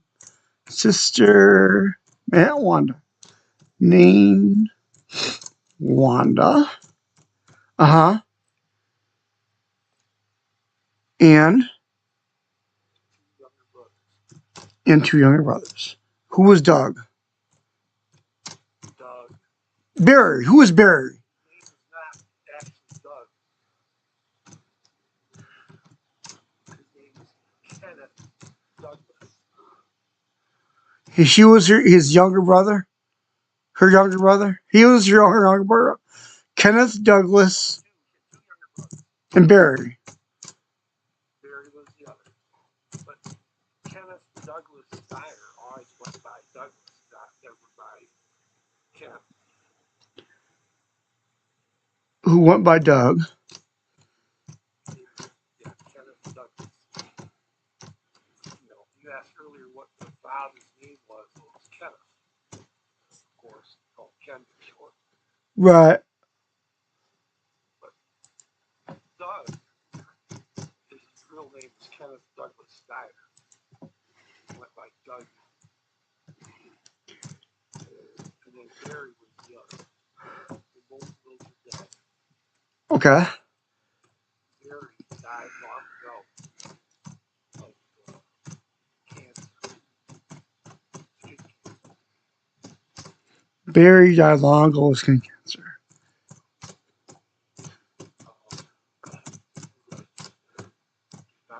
Shortly after I first met him, which was way back in 1979. Shortly after he first met my dad, Lee, in about 1979.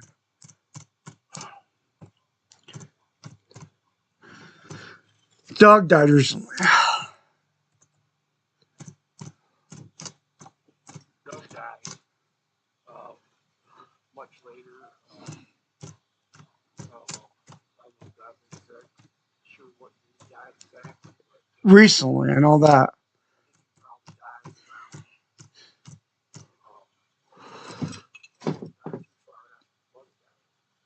Around 2001. Maybe. I think Doug died maybe 2005. Or in 2005. 2001. 2001.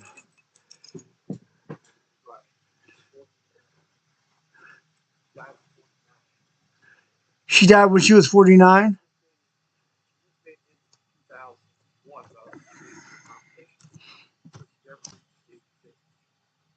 Okay, my mom, Edith, died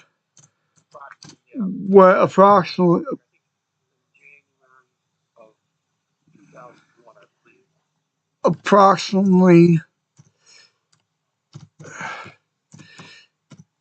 in January of 2001.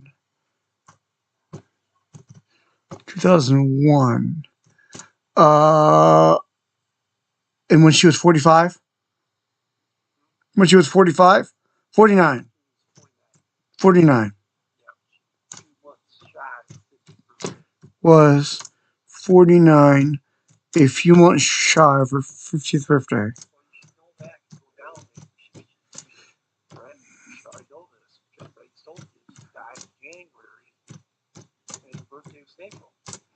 Right. I didn't write down her birthday. I'm about to write down her birthday, but I'm about to. Birthday in April 17th. 951. Okay. Next question. Question 5. Still on question 5. It's amazing.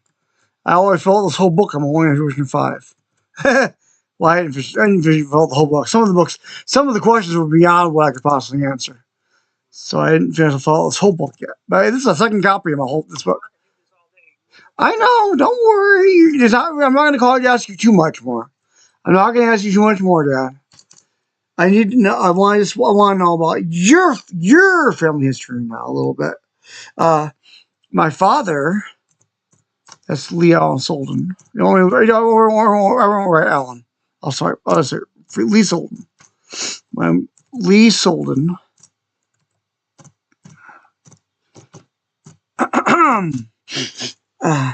Was born in 1959. No. On March 2nd.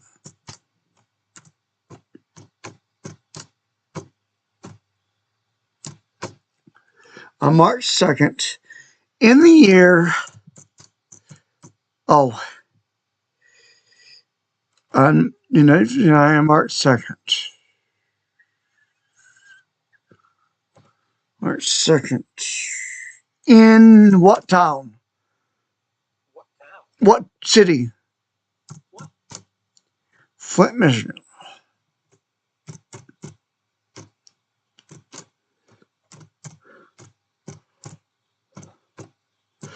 By the thumb area.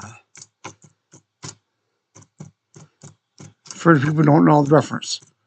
Yeah. You were down the city your mother was born in? Ollafell, Kentucky. Ollafell, Kentucky. Okay. His parents. I know that. Right. Anyway. Names were Joyful Wilfred Solden and Marjorie May Lehman. Solden. Marjorie May Solden Lehman. M-A-Y. His parents, the girl I like, Maggie, is named Maggie May Savoy. Kind of interesting, huh? Anyway, his parents, she wrote me a love note recently on my computer. Yeah, she really did. Anyway, his parents, Troy for Wilfred Solden. Okay, his parents' names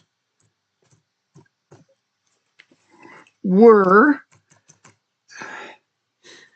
She's not my sister, is she? Maggie. I don't know, you're not her dad, are you? You're not her dad, are you? I don't know, it's a dream I had, that's all. Where you called her up and said, how's my daughter? It was a dream I had. That's probably a dream sitting game. I don't know. I'll be rich someday. I was rich. I had $11,000 the other day, you know. I was rich, but I just spent it all. But I'm gonna be rich again. I got Bitcoin. I got Bitcoin investment. Yeah, hold on. I'm gonna tell you something. I got Bitcoin investment, and if I cash it in right now, part of it at least, I'll have quite a bit of money. So, I did. Yes. Yeah, it was about a couple of years ago now. No, 1 year ago maybe. I've invested $300 in Bitcoin with Coinbase. No, I don't go to Edward Jones yet. I'm thinking of it because there's one nearby. Coinbase. You know what Coinbase is, don't you? It's like legitimate. My friend, Pastor P, checked it out. It's legitimate. I did, but it's legitimate. It's true, well established. No, hold on a second. His parents' names were Toyful Wilfred Solden. I will need that pretty soon, also. Solden. And someday soon you're going to be a grandpa, and your boy Renee's going to be a grandma. I know that for sure. Toyful Wilfred Solden. And Marjorie May Solden Lehman. Is that M-A-R-J-O-R-I-E or M-A-R-J-O-R-Y? Okay, that's what I thought. Marjorie May Solden, in parentheses, Lehman. And, okay, no, I knew that. I knew. He, what do you mean, my dad? Now, where'd you grow up? Where'd you grow up? Where'd you grow up? Flint? Okay, I didn't know. So you pretty much didn't leave when you were growing up. You didn't leave your state. Yeah, I guess you grew up there. Okay, all right. Where else did you grow up? I mean, Okay, so you didn't move out of state when you were growing up at all. A little bit, but just very briefly. Okay, I lived in Flint. okay, okay, got it. I got it, Dad.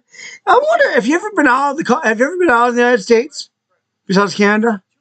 You need to write down that your grandmother Marge was born in 1932. Okay, I will. And your grandpa was born in 1927.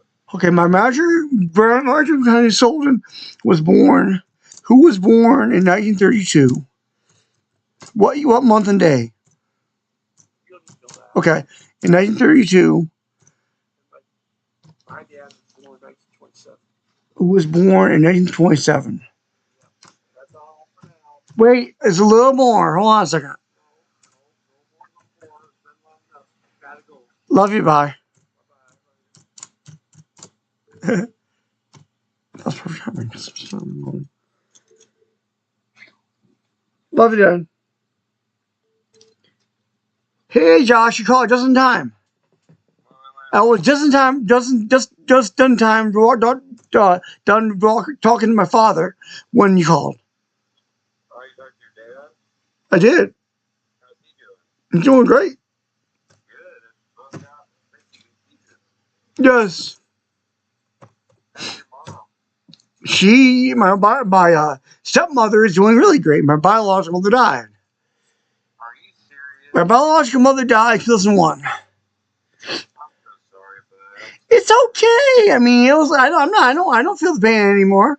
It's like I let go. You know. You know, when you lose someone close, it just breaks your heart. I let go. You gotta let go of people you lose. You know. No, I know. You gotta move on. Like, Yeah. like, man, so miss everybody, you know? When I got to go to heaven and visit my mom one time. You know. Yeah. You want me to come over and read Bible with you, or what? Why don't we come over and watch Rebels with me? Do that Mara and Luke Trevor thing so you can learn how to be an administrator and all that. Okay, I'm not gonna bring my vape. I'm not bringing my cigarettes. All I'm gonna bring is my pouches, okay? That's fine. So I'm not smoking anything in your apartment or vaping or nothing like that, okay? Thank you. Okay, I will see you soon. Well, hey, did you want me to come over right now? Sure. All right, I'm moving out right now. Okay. All right,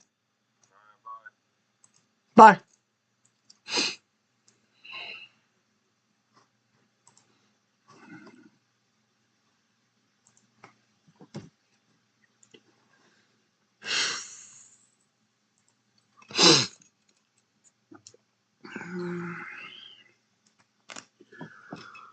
Bye.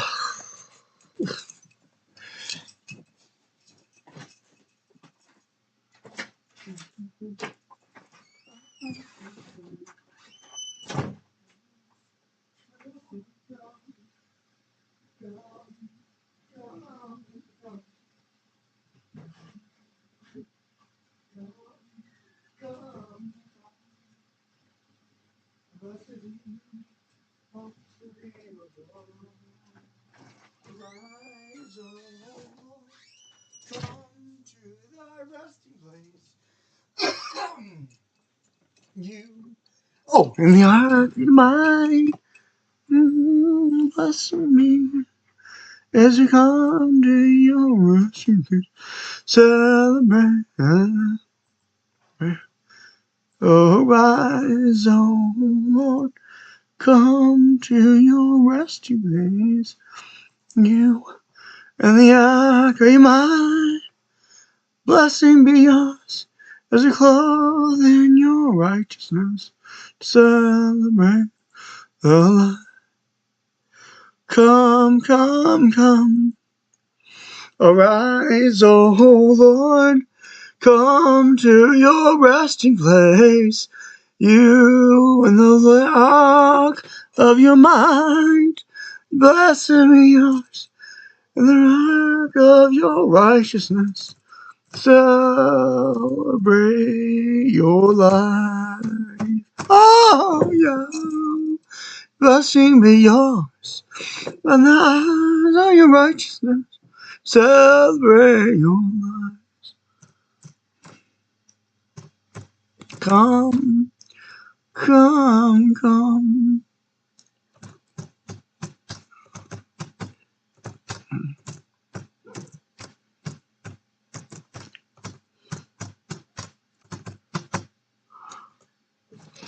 Come, come, come.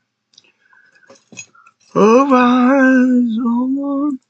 Come to your resting place. Come in, you and the ark of your mind. Come in. Blessing be yours. Disney Plus. Disney. We'll do 2 things at once. You want some apple juice? No, I got tea. Okay. I got Gatorade, tea, pop, I got everything. I got a lot too. I got water, Pepsi, I got apple juice. I just drink. I don't need anything else. I know. I'm just saying what I got. I'm exhausted, What I got, man. I just drink free. Slow down. I'm telling you what I got from me. Slow down. I can just hear what you're saying. I'm telling you what I got to drink for me. Oh, for Pepsi Online? For me, yeah. Yeah, okay. I got Pepsi. I just used it all last night now. I have water. I have water, Pepsi. Have you drank out of the Pepsi? I haven't. Is it brand new or is it old? It's the same one you brought me this morning.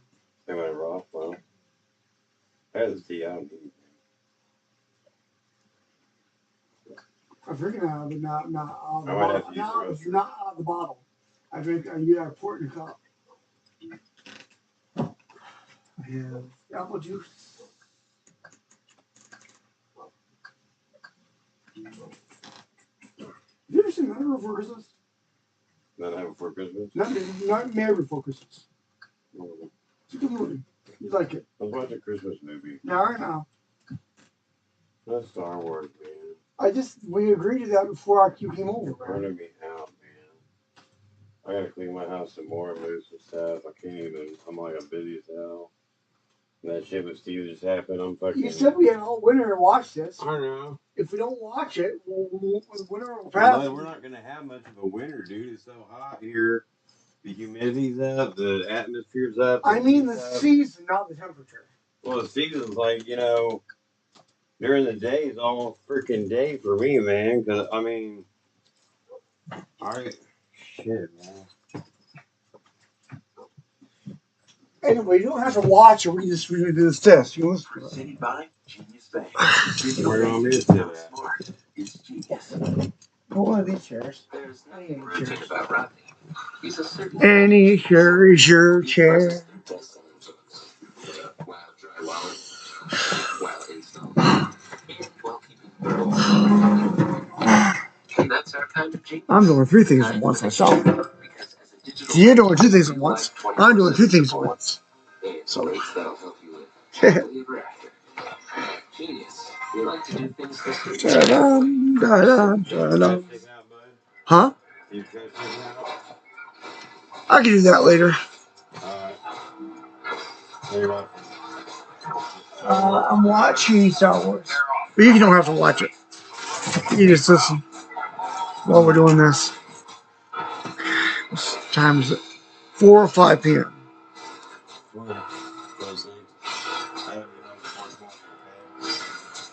Well, you... Okay. You're not saying very well. You're not saying very well. Where you going?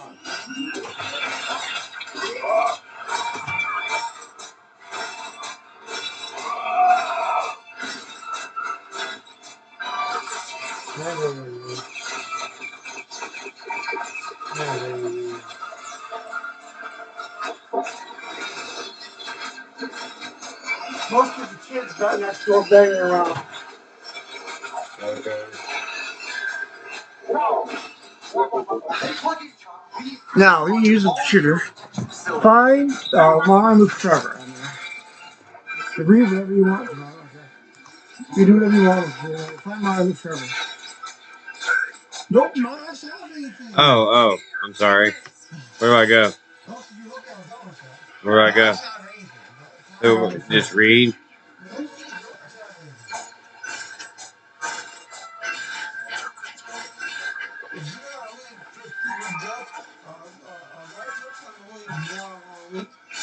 right click on it, and so it'll open a new Opening tab. a new tab. Yeah. That was, so don't take away what's there away. It's down there. You gotta move that out of the way. You can find It's it right down here. there. Yeah, it's down there. Yeah, drag it up. No, that. Yeah, drag that. This. Drag that up. Oh. Hard to see, dude. Drag this right here. This bar. See this bar right here? No, There. that's not it. That's not it. Don't highlight stuff. What did you do I'm before? not meaning to do it. You do it. This is not my computer. I'm not used to this computer, dude. Yours Like is that. tiny. Like that. Okay, so I go to home. I go to admin. No, this is not Marlon Luke Forever. This is Mario Luke Forever. This is not Marlon Luke Forever. Oh, this is not Mario Luke Forever. I said you could do it in the lines. What?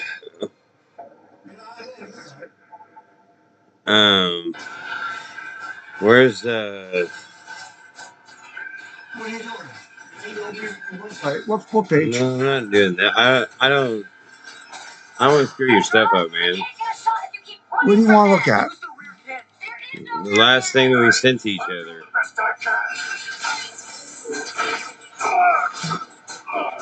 That would be on here. So I don't touch your computer, you know? You'll learn how to use it. Okay, now go on there. Find the last thing we sent to each other. Now, do you want to log into your admin page? My admin page? That's mine. It's yours, so check your messages? No, yeah, log out. Log out. Yeah. Log out. Log out. Now log in. Now, that square right there. See square? Click on it. Now, click on this where it says mail.com. Just click on it. Now, see where it says Josh? Yeah. Now, continue. Now you're logged in. You got something in your profile page. See what it is. See what that is. The annotation is up. Padawan. That says that you have a new person logged in. It's you. It's you, basically. Okay. It's you. Okay. Okay, just go Red leader, Padawan. You're an admin. You're an admin. So what is that? What do I do? Fulcrum, Kanan is our objective. We can still find him. At what cost?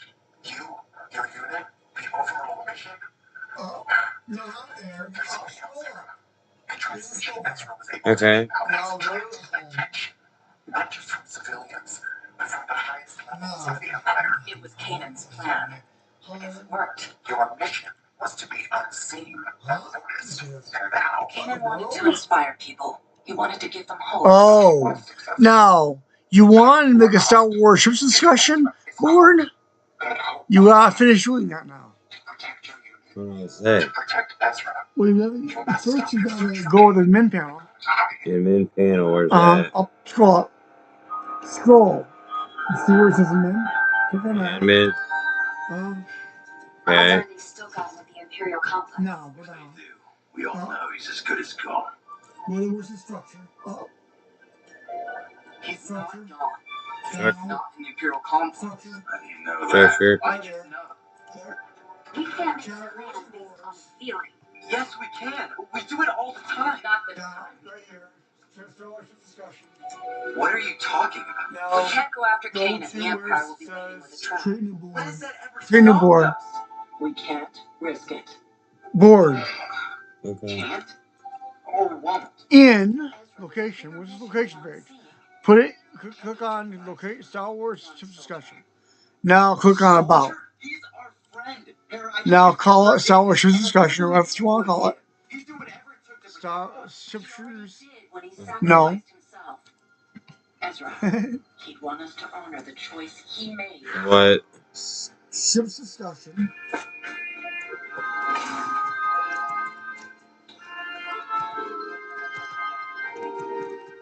There, that will be saying the same thing as just different light. Throw settings. Just click on no. Go permissions. Hey, it's okay. Do you want members? Do you want guests and members to be able to run on this board, or just members? It's just a treehouse. I'd say just members. Then okay, what you gotta do is when it says create price, Car shopping and I can't afford to overpay. Buddy, I'm always here to help. Show me Carfax. Almost half of all used cars have been in an accident. Half. Carfax can show how damage impacts price, so you don't have to overpay. Yeah. Do your kids know you're hiding in a treehouse? I built this treehouse. This is my treehouse. You'll always look for me and shop millions of great deals at Carfax.com. Right, administrator. Say done. So no, I'll start off. Just done. And go down. Scroll down. No. Now create board. Up. Scroll. So create board right there. Now go scroll up. Go to that. Click on that. And there, go down, scroll down, and there it is. Now click on that. And now I can create a thread. Almost as much as we do. Now, give it start a title. Subject is going to be For 70 years. the force shall. The force. Leaving nothing behind since 1955. The force is strong. Why prepare to fight if we're not even going Strong with. You think he'll talk? With. Tell him what he knows about us? He doesn't know anything. Now go down. The text is a body. I need something for my. So you need to write something. Did you check the overhead? Something to post. Anything. Hold Write on, I anything. know where to find some. Anything you want, right. Take over for me. Don't worry about spelling mistakes. Really? You know what's edit Why like. do I need it? Man, it's also Type much. anything you want. This is the main body of the text. Or of the thread. So the first post. Is Chopper in position? I don't know. I know what to put. Just anything. You say whatever you want. I mean, I put may the force be with you is what I wrote, right? If we're gonna say Yeah, may the force be with you. So I say just waiting for the signal. Chopper, I said the target is you're overloading the internal comm. Don't turn it off. Okay, so where are we going anyway? Our last resort.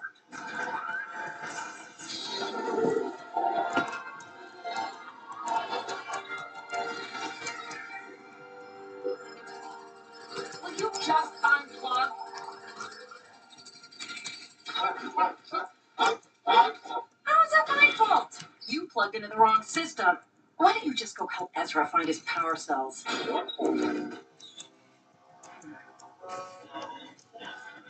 What are you up to?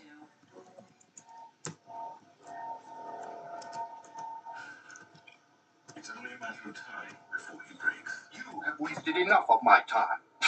Okay, is that all you're ready? Yeah. Yeah, post that. Scroll down. Where it says create thread. And you read it for post. Or one of your first. Cool. You are no doubt unaware. So, you want another thread, or you want to use that thread, or what do you want to do? I want You always check that. Okay, I want to log out. Okay, log out. Hey. It's actually how to make a category of board now. Yeah. I understand You it. can make as many categories of boards as you want to. Okay. Okay. You just can't change without it. Right. Now, you can always,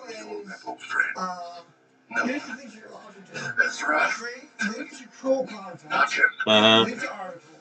Links to pro content. All I gotta do is get on Marlow and forever remember my password, Bubba, Big Bubba 888, right? You can create boards, and you can create categories, and create tags for your board. Alright. Now, you can create categories and boards. You can create new things. Perhaps you can help alleviate my frustration. You can write things. You can write articles. Yeah. You can write paragraphs. See, I mean, my laptop's working. I got it connected to the internet Right. finally. But Yeah. my knees are so weak, dude. You can help me write the humor versions. You can help me write stories. You can write stories. You can write poems. There's all kinds of stuff you can do. Onomatopoeia. You can discuss things. You know what onomatopoeia is? Yeah, like It's like a play on Or something. words. Play on words. the onomatopoeia is like ooh. Oh man, I gotta head over and be lazy for a little while, alright? Alright. God bless you. That guy is going to try to help them find Canaan. Because the Emperor's not Canaan right now. That's bad for you and bad for the That's the dogma. If you want to So I'm change not in that, danger, you need right? to help us. I doubt that. Not in danger. What's in danger? So what happened to Steve? Did he have a stroke? Yeah, I think so. Oh my god, dude, I'm so sad about that. I was just talking to him the other day and he sounded just fine, man. Makes me want to cry, dude. Pray for him. Please, Jesus, be with Steve. Bless him and all his body and let the doctors heal him. Let him survive us. In Jesus' name, pray in Jesus' name, pray in Jesus' name, leave in Jesus' name, ask in Jesus' name, amen. Alright, I'm gonna go over and grab some pop, and I don't want any of your pop. I got my pop, so I'm drinking all that Sprite you got. You gonna come over later? Yeah, I'll come over later. Somebody will be lazy for a while, okay? That's fine. You can be lazy here too if you want. Well, I know, but your chairs are hard on my back, dude, and my knees. I'm gonna get a love seat for you soon for you, remember? Oh, well, no, I don't know what's going on. I think somebody else, I'm gonna have to work on that another way. I mean, I can maybe have to shop around and ask my sister if she can find a couch. She knows where to find good stuff. I got the blue tape right there, so I'll put I'm gonna put the blue tape where I want the couch. Okay. I want All blue right, tape. well, The couch kind of float between the shelves. yeah, so you have to move all these chairs. I'll have to move the chairs. Yes. Decontaminate everything. Oh, decontaminate. There's no. I'm just There's saying, no. that- There's I'm no. saying you got to move things and make room. Nothing needs to be decontaminated. Why do you? It's just a joke. It's just a joke. Okay. It's a joke. Don't take everything I said seriously. Well, I didn't know what you. I didn't know. How does this know you weren't serious?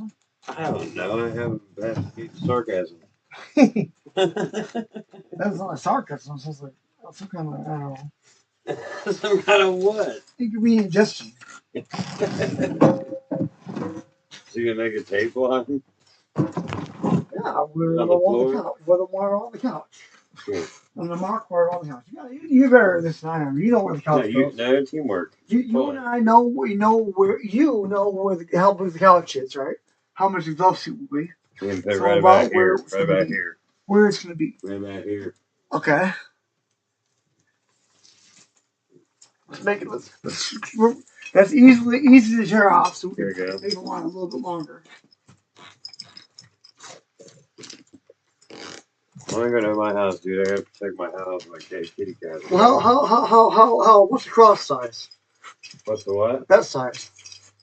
The width. The width. There by. You go this far. You go that far. In that way. This way. Cat doesn't know what in the world's going on. Yep. There you go. And what about the other? How long is it? Here's for. You got this much room here. There's a pin. How many will we get to my shelves? There's a pin, bud. How many will we be able to get to my shelves, man? You're gonna have to figure that out. You're gonna have to move this whole thing. You have to figure it out, bud. I'm doing all I can do to help you, and I'm getting dizzy and nauseous. Thank you. Appreciate it. Don't worry, I'll be able to get to them. I can just reach down. I can just reach down. I can just reach down. I can just reach down. Reach down and get my books. I don't have to move a shelf. I can just reach down and get my books. Just what I gave you. Did you read any of it yet? I will. Yeah, this is a very special book to me. I wish I wouldn't have given it away, but it's all right. We can share it, right? Well, yeah, you can come up here and read it. Look at all the families and the history. And yeah, we can go up here and read it anytime you want to. Okay. You can read any of my books. Josh. You can read any of my books, too. Okay. All right, well, I'm going to get out here and get some time, take some time off. See you later. Alright, let me.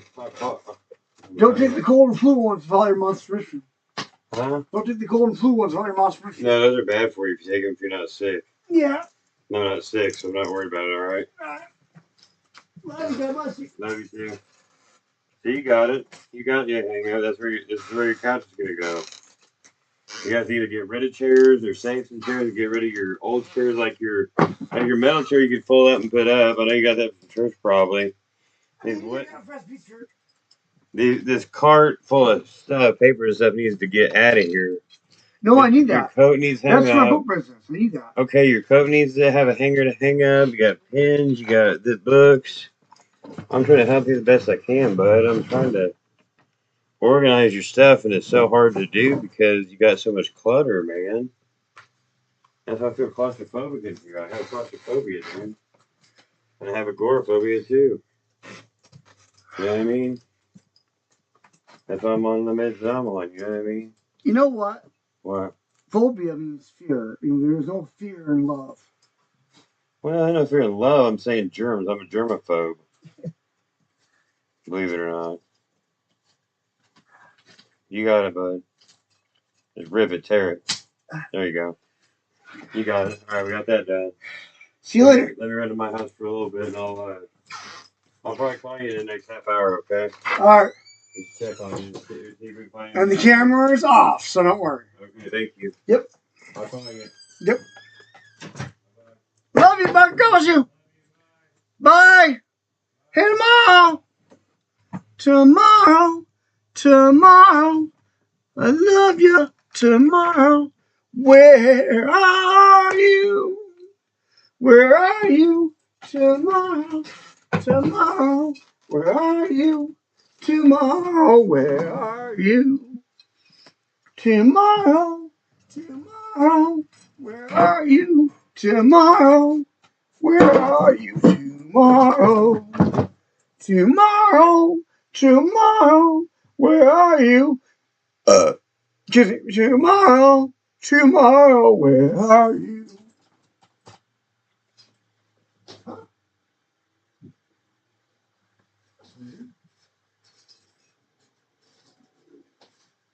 Tomorrow. Tomorrow. Where are you? Tomorrow.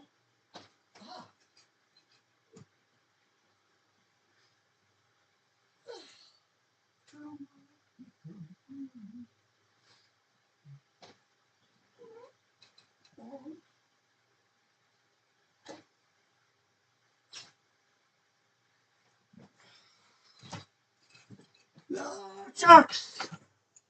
No one comes to me like Love Chucks. No one comes to me like he does. Love Chucks 94.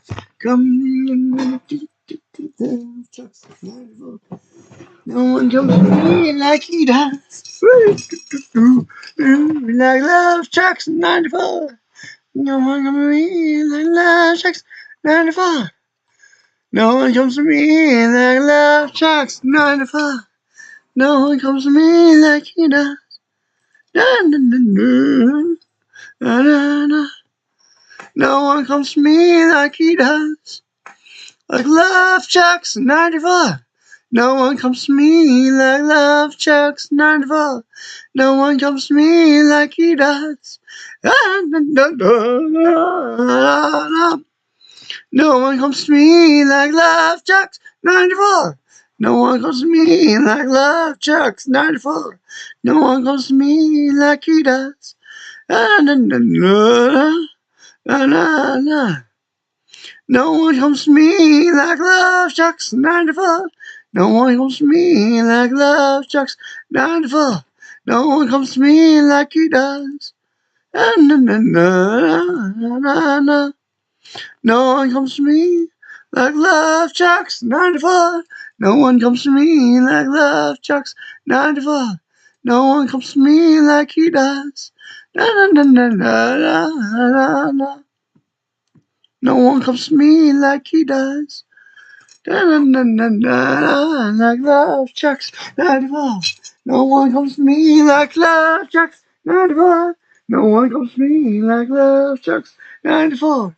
No one comes to me like he does. like love chucks 94. No one comes to me like love chucks 94. No one comes to me like love chucks 94. No one comes to me like he does. Da, da, da, da, da. Da, da, da, da, da, da. No one comes to me like love chucks 94. Okay.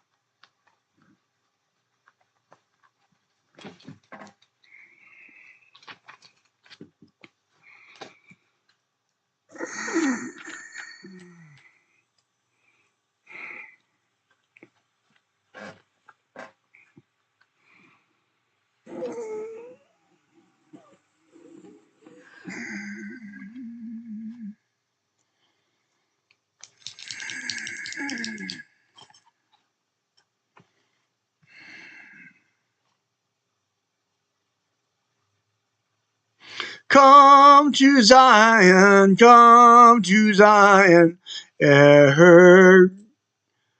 the floods of judgment overflow.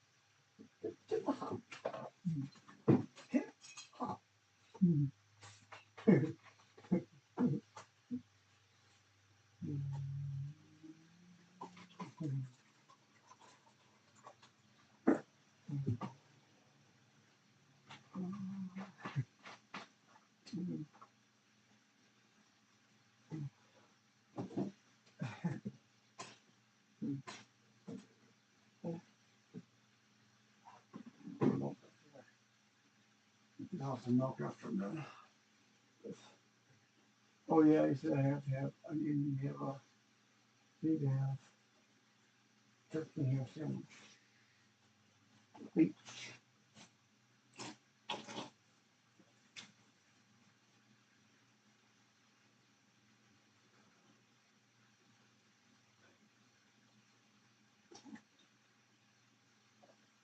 Girl.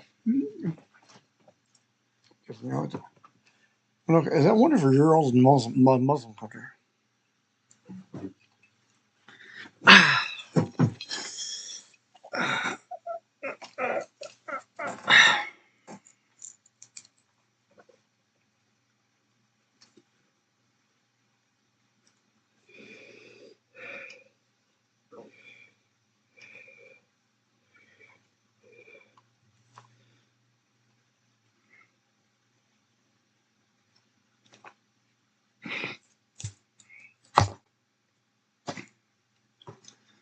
It's not.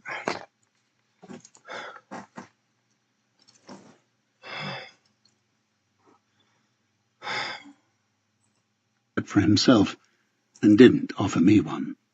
"If you want to make trouble for us, Lang," he said, gently exhaling smoke through his nose, "best thing is for you to know what it's going to cost." He looked over my shoulder and nodded at somebody. "Murder," he said. Then he smiled at me. Hello, I thought. This could be interesting. We drove out on the M4 for about an hour, turning off, I would think, somewhere near Reading. I'd love to be able to tell you exactly which junction and the numbers of the minor roads we took, but as I spent most of the journey on the floor of the Diplomat with my face being ground into the carpet, sensory data inflow was a little restricted. The carpet was dark blue and smelled of lemon, if that's any help. The car slowed for about the last 15 minutes of the ride, but that could have been for traffic or fog or giraffes on the road for all I know. And then we reached a gravel drive, and I thought to myself, not long now. You could scrape up the gravel from most driveways in England and come away with about enough to fill a sponge bag. Any second now, I thought, I'll be outside and within screaming distance of a public highway. But this wasn't an average drive. This one went on, and then it went on. And then, when I thought we were turning a corner and pulling over to the park, it went on and on. Eventually, we stopped. And then we started again, and went on and on. I had begun to think that maybe it wasn't a drive at all. It was simply that the Lincoln Diplomat had been designed with fantastically precise manufacturing skill to disintegrate into very small pieces as soon as it exceeded its warranty mileage. Perhaps what I was listening to now, pinging and bouncing off the wheel arches, were bits of chassis. And then, at last, we stopped. I knew we'd stop for good this time, because the size 12 shoe that had been resting itself on the back of my neck was now sufficiently invigorated to slide off and get out of the car. I lifted my head and peered through the open door. This was a grand house. A very grand house. Obviously, at the end of a drive like that, it was never going to be a 2 up, 2 down, but even so, this was grand. Late 19th century, I reckoned, but copying earlier ones with a lot of Frenchness thrown in. Well, not thrown, of course, but lovingly bonded and pointed, beaded and mitered, beveled and chamfered, very possibly by the same blokes who did the House of Commons railings. My dentist leaves back numbers of Country Life scattered around his waiting room, so I had a rough idea of what a place like this must have cost. 40 bedrooms within an hour of London, a sum of money beyond imagining. Beyond imagining, in fact.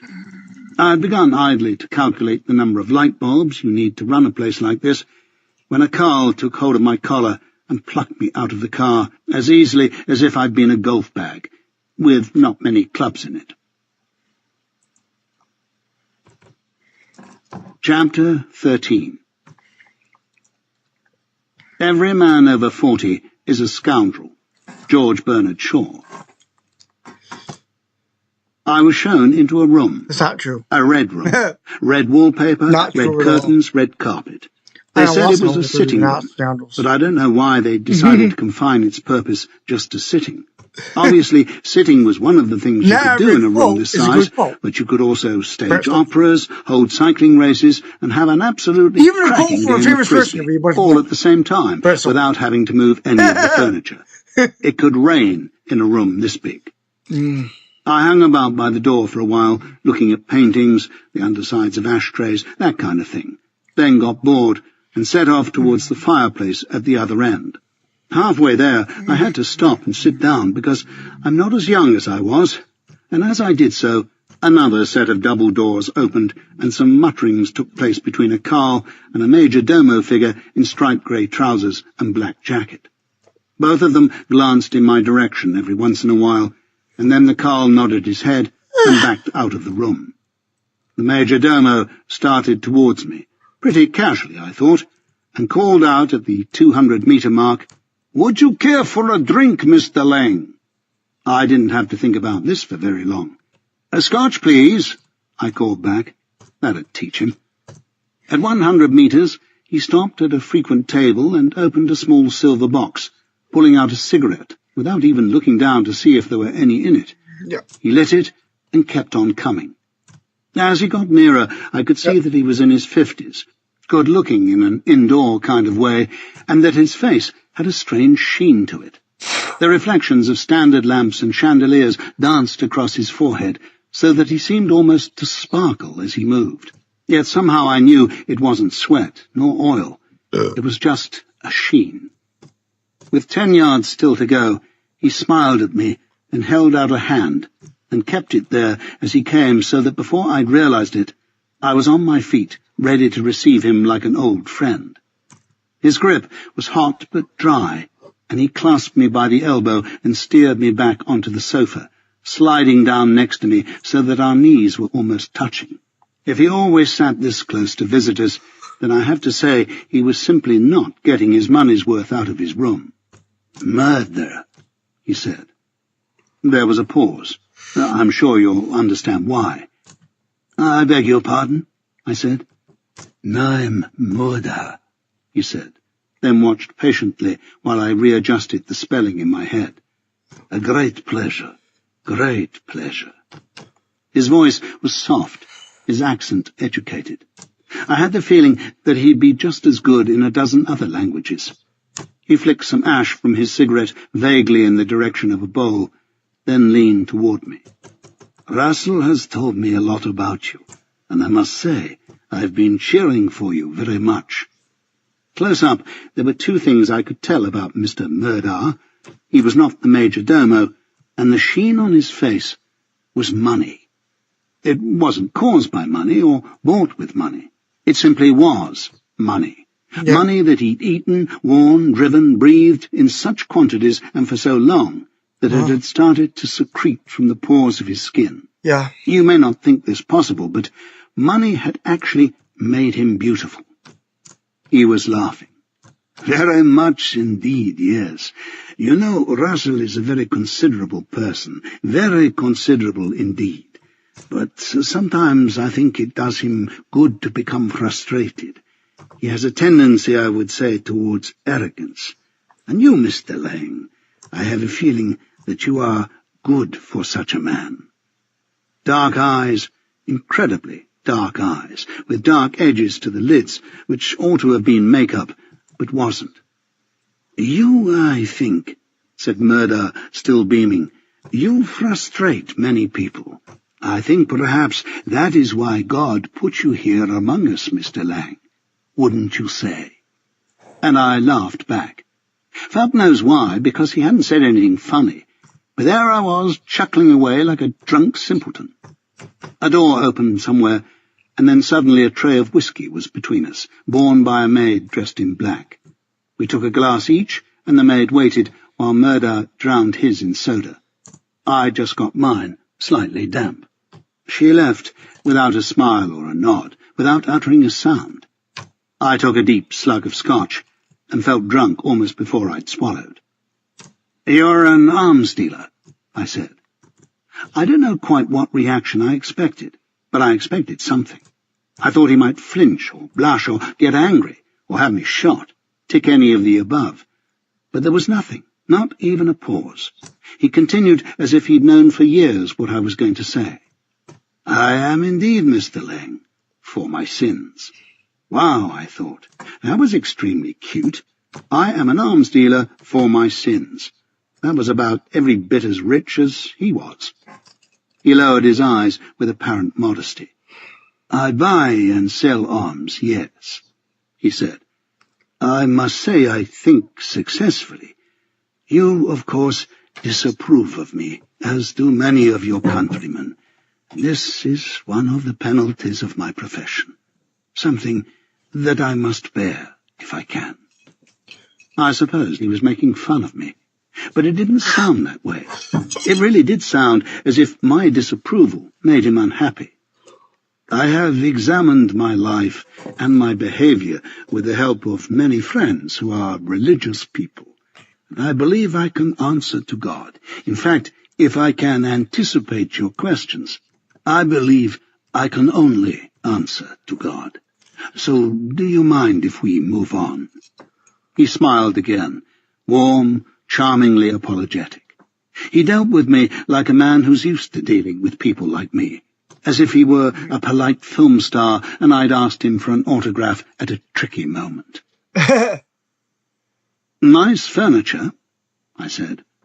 We were taking a tour of the room, stretching our legs, filling our lungs, digesting some huge meal we hadn't eaten.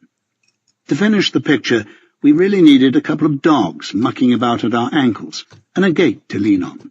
We didn't have them, so I was trying to make do with the furniture. "It's a bull," said Murdar, pointing at the large wooden cabinet under my elbow. I nodded, the same way I nod when people tell me the names of plants, and politely bent my head to the intricate brass inlay. "They take a sheet of veneer and a sheet of brass, glue them together, then cut the pattern right through. That one," he pointed towards an apparently related cabinet, "is a contraboule. You see? An exact negative. Nothing wasted." I nodded thoughtfully, and looked back and forth at the two pieces, and tried to imagine how many motorbikes I'd need to own before I decided to start spending money on stuff like this. Murdar had done enough walking, apparently, and peeled off back towards the sofa. The way he moved seemed to say that the pleasantries box was almost empty. "Two opposite images of the same object, Mr. Lang," he said, reaching for another cigarette. "You might say, if you like, that those two cabinets resemble our little problem? I might, yes. I waited, but he wasn't ready to expand. Of course, I'd need to know roughly what you're talking about first. He turned to me. The sheen was still there, and so were the indoor good looks, but the chumminess was dying away, sputtering in the grate and warming nobody. I'm talking, Mr. Lang, about graduate studies, obviously. He looked surprised. Obviously, I said. I have an involvement, said Murder, with a certain group of people. He was standing in front of me now, his hands held wide in that welcome to my vision gesture that politicians like to use these days, while I lounged on the sofa. Otherwise, little had changed, except that someone was cooking fish fingers nearby. There was a smell that didn't quite belong in this room. These people, he continued, are in many cases friends of mine, people with whom I have done business over many, many, many years. They are people who trust me, who rely on me. You understand? Of course, he wasn't asking me if I understood the specific relationship. He just wanted to know if words like trust and reliability still had any meaning down where I lived. I nodded to show that, yes, I could spell them in an emergency. As an act of friendship towards these people, I have taken something of a risk, which is rare for me. This, I think, was a joke, so I smiled, which seemed to satisfy him. I have personally underwritten the sale of a quantity of merchandise. He paused and looked at me, wanting some reaction. I think perhaps you are familiar with the nature of the product. Helicopters, I said. There didn't seem to be any point in playing stupid at this stage. Helicopters, precisely, said Murder. I must tell you that I dislike the things myself, but I am told that they perform some functions extremely well. He was starting to go a little fey on me, I thought, affecting a distaste for the vulgar, oily machines that had paid for this house, and for all I knew, a dozen more like it. So I decided to try and blunt things up a bit, on behalf of the common man. They certainly do, I said. The ones you're selling could destroy an average-sized village in under a minute, along with all its inhabitants, obviously. He closed his eyes for a second, as if the very thought of such a thing gave him a pain, which perhaps it did. If so, it wasn't for long. As I said, Mr. Lang, I don't believe I have to justify myself to you. I am not concerned with the use to which this merchandise is eventually put. My concern, for the sake of my friends and for myself, is that the merchandise should find customers. He clasped his hands together and waited, as if the whole thing was now my problem. So, advertise, I said after a while. Back pages of Woman's Own. He said, like I was an idiot. You are not a businessman, Mr. Lang. I shrugged. I am, you see, he continued. So I think you must trust me to know my own marketplace. A thought seemed to strike him. After all, I wouldn't presume to advise you on the best way. And then he realized he was in a jam, because there was nothing on my CV to indicate that I knew the best way to do anything. To ride a motorcycle? I offered gallantly. He smiled. As you say. He sat down on the sofa again, further away this time. The product I am dealing with requires a more sophisticated approach, I think, than the pages of Woman's Own. If you are making a new mousetrap, then, as you say, you advertise it as a new mousetrap.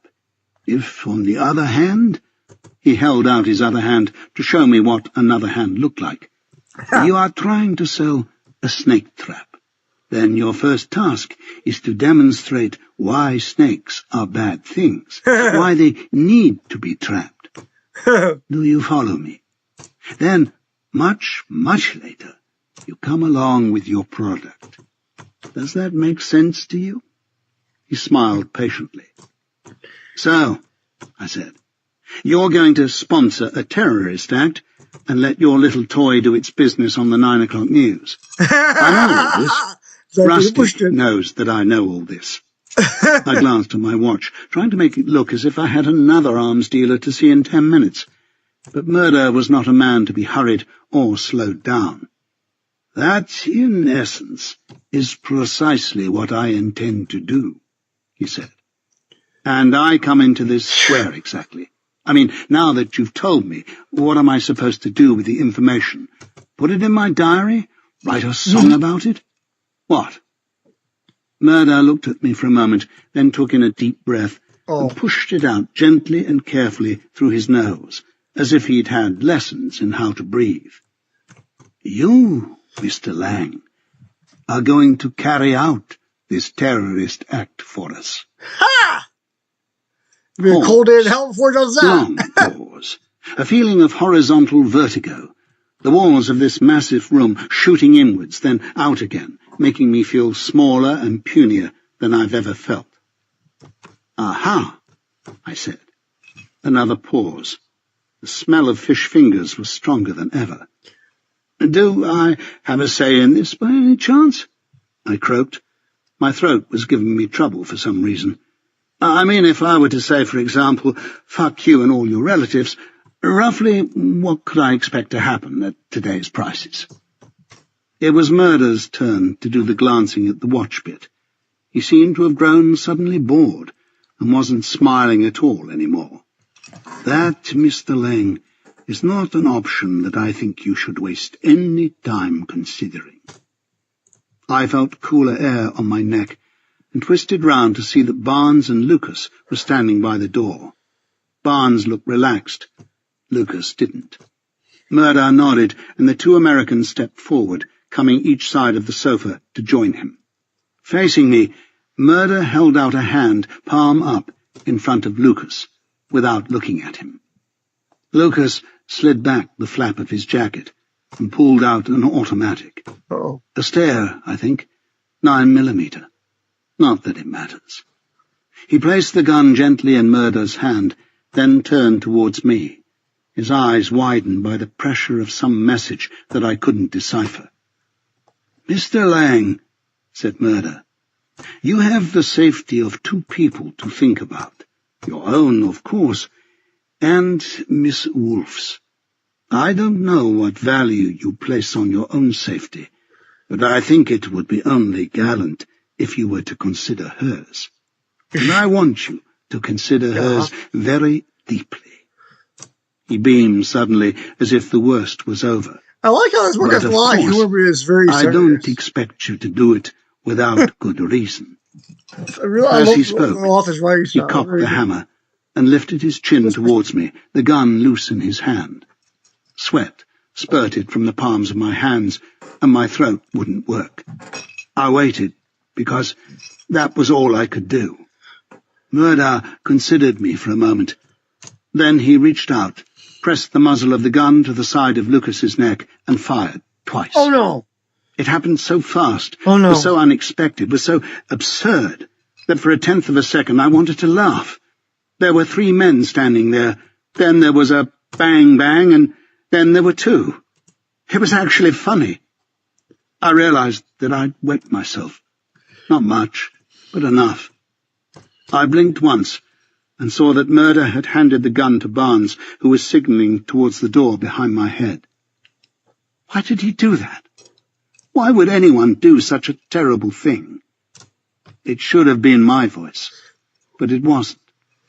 It was Murder's, soft and calm, utterly in control. It was a terrible thing, Mr. Lang, he said. Terrible, because it had no reason, and we must always try and find a reason for death. Don't you agree? I looked up at his face, but couldn't focus on it. It came and went, like his voice, which was in my ear and miles away at the same time. Well, let us say that although he had no reason to die, I had a reason to kill him. That is better, I think. I killed him, Mr. Lang, to show you one thing and one thing only. I can't He go. paused. He can't go. To show you that I could. He looked down at Lucas's body, and I followed his gaze. It was a foul sight. The muzzle had been so close to the flesh that the expanding gases had chased the bullet in, swelling and blackening the wound horribly. I couldn't look at it for long. Do you understand what I'm saying? I think he He does. was leaning forward with his head on one side. This man, said Murder, was an accredited American diplomat, an employee of the U.S. State Department. He had, I'm sure, many friends, a wife, perhaps even children. So it would not be possible, surely, for such a man to disappear just like that, to vanish. Men were stooping in front of me, their jackets rustling as they strained to move Lucas's body. I forced myself to listen to Murder. I want you to see the truth, Mr. Lang, and the truth is that if I wish him to disappear, then it is so.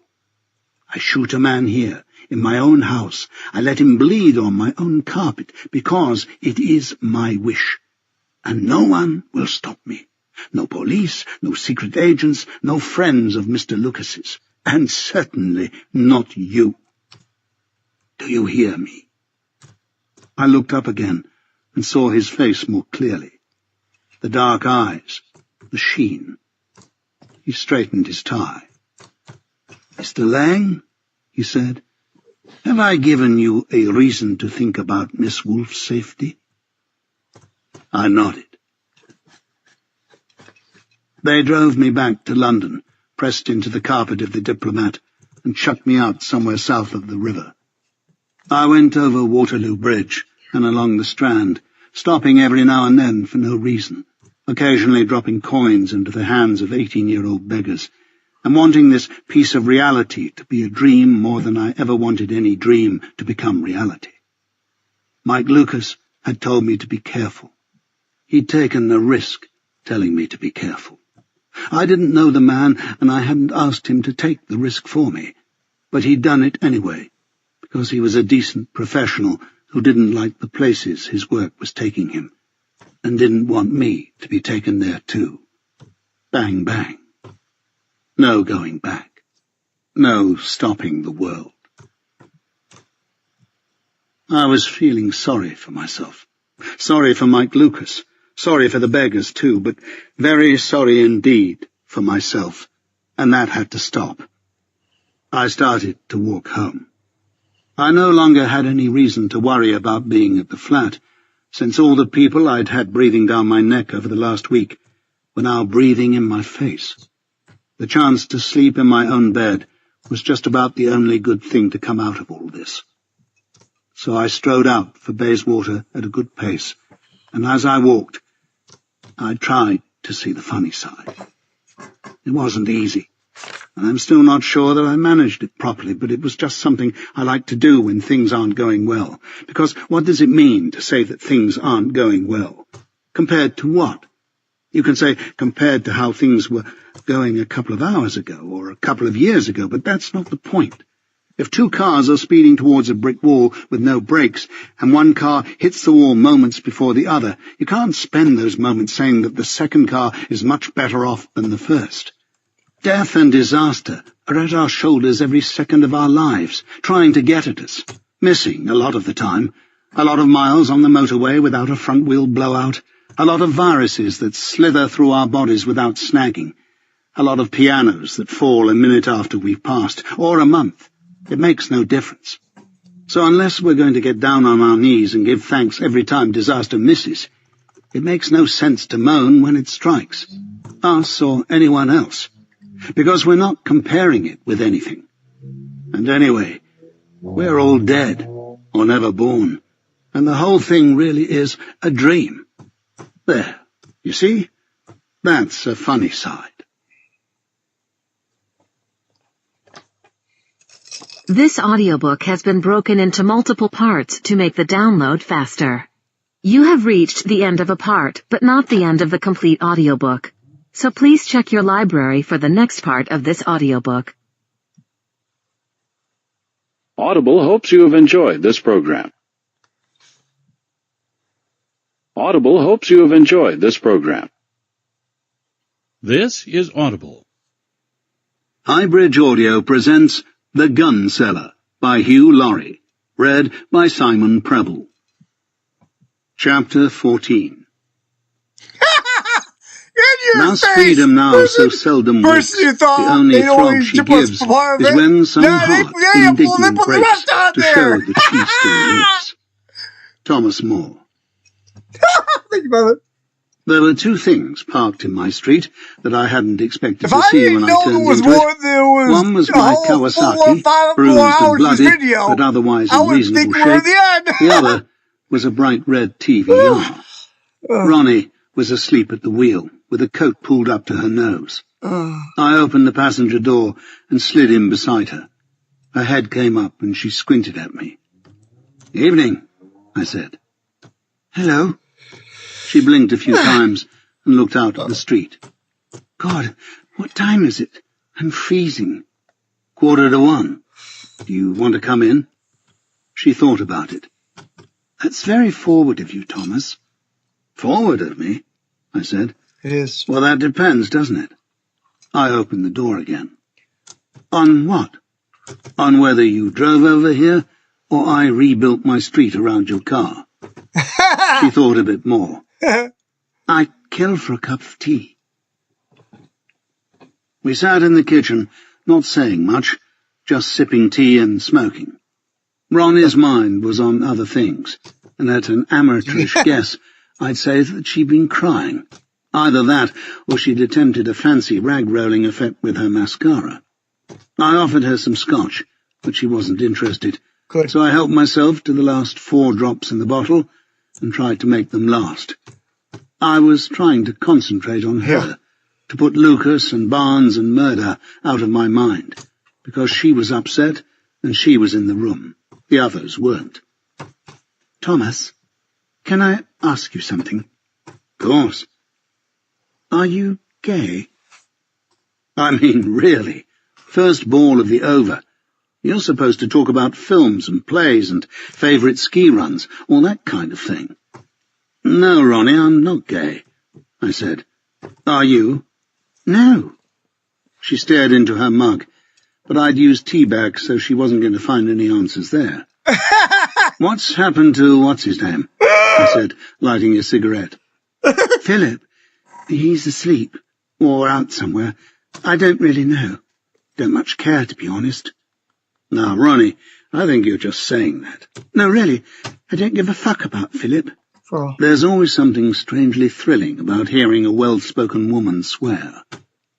"You've had a tiff," I said. "We've split up." "You've had a tiff, Ronnie." "Can I sleep with you tonight?" she said. I blinked, and then to make sure I hadn't just imagined it, I blinked again. "You want to sleep with me?" I said. "Yes." "You don't just mean sleep at the same time as me. You mean in the same bed?" "Please." "Ronnie, I'll keep my clothes on if you like. Thomas, don't make me say please again. It's terribly bad for a woman's ego." "It's terribly good for a man's." "Oh, shut up." She hid her face in the mug. "I've gone right off you now." "Ah," I said. "It worked." Eventually, we got up and went into the bedroom. She did keep her clothes on, as it happens. So did I, as it also happens. We lay down side by side on the bed and stared at the ceiling for a while, and when I judged the while to be long enough, I reached out a hand and took hold of one of hers. It was warm and dry, and a very nice thing to touch. "What are you thinking?" To be honest, I can't remember which one of us said this first. We both said it about 50 times before dawn. "Nothing." We both said that a lot as well. Ronnie wasn't happy. That was the long and short of it. I can't say that she poured out her life story to me. It came in odd chunks with long gaps in between, like belonging to a discount book club. But by the time the lark came on to relieve the nightingale, I'd learned quite a bit. She was a middle child, which would probably make a lot of people go, "Ah, well, there you are, you see." But I am too, and it's never bothered me that much. Her father worked in the city, grinding the faces of the poor, and the two brothers either side of her looked like they were headed in the same direction. Her mother had developed a passion for deep-sea fishing when Ronnie was in her teens, and since then had spent 6 months of every year indulging it in distant oceans, while her father took mistresses. Ronnie didn't say where. "What are you thinking?" Her this time. "Nothing." Me. "Come on." "I don't know, just thinking." I stroked her hand a bit. "About Sarah." I'd sort of known she was going to ask this, even though I deliberately kept my second serves deep and not mentioned Philip again so she wouldn't be able to come into the net. "Among other things. People, I mean." I gave her hand a tiny squeeze. "Let's face it, I hardly know the woman." "She likes you?" I couldn't help laughing. "That seems astronomically unlikely. The first time we met, she thought I was trying to kill her father, and the last time, she spent most of the evening wanting to give me a white feather for cowardice in the face of the enemy." I thought it best to leave out the kissing thing, just for the moment. "What enemy?" said Ronnie. "It's a long story." "You've got a nice voice." I turned my head on the pillow and looked at her. "Ronnie, in this country, when someone says something's a long story, it's a polite way of saying they're not going to tell it to you." I woke up, which suggested the possibility that I'd fallen asleep, but I'd no idea when that happened. All I could think of was that the building was on fire. I leapt out of bed and ran to the kitchen and found Ronnie burning some bacon in a frying pan. Smoke from the cooker frolicked about in the shafts of sunlight coming through the window, and Radio 4 burbled away somewhere nearby. She'd helped herself to my only clean shirt, which annoyed me a little because I'd been saving it for something special, like my grandson's 21st. But she looked good in it, so I let it pass. "How'd you like your bacon?" "Crispy," I lied, looking over her shoulder. Not much else I could say. "You can make some coffee if you like," she said, and turned back to the frying pan. "Coffee, right." I started to unscrew a jar of instant stuff, but Ronnie tutted and nodded towards the sideboard, where the shopping fairy had visited in the night and left all manner of good things. I opened the fridge and saw someone else's life. Eggs, cheese, yogurt, some steaks, milk, butter, 2 bottles of white wine, the sort of things I'd never had in any fridge of mine in 36 years. I don't understand that. I filled the kettle and switched it on. "You'll have to let me pay you for all this," I said. "Oh, do grow up." She tried cracking an egg one-handed on the edge of the pan and made a dog's breakfast of it. And I had no dog. "Shouldn't you be at the gallery?" I asked, as I spooned Melford's dark-roasted breakfast blend into a jug. This was all very strange. "I rang, told Terry my car was broken. Brakes had failed, and I didn't know how late I was going to be." I thought about this for a while. "But if your brakes had failed, surely you ought to have got there early." She laughed and slid a plate of black, white, and yellow stuff in front of me. It looked unspeakable and tasted delicious. "Thank you, Thomas." We were walking through Hyde Park, going nowhere in particular, holding hands for a bit, then letting go as if holding hands wasn't one of life's big deals. The sun had come up to town for the day, and London looked grand. "Thank you for what?" Ronnie looked down at the ground and kicked at something that probably wasn't there. "For not trying to make love to me last night." "You're welcome." I really didn't know what she expected me to say, or even whether this was the beginning of a conversation or the end. "Thank you for thanking me," I added, which made it sound more like the end. "Oh, shut up." "No, really," I said. "I appreciate it very much. I don't try to make love to millions of women every day, and never get a squeak out of most of them. It makes such a nice change." We strolled on a bit. A pigeon flew towards us and then darted away at the last moment, as if he'd suddenly realized we weren't who we thought we were. A couple of horses trotted down Rotten Row with tweed-jacketed men on their backs. Household cavalry, probably. The horses looked quite intelligent. "Do you have anybody, Thomas?" said Ronnie. "At the moment." "You're talking about women, I would think." "That's the ticket. Are you sleeping with any?" "By sleeping with, you mean—" "Answer the question immediately, or I'll call a policeman." She was smiling. Because of me. I'd made her smile, and it was a nice feeling. "No, Ronnie, I'm not sleeping with any women at the moment." "Men?" "Or any men, or any animals, or any types of coniferous tree." "Why not, if you don't mind me asking, and even if you do?" I sighed. I didn't really know the answer to this myself, but saying that wasn't going to get me off the hook. I started talking without any clear idea of what was going to come out. "Because sex causes more unhappiness than it gives pleasure," I said. That's true. "Because men and women want different things, and one of them always ends up being disappointed. Because I don't get asked much, and I hate asking. Yep. Because I'm not very good at it. Because I'm used to being on my own. Because I can't think of any more reasons." I paused for breath. "All right," said Ronnie. She turned and started walking backwards so she could get a good view of my face. "Which of those is the real one?" "B," I said after a bit of thought. "We want different things. Men want to have sex with a woman, then they want to have sex with another woman, and then another, and then they want to eat cornflakes and sleep for a while, and then they want to have sex with another woman and another until they die. Women, and I thought I'd better pick my words a little more carefully when describing a gender I didn't belong to, want a relationship. They may not get it, or they may sleep with a lot of men before they do get it, but ultimately, that's what they want. Yeah. That's the goal. Men don't have goals, natural ones, so they invent them and put them at either end of a football pitch, and then they invent football. Or they pick fights, or try and get rich, or start wars, or come up with any number of daft bloody things to make up for the fact that they have no real goals. Bollocks, said Ronnie. Josh. But that, of course, is the other main difference. Do you honestly think I would want to have a relationship What up, with you? Josh? Tricky. Straight back, How you doing? head over the ball. I don't know, Ronnie.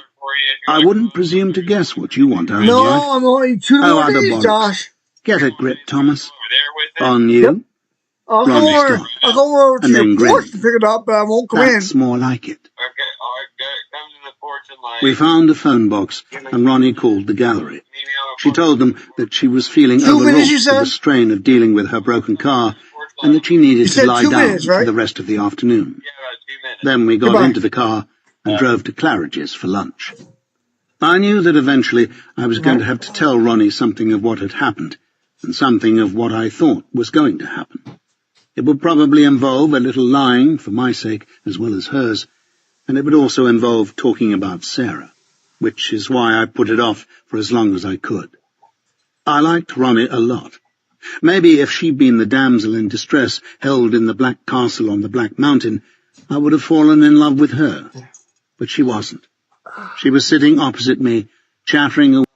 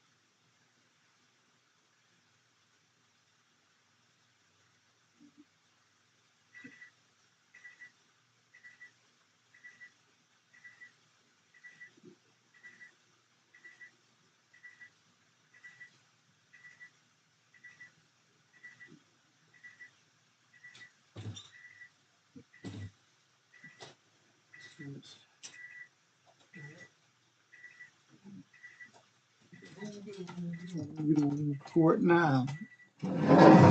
Yeah, I don't have to go right now. Alright. Alright. And I don't have to go right now. Because, you know why I don't have to go right now? Because I went. I went. That's why I don't go right now. And I don't have to go right now because I went.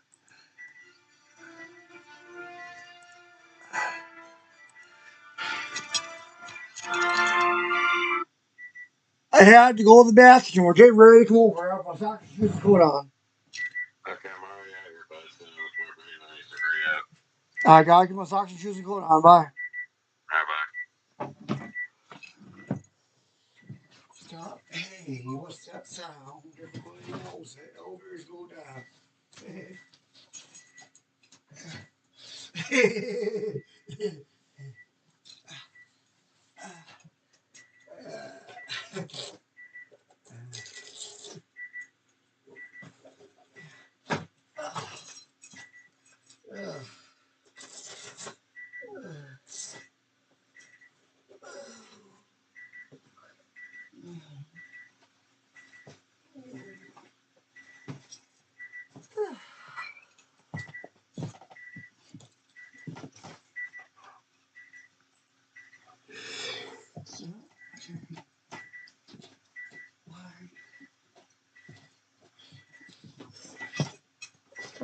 Hey, what's that sound?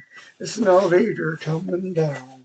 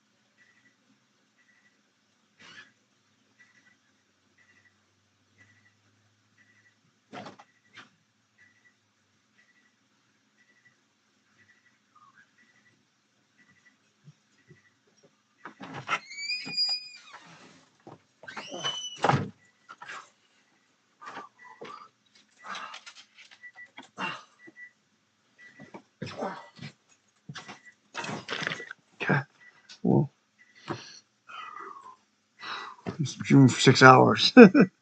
6 hours.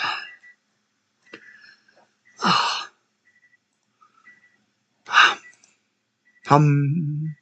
Dum dum dum dum. Dum dum dum dum dum dum. Dum dum dum dum. Dum dum dum dum dum. Hum dum dum dum dum. Dum dum dum dum dum. Hum. Huh? That's weird. Oh, never mind. Yeah. Hum dum dum dum dum. Dum dum dum dum dum dum. Hum dum dum dum. Dum dum dum dum dum. Dum dum dum. Hum dum dum dum dum dum. Hum dum dum dum. Ah, the power. Da, the power.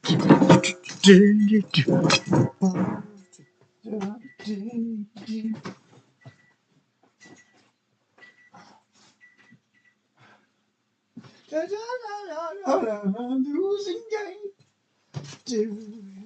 Twin flame. Losing game. Twin flame.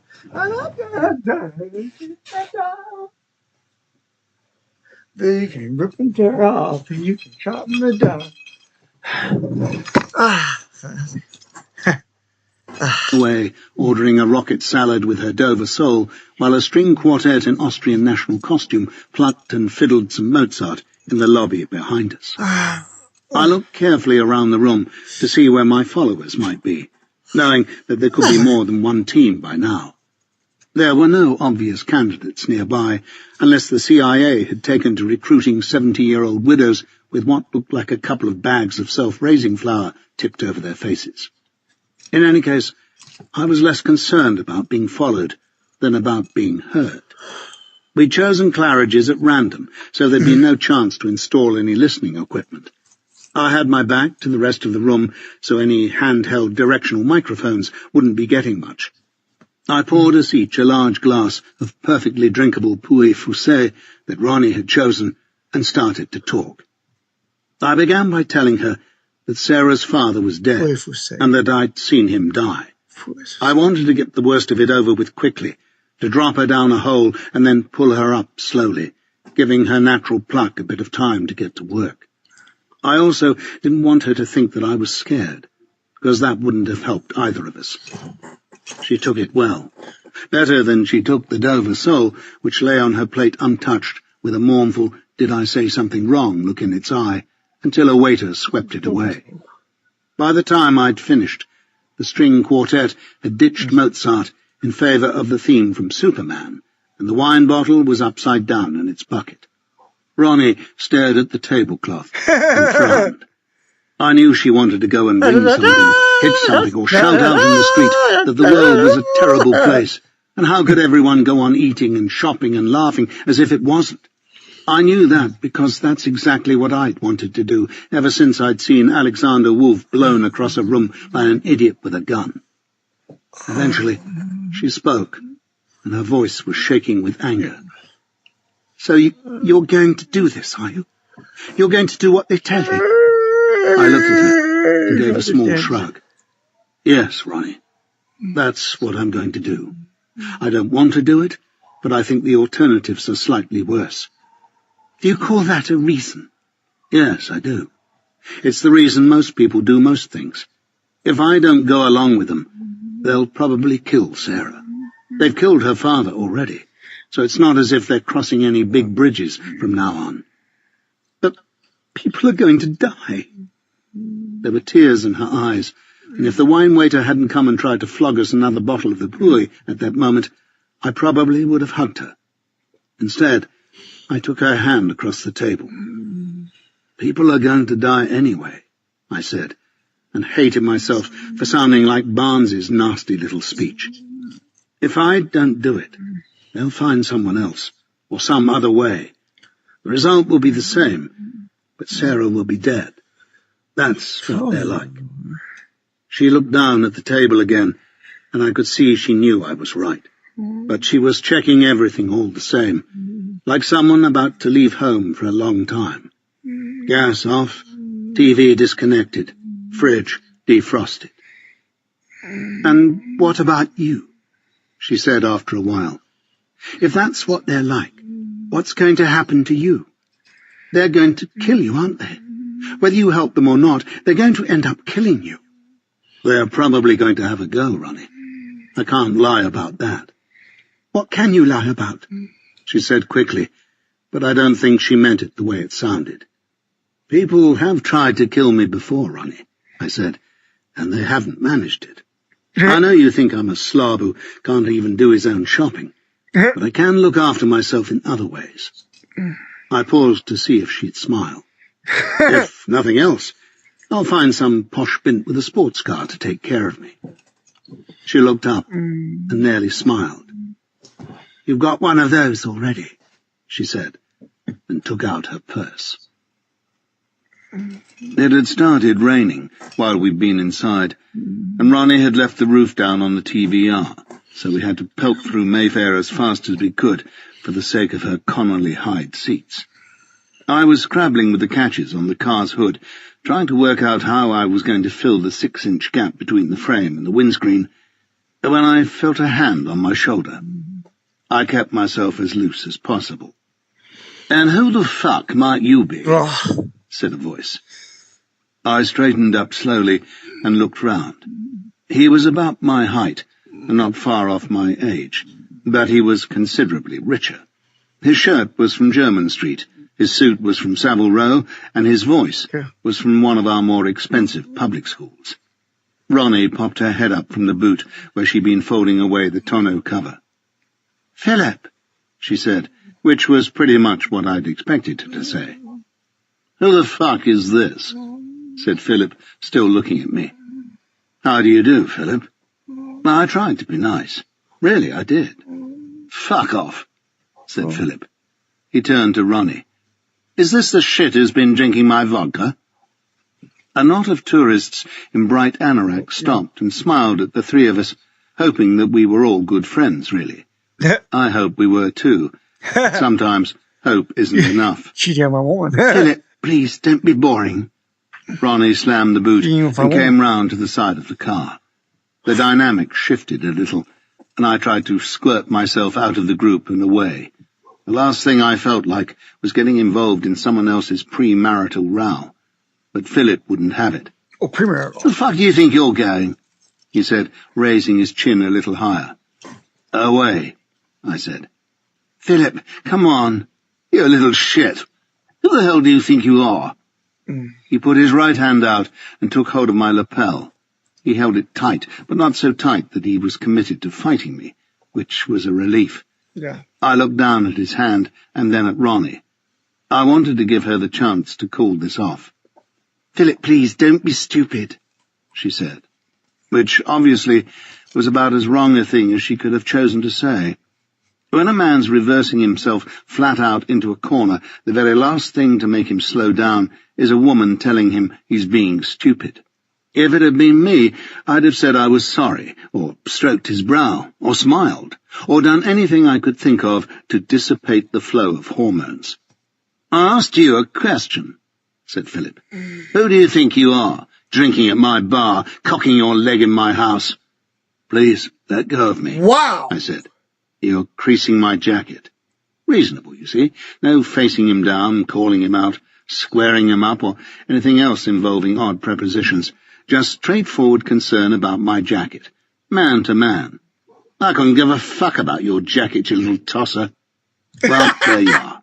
Every possible diplomatic channel having been tried and found wanting, I opted for violence. I pushed towards him first, and he resisted, which is what people always do. Then I dropped back with his push, straightening his arm, and turned away so that he had to flip his wrist over to keep hold of the lapel. I put one hand on top of his to make him keep the grip, and with my other forearm I leaned gently downwards on his elbow. If you're interested, this happens to be an Aikido technique called Nikkyo, and it causes a quite stupendous amount of pain with almost no effort. His knees buckled, and his face went white as he dropped down to the pavement, trying desperately to take the pressure off the wrist joint. I let him go before his knees touched the ground, because I reckoned that the more face I left him with, the less reason he'd have to try anything else. I also didn't want to have Ronnie kneeling over him saying, there, who's a brave soldier, for the rest of the afternoon. Sorry, I said, and smiled uncertainly, as if I didn't quite know what had happened either. Are you all right? Philip wrung his hand and shot me a pretty hateful look, but we both knew he wasn't going to do anything about it, even though he couldn't be certain that I'd hurt him deliberately. Ronnie moved in between us and gently put her hand on Philip's chest. Philip, you've got this very badly wrong. Have I, really? Yes, you have, really. This is business. Fuck, it is. You're sleeping with him. I'm not an idiot. That last remark ought to have had any decent prosecution counsel leaping to their feet, but Ronnie just turned to me and half-closed an eye. This is Arthur Collins, she said, and waited for Philip to frown, which he eventually did. He painted that triptych we saw in Bath. Do you remember? You said you liked it. Philip looked at Ronnie, then at me, then back to Ronnie again. The world turned a little more while we waited for him to chew it over. Part of him was embarrassed at the possibility that he'd made a mistake, but a much bigger part was relieved that he now had the chance to seize on a respectable reason for not trying to hit me. There I was, don't you know, ready to lay the blighter out. Had him begging for mercy, and he turned out to be the wrong number. Different party altogether. Laughs all round. Philip, you're a scream. The one with the sheep, he said, straightening his tie and shooting his cuffs in a well-practiced movement. I looked at Ronnie, but she wasn't about to help me with this one. Angels, actually, I said, but a lot of people see them as sheep. That seemed to satisfy him as an answer, and a grin spread across his face. God, I'm so sorry. What can you think of me? I thought... Well, it doesn't really matter, does it? There's a chap... never mind. There was more in this vein, but I just spread my hands wide to show that I quite understood, and that I made the same mistake myself 3 or 4 times a day. Will you excuse us, Mr. Collins? Said Philip, as he took hold of Ronnie's elbow. Of course, I said. Philip and I were the best of pals now. They moved a few feet away, and I realized it had been at least 5 minutes since I'd smoked a cigarette, so I decided to put that right. The bright anoraks were still hovering anxiously further down the pavement, and I waved to them to show that, yes, London's a crazy place, but they ought to go ahead and have a nice day all the same. Philip was trying to make it up to Ronnie, that was obvious, but it looked as if he was playing the I forgive you card, instead of the much stronger please forgive me one, which I've always found wins more tricks in the end. Ronnie's mouth was twisted into a half-accepting, half-bored shape, and she glanced at me every now and then to show how tiring all this was. I smiled back at her, just as Philip reached into his pocket and pulled out a sheaf of paper, long and thin. An airline ticket. A come away with me for the weekend, and we'll have wheelbarrows full of sex and champagne ticket. He handed it to Ronnie and kissed her on the forehead, which was another mistake, waved at Arthur Collins, the distinguished West Country painter, and set off down the street. Ronnie watched him go, then sauntered over to where I was standing. Angels, she said. Arthur Collins, I said. She looked down at the ticket and sighed. He thinks we should have another go. Our relationship is too precious, etc. I went, and we stared at the pavement for a while. So, he's taking you to Paris, is he? On the corny side, I'd have said, if it was any of my business. Prague, said Ronnie, and a bell rang somewhere in my head. She opened the ticket. Prague's the new Venice, according to Philip. Prague, I said, and nodded. They tell me it's in Czechoslovakia at this time of year. The Czech Republic, actually. Philip was very precise about that. Yeah. Slovakia's gone to the dogs and isn't half as beautiful. He's booked a hotel near the town square. She looked down again at the open ticket, and I heard the breath stop in her throat. I followed her gaze, but there didn't seem to be any tarantulas crawling up her sleeve. Something wrong? CED, she said, snapping the ticket shut. I frowned. What about him?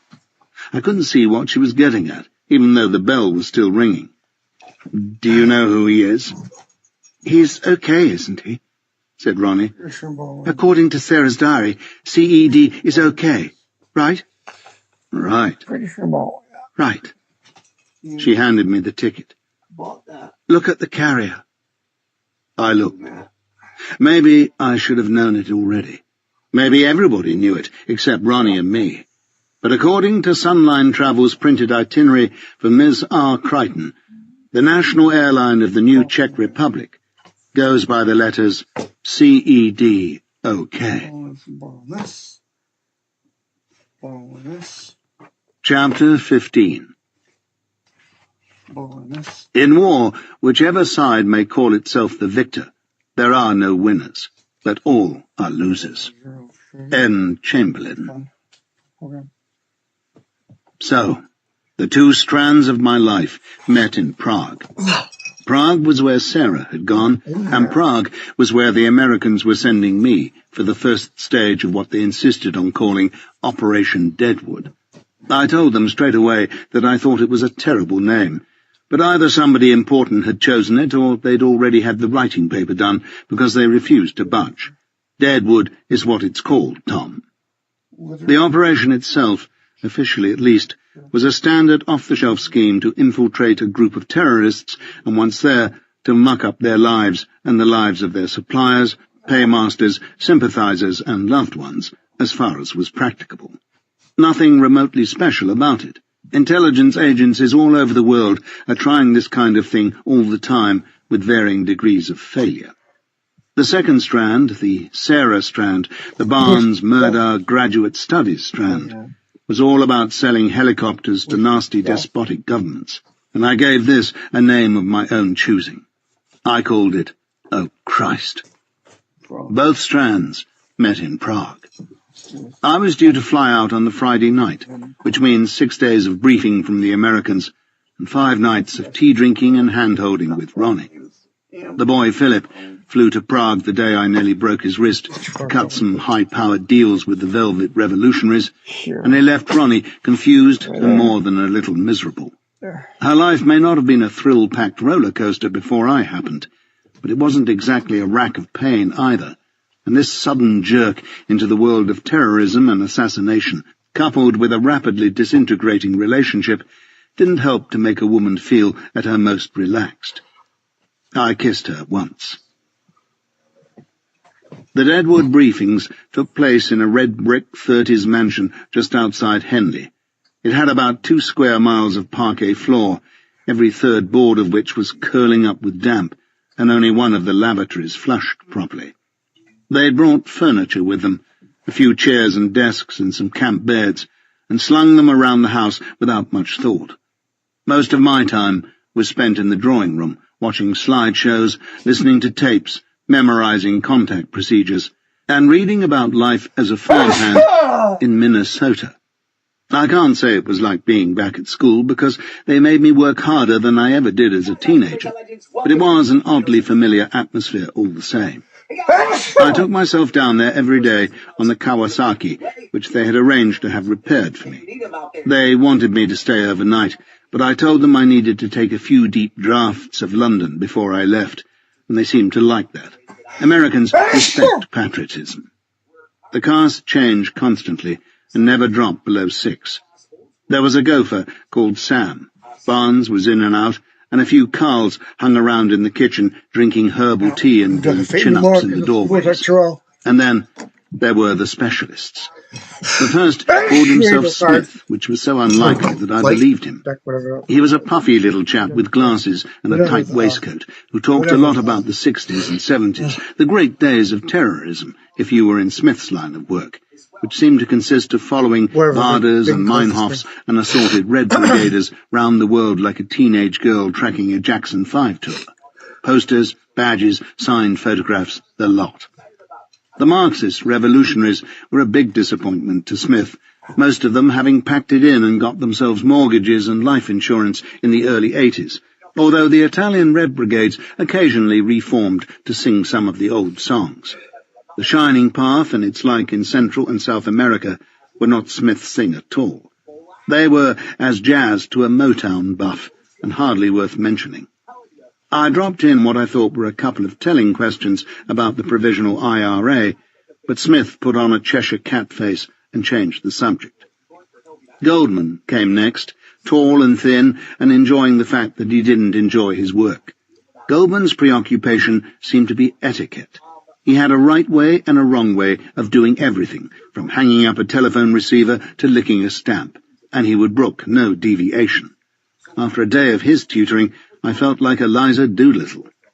Goldman told me that henceforth I should answer to the name of Durrell. I asked him if I could pick my own name, and he said no. Durrell was already entered on the case file of Operation Deadwood. I asked him if he'd heard of Tipex, and he said that was a silly name, and I'd better just get used to Durrell.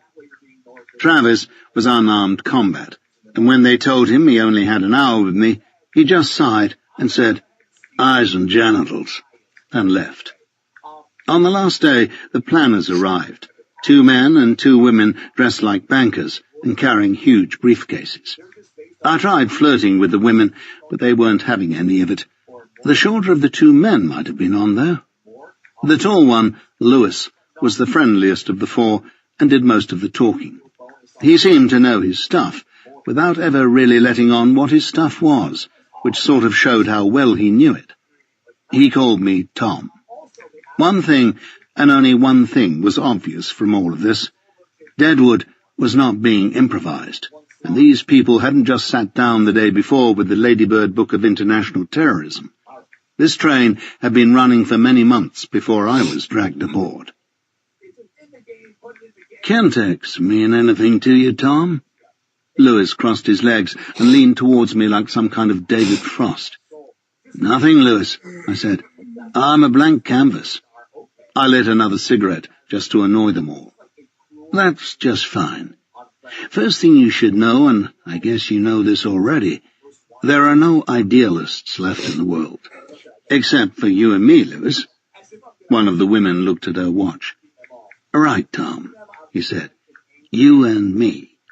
But freedom fighters, liberators, architects of the new dawn, all that stuff went the way of flared pants. Terrorists these days are businessmen." A female throat cleared somewhere at the back of the room. "And businesswomen. And terror is a great-looking career for a modern kid. Really. Good prospects, a lot of travel, expense account, early retirement. If I had a son, I'd say to him either law or terrorism, and let's face it, maybe terrorists do less harm." This was a joke. "Maybe you wonder where the money comes from." He raised his eyebrows at me, and I nodded like a play school presenter. "Well, there are the bad guys, the Syrians, the Libyans, the Cubans, who still look at terror as a state industry. They write big checks now and then, and if an American embassy gets a brick through the window as a result, they're happy. But in the last 10 years, they've kind of taken a back seat. Nowadays, profit's the thing, and when it comes to profit, all roads lead to Bulgaria." He sat back in his seat, which was the cue for one of the women to step forward and read from a clipboard, although she obviously knew her speech by heart and just had the clipboard for comfort. "Kentex," she began, "is ostensibly a state-run trading agency based out of Sofia, where 529 personnel are employed on import-export activities. Covertly, Kentex handles upwards of 80% of narcotics traffic from the Middle East into Western Europe and North America, frequently in exchange for licit and illicit arms consignments resold to Middle Eastern insurgency groups. The heroin is similarly resold to selected Central and Western European trafficking rings. Personnel involved in these operations are mostly non-Bulgarians, but are given storage and accommodation facilities in Varna and Burgas on the Black Sea. Kentex, under a new operating name of Globus, also participates in the laundering of drug profits from all over Europe exchanging cash for gold and precious stones, and redistributing funds to their clients via a chain of business operations in Turkey and Eastern Europe. She looked up at Lewis to see whether he wanted to hear more, but Lewis looked at me, saw that I'd started to glaze over, and gave a tiny shake of his head. "Nice guys, right?" he said. "Also, the folks who gave a gun to Mehmet Ali Aja. That didn't mean a lot to me either. Took a shot at Pope John Paul in '81. Made a few headlines. I went, 'Ah, yes,' and wagged my head to show how impressed I was. Kentex," he continued, "is a regular one-stop shop, Tom. You want to make some trouble in the world, wreck a few countries, blight a few million lives, then just grab your credit card and head down to Kentex. Nobody beats their prices." Lewis was smiling, but I could tell he was blazing with righteous anger. So I looked round the room, and sure enough, the other three had the same kind of zealous fire hanging round their heads. "And Kentex," I said, desperately hoping that they would answer no, "are the people Alexander Wolf was dealing with?" "Yes," Why don't I said all the way Lewis. back to the top? Which is when and why I realized, in a very horrible moment indeed, that none of these people, not even Lewis, had the faintest idea of what graduate studies was really about, or what Operation Deadwood was really supposed to achieve. These people actually thought they were fighting a straightforward battle against narco-terrorism, or terror-narcotics, or whatever the hell they called it, on behalf of a grateful Uncle Sam and Auntie rest of the world. This was run-of-the-mill CIA business with not a kink to be seen. They were putting me into a second-division terrorist group in the simple, uncomplicated hope that I'd nip down to a phone box on my evening off and fill them in with a lot of names and addresses. I was being taught how to drive by blind instructors, and the realization shook me a bit. They laid out the plan for the infiltration and made me repeat every stage of it 1,000,000 times. I think that because I was English, they were worried I wouldn't be able to hold more than one thought in my head at a time, and when they saw that I'd picked the whole thing up pretty easily, they slapped each other on the back and said, "Good job," a lot. After a revolting supper of meatballs and lambrusco, served up by a harassed-looking Sam, Lewis and his fellows packed up their briefcases, pumped my hand, and nodded their heads meaningfully, before climbing into their cars and setting off back down the yellow brick road. I didn't wave.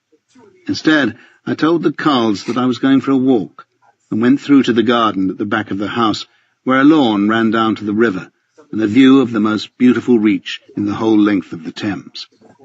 It was a warm night, and on the opposite bank, young couples and elderly dog-walkers were still promenading.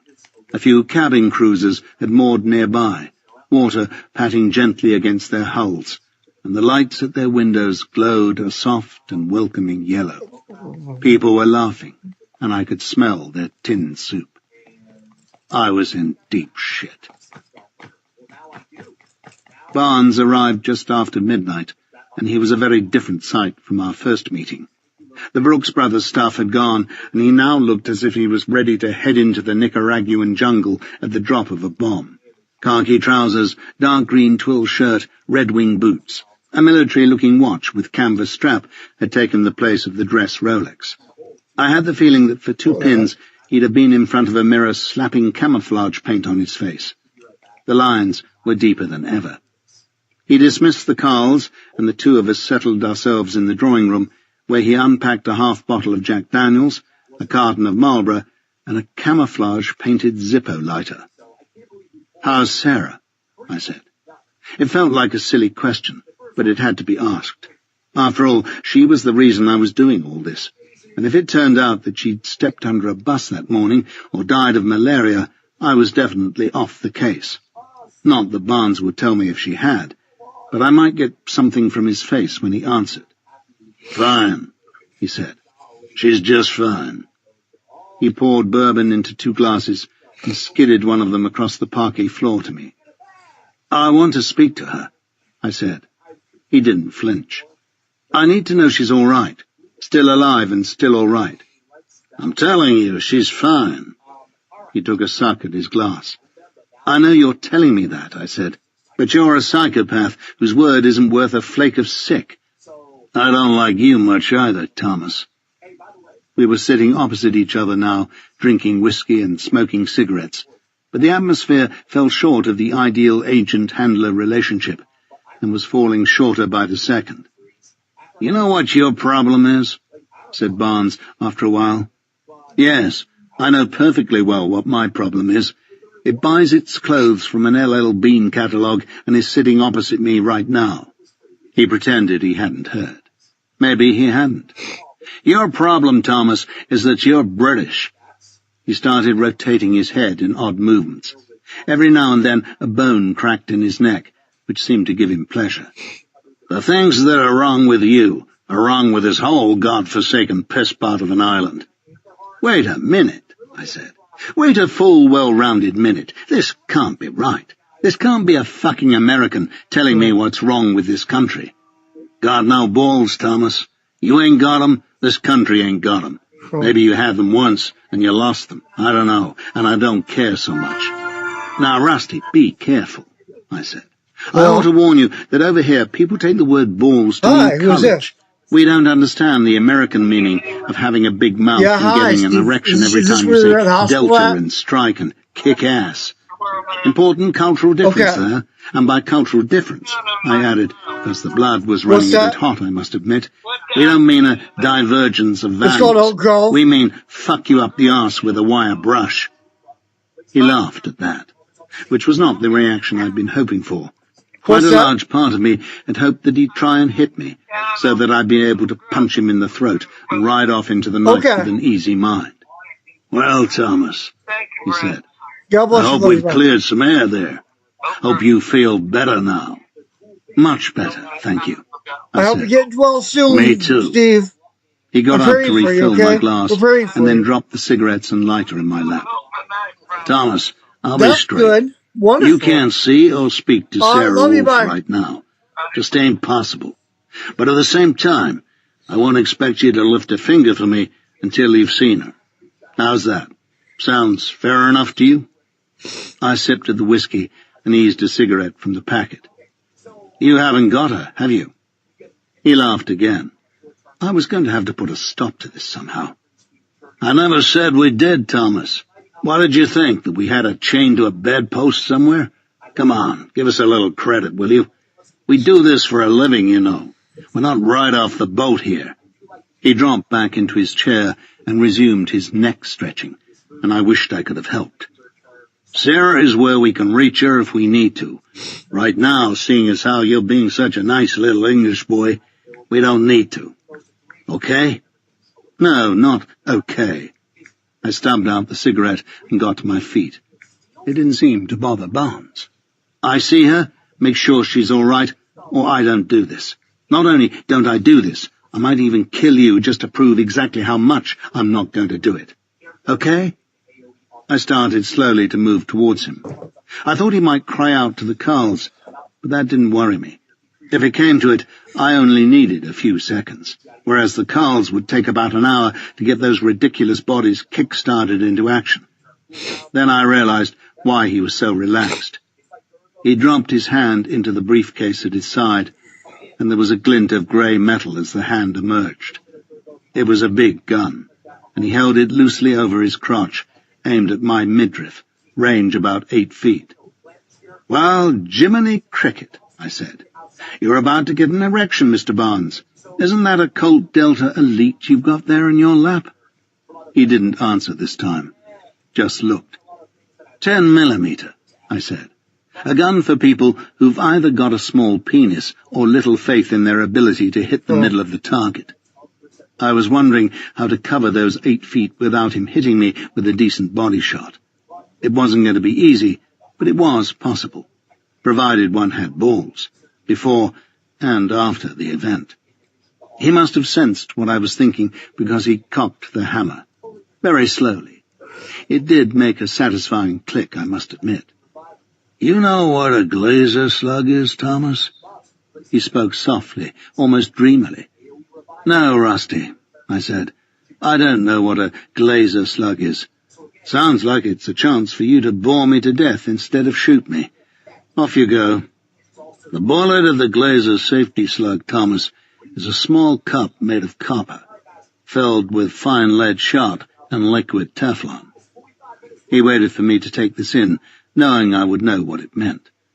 On impact, the glazer is guaranteed to dump 95% of its energy on the target. No shoot-throughs, no ricochets, just a lot of knocking down. He paused and took a sip of whiskey. Big holes in your body. We must have stayed like that for quite a while. Barnes tasting whiskey, me tasting life. I could feel myself sweating, and my shoulder blade started to itch. Okay, I said. Maybe I won't try and kill you just at the moment. Glad to hear it, said Barnes after a long while, but the Colt didn't move. Putting a big hole in my body isn't going to help you much.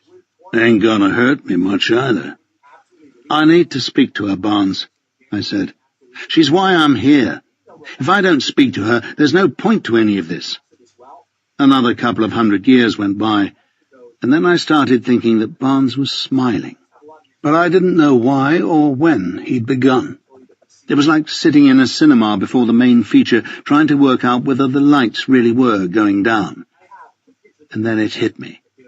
Or caressed me, rather. Nina Ricci's Fleur de Fleur, 1 part per billion. We were down on the riverbank, just the two of us. The Carls paced somewhere, but Barnes had told them to keep their distance, and they did. The moon was out, and it spilled across the water towards where we sat, lighting her face with a milky glow. Sarah looked terrible and wonderful. She'd lost some weight, and she'd been crying more than was good for her. They told her that her father was dead 12 hours before, and at that moment I wanted to put my arm round her more than I'd ever wanted to do anything. But it wouldn't have been right. I don't know why. We sat in silence for a while, looking out over the water. The cabin cruisers had switched off their lights, and the ducks had turned in long ago. Either side of the moonstain, the river was black and quiet. So, she said. Yeah, I said. There was another long silence as we thought about what had to be said. It was like a big concrete ball that you know you've got to lift. You can walk round and round looking for a place to take hold of it, but it just isn't there. Sarah had the first try. Be honest, you didn't believe us, did you? She nearly laughed, so I nearly answered by saying that she hadn't believed that I wasn't trying to kill her father. I stopped myself in time. No, I didn't, I said. You thought we were a joke. Mad pair of Americans seeing ghosts in the night. Something like that. She started to cry again, and I sat and waited until the squall passed. When it did, I lit a couple of cigarettes and handed her one. She drew on it heavily, and then flicked non-existent ash into the river every few seconds. I watched her and pretended not to. Sarah, I said, I'm very sorry for everything, for what's happened, and for you. I couldn't for the life of me think of the right thing to say. I just felt I ought to be saying something. I want to put things right somehow. I mean, I know that your father... She looked up at me and smiled, to tell me not to worry. But there's always a choice, I blundered on, between doing the right thing or the wrong thing, no matter what's happened. And I want to do the right thing. Do you understand? She nodded, which was damn good of her, because I hadn't the faintest idea what I meant. I had too many things to say and too small a brain to sort them out with. Post office, 3 days before Christmas. That was my head. She sighed. He was a good man, Thomas. Well, what do you say? I'm sure he was, I said. I liked him. That was true. Didn't really know it until a year ago, she said. You kind of don't think of your parents as being anything, do you? Good or bad. They're just there. She paused. Until they're not. We stared at the river for a while. Your parents alive? No, I said. My father died when I was 13. A heart attack. My mother 4 years ago. I'm sorry. I couldn't believe it. She was being polite in the middle of all this. That's all right, I said. She was 68. Sarah leaned towards me, and I realized I'd been speaking very softly. I'm not sure why. Maybe it was respect for her grief, or perhaps I didn't want my voice to puncture the little composure she had. What's your favorite memory of your mother? It wasn't a sad question. It really sounded as if she wanted to know, as if she was getting ready to enjoy some story of my childhood. Favorite memory? I thought for a moment. Every day, between 7 and 8 o'clock in the evening. Why? She'd have a gin and tonic. 7 o'clock on the dot. Just one. And for that hour, she became the happiest, funniest woman I've ever known. What about afterwards? Sad, I said. No other word for it. She was a very sad woman, my mother. Sad about my father and about herself. If I'd been her doctor, I'd have prescribed gin 6 times a day. For a moment, I felt like I wanted to cry. It passed. What about you? She didn't have to think very hard for hers, but she waited anyway, playing it over in her mind and making herself smile. I don't have any happy memories of my mother. She started fucking her tennis coach when I was 12 and disappeared the next summer. Best thing that ever happened to us. My father, and she closed her eyes at the warmth of the memory, taught my brother and me to play chess when we were 8 or 9. Michael was good, took it up real quick. I was pretty good too, but Michael was better. But when we were learning, my dad used to play us without his queen. He'd always take the black pieces, and he'd always play without the queen. And as Michael and I got better and better, he never took the piece back, kept playing without his queen, even when Michael was beating him in 10 moves. Got to the point where Michael could have played without his own queen and still won. But my dad just kept on, losing game after game, and never once played with a full set of pieces. She laughed, and the movement of it stretched her out until she was lying back, resting on her elbows. On Dad's 50th birthday, Michael gave him a black queen in a little wooden box. He cried. Weird, seeing your dad cry. But I think it just gave him so much pleasure to see us learn and get strong, that he never wanted to lose the feeling of it. He wanted us to win. And then suddenly, the tears arrived in a huge wave, crashing over her and shaking her thin body until she could hardly breathe. I lay down and put my arms around her, squeezing her tight to shield her from everything. It's all right, I said. Everything is all right. But of course, it wasn't all right. Not by miles. Chapter 16. With skill she vibrates her eternal tongue, forever most divinely in the wrong. Edward Young. There was a bomb scare on the flight out to Prague. No bomb, but lots of scare. We were just settling ourselves into our seats when the pilot's voice came over the intercom, telling us to deplane with all possible speed. No, ladies and gentlemen, on behalf of British Airways, or anything like that. Just get off the plane now. We hung around in a lilac-painted room with 10 fewer chairs than there were passengers and no music to play by, and you weren't allowed to smoke. I was, though. A uniformed woman with a lot of makeup told me to put it out, but I explained that I was asthmatic, and the cigarette was a herbal dilation remedy I had to take whenever I was under stress. Everybody hated me for that, the smokers even more than the non-smokers. When we finally shuffled back onto the aircraft, we all looked under our seats, worried that the sniffer dog might have had a cold that day, and that somewhere there was a little black holdall that all the searchers had missed. There once was a man who went to see a psychiatrist, crippled by a fear of flying. His phobia was based on the belief that there would be a bomb on any plane he boarded. The psychiatrist tried to shift the phobia, but couldn't, so he sent his patient to a statistician. The statistician prodded a calculator and informed the man that the odds against there being a bomb on board the next flight he took were 500,000 to 1. The man still wasn't happy, and sat there convinced that he'd been on that one plane out of 500,000. So the statistician prodded the calculator again and said, "All right, would you feel safer if the odds were 10 million to 1 against?" The man said yes, of course he would. So the statistician said, "The odds against there being 2 separate unrelated bombs on board your next flight are exactly 10 million to 1 against." The man looked puzzled and said, "Well, that's all very well and good, but how does it help me?" The statistician replied, "It's very simple. You take a bomb on board with you."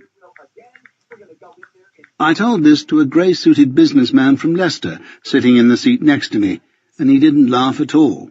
Instead, he called a stewardess and said he thought I had a bomb in my luggage. I had to tell the story again to the stewardess, and a third time to the co-pilot, who came back and squatted at my feet with a scowl on his face. I'm never going to make polite conversation ever again. Perhaps I'd misjudged how people feel about bombs on airplanes. That's possible. More likely explanation is that I was the only person on the flight who knew where the hoax bomb call had come from and what it meant. It was the first lumbering, scene-setting move of Operation Deadwood. Prague Airport is slightly smaller than the sign which says Prague Airport at the front of the terminal building. The thumping Stalinist scale of it made me wonder whether the sign had been built before radio navigation, so that pilots could read it while still only halfway across the Atlantic. Inside, well, an airport is an airport is an airport. It doesn't matter where you are in the world. You have to have stone floors for the luggage trolleys, you have to have luggage trolleys, and you have to have glass cases displaying crocodile skin belts that no one will ever want to buy in 1,000 years of civilization.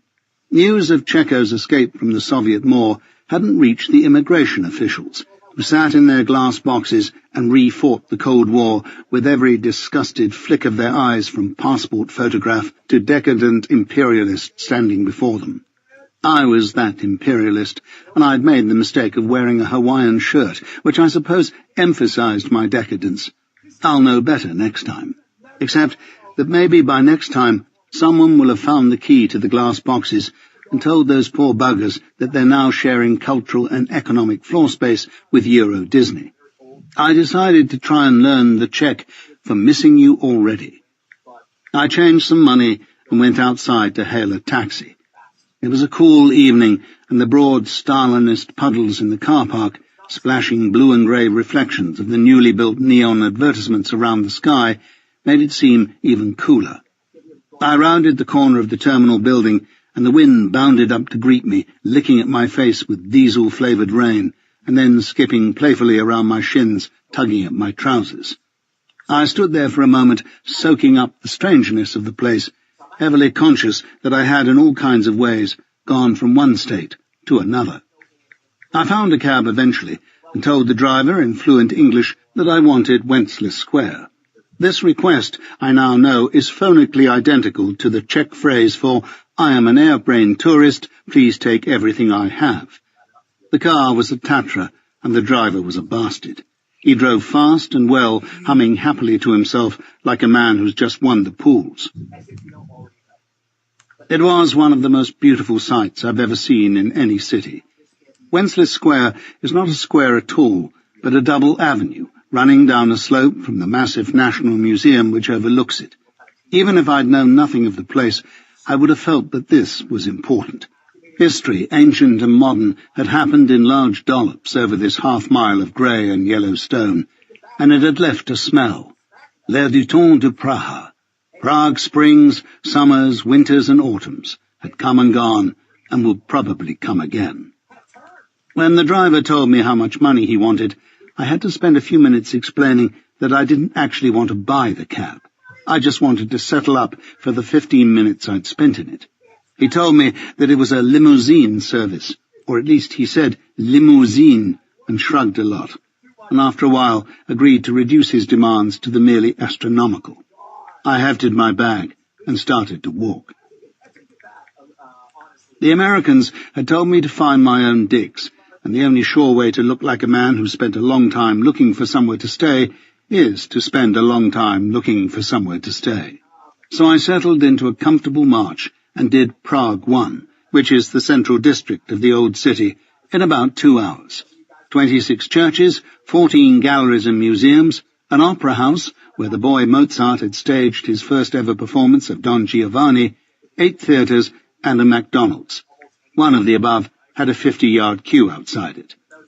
I stopped in a few bars to soak up some ambience, which came in tall straight glasses with Budweiser written on the side, and watched to see how the modern Czech walks, talks, dresses, and disports himself. Most of the waiters assumed I was German, which was a fair enough mistake to make, considering the city was heaving with them. They travelled in groups of 12, with backpacks and huge thighs, and strung themselves out across the street when they walked. But then, of course, for most Germans, Prague is only a few hours away by fast tank, so it's hardly surprising that they treat the place like the end of their garden.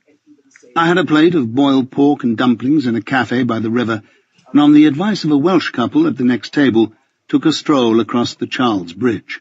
Mr. and Mrs. Welsh had assured me that it was a spectacular construction, but thanks to the 1,000 buskers draped over every yard of parapet, all of them singing Dylan songs, I never saw any of it. I found lodgings eventually at the Slava Praha, a tatty boarding house on a hill near the castle. The landlady gave me a choice between a big dirty room or a small clean one, and I chose the big dirty one, thinking I could clean it myself. After she'd gone, I realized how silly that was. I'd never even cleaned my own flat. I unpacked my things, lay down on the bed, and smoked. I thought about Sarah and her father and Barnes. I thought about my own parents and Ronnie and helicopters and motorcycles and Germans and McDonald's hamburgers. I thought about a lot of things. I woke at 8 and listened to the sounds of the city hauling itself up and taking itself to work. The only unfamiliar noise came from the trams, clattering and hissing their way across cobbled streets and over the bridges. I wondered whether I should stay with a Hawaiian shirt or not. By 9 o'clock I was in the town square, being pestered by a short man with a moustache offering me a tour of the city by horse-drawn carriage. I was supposed to be swayed by the quaint authenticity of his conveyance, but on casual inspection it looked to me extremely like the bottom half of a mini moke with the engine taken out and shafts for the horse where the headlights used to be. I said no thank you a dozen times and fuck off once. I was looking for a cafe with Coca-Cola umbrellas over its tables. That was what they'd said. Tom, when you get there, you'll see a cafe with Coca-Cola shades over the tables. What they hadn't said, or hadn't realized, was that the Coca-Cola rep had been quite fantastically conscientious around these parts, unloading his umbrellas on 20 or so establishments in a 100-yard radius of the square. The Camel Cigarettes rep had only scored twice, so he was presumably dead in a ditch somewhere, while the Coca-Cola man was receiving brass plaques and a personalized car parking space at headquarters in Atlanta. I found it after 20 minutes. The Nicholas. £2 for a cup of coffee. They'd told me to go indoors, but it was a beautiful morning, and I felt like not doing what I was told. So I sat outside with a view of the square and the passing Germans. I ordered coffee, and as I did so, I saw 2 men emerge from the cafe and sit down at a nearby table. They were both young and fit-looking, and both wore sunglasses. Neither of them looked in my direction. They'd probably been inside for an hour, getting themselves nicely positioned for the meeting, and I'd gone and spoiled everything. Excellent. I adjusted the position of my chair and closed my eyes for a while, letting the sun get in amongst the crow's feet. "Master," said a voice, "a rare and special pleasure." I looked round and saw a figure in a brown raincoat squinting down at me. "This seat taken?" said Solomon. He sat in it without waiting for an answer. I stared at him. "Hello, David," I said eventually. I knocked a cigarette out of its packet while he signalled a waiter. I glanced over at the two sunglasses, but they were looking as far away from me as possible every time I turned. "Cover, Prusen," said Solomon in what seemed like a pretty handy accent. He turned to me. "Good coffee, terrible food. That's what I've been putting on my postcards." "It's not you," I said. "Isn't it? Who is it then?" I kept on staring. It was all most unexpected. "Let me put it this way," I said. "Is it you? Do you mean, is it me sitting here, or is it me you're supposed to be meeting?" "David, it's both, sir." Solomon leaned back to let the waiter unload the coffee. He took a sip and smacked his lips with approval. "I have the honour to be acting as trainer for the duration of your stay in this territory. I trust you will find the relationship a profitable one." I nodded my head in the direction of the sunglasses. "They with you?" "That's the idea, Master. Not one that they like very much, but that's all right." "American?" He nodded. "As apple pie. This operation is very, very joint. Much jointer than we've had it for a long time, as a matter of fact. A good thing, all in all." I thought for a while. "But why didn't they tell me?" I said. "I mean, they knew I knew you, so why didn't they tell me?" He shrugged. "Are we not but teeth on the cogs of a gigantic machine, sir?" "Well, quite." Of course, I wanted to ask Solomon everything. I wanted to take him right back to the beginning, to reconstruct all that we knew about Barnes and O'Neill and murder and Deadwood and the graduate studies, so that between us we'd be able to triangulate some kind of position in this mess, and perhaps even plot a course out of it. But there were reasons why I couldn't. Big, strapping reasons that stuck their hands up at the back of the class and wriggled about in their seats, forcing me to listen to them. If I told him what I thought I knew, Solomon would either do the right thing or the wrong thing. The right thing would, very possibly, get Sarah and me killed, and very certainly wouldn't stop what was coming. It might postpone it, get it replayed on another pitch at another time, but it wouldn't stop it. The wrong thing didn't bear thinking about, because the wrong thing would mean that Solomon was on the other team, and when you come right down to it, nobody knows anybody. So for the time being, I shut up and listened, while Solomon ran over the fine print on how I was expected to pass the next 48 hours. He spoke fast but calmly, and we covered a lot of ground in 90 minutes, thanks to him not having to say, "This is real important," every other sentence, as the Americans had done. The sunglasses drank Coke. I had the afternoon to myself, and as it looked like being the last one I'd get for a while, I wasted it extravagantly.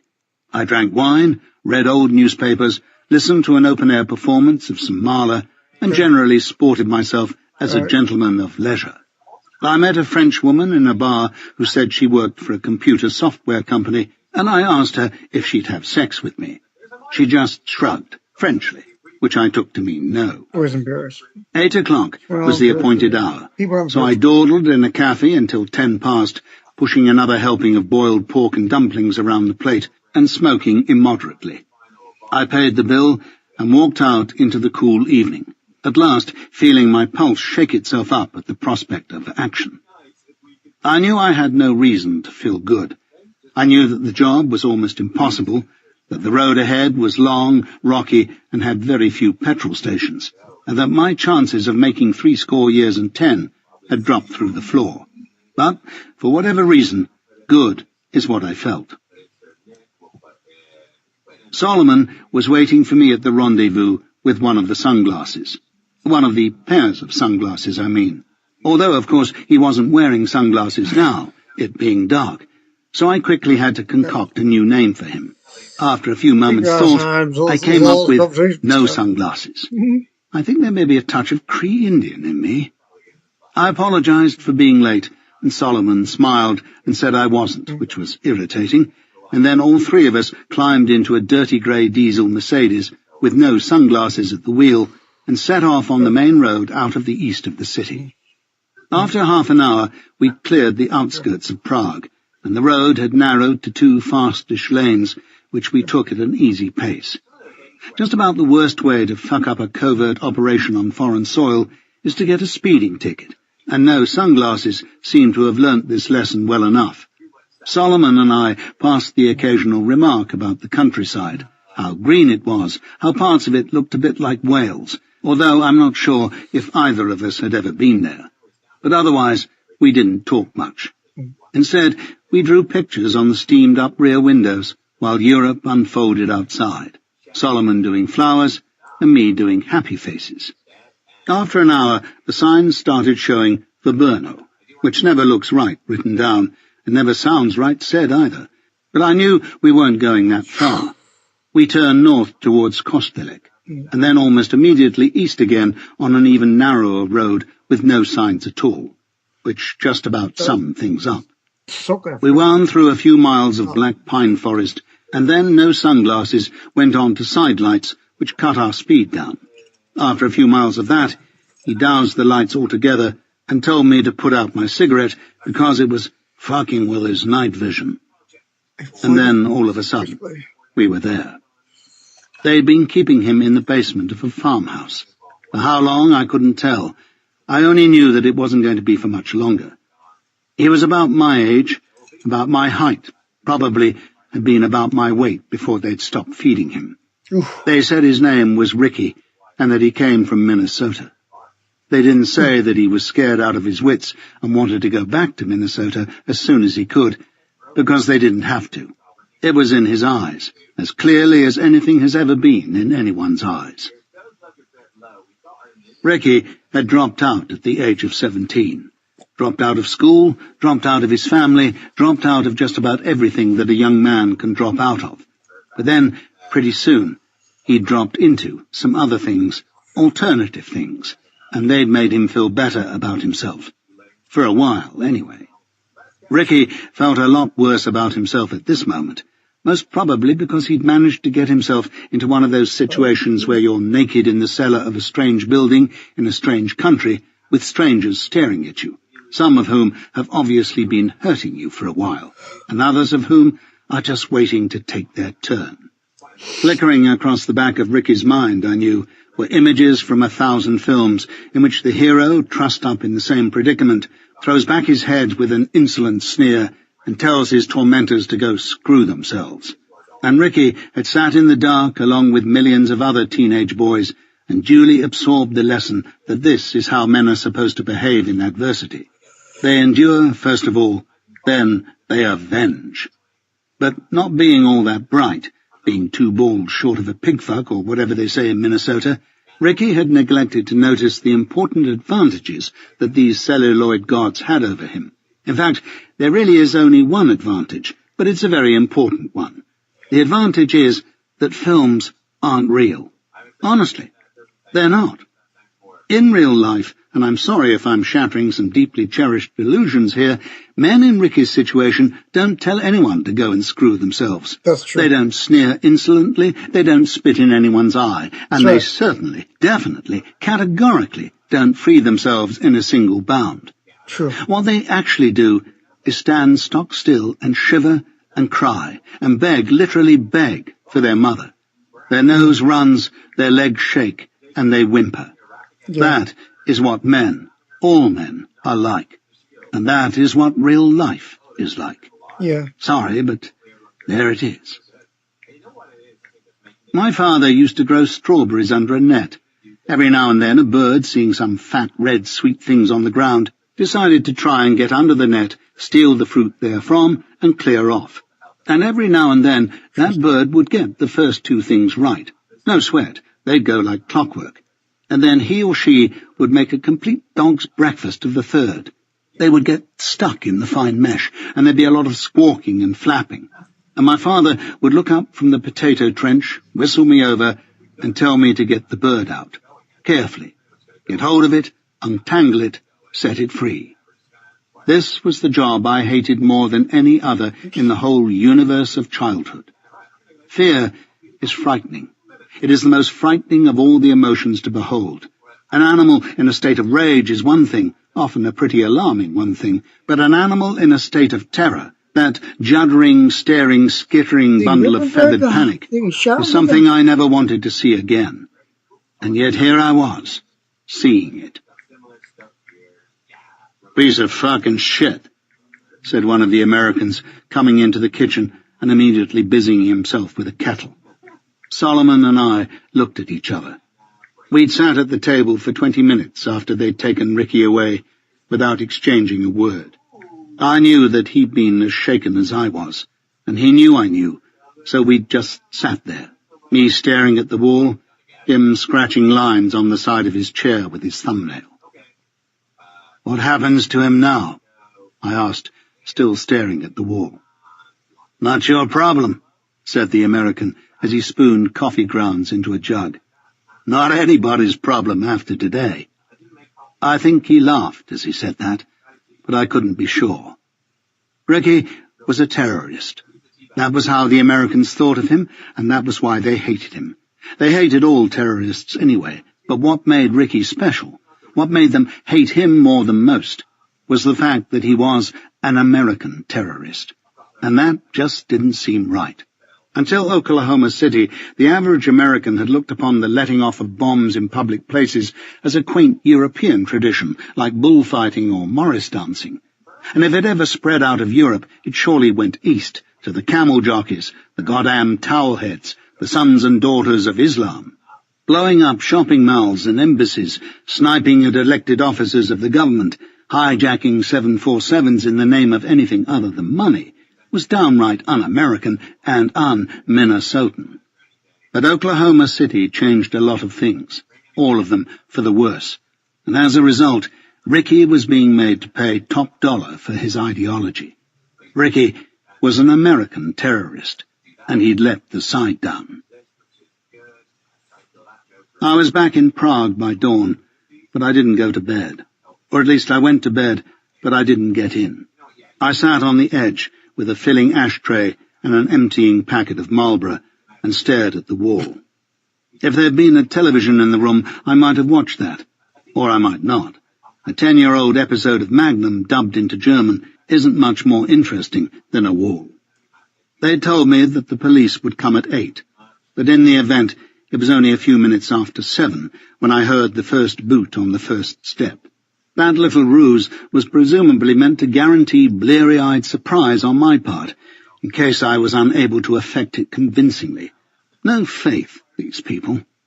They numbered about a dozen, all of them in uniform, and they made an overcooked meal of the whole business, kicking in the door, shouting and knocking things over.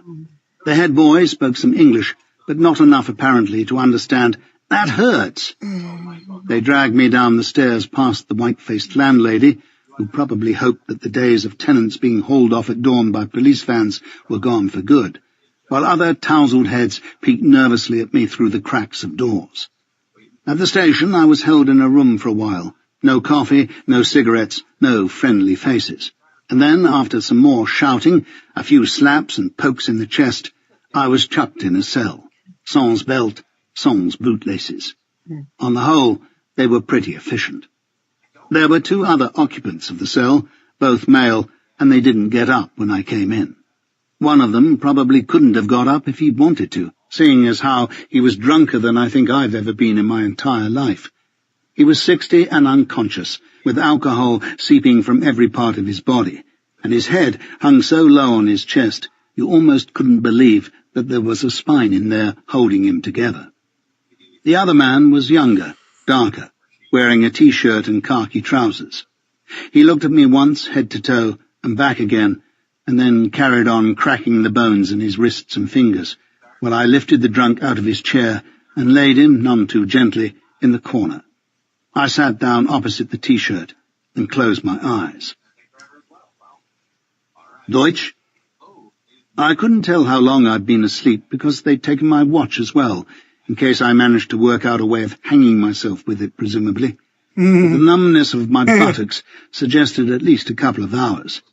The drunk had gone, and the T-shirt was now squatting at my side. Deutsch, he said. I shook my head and closed my eyes again, taking one last draught of myself before stepping into another person.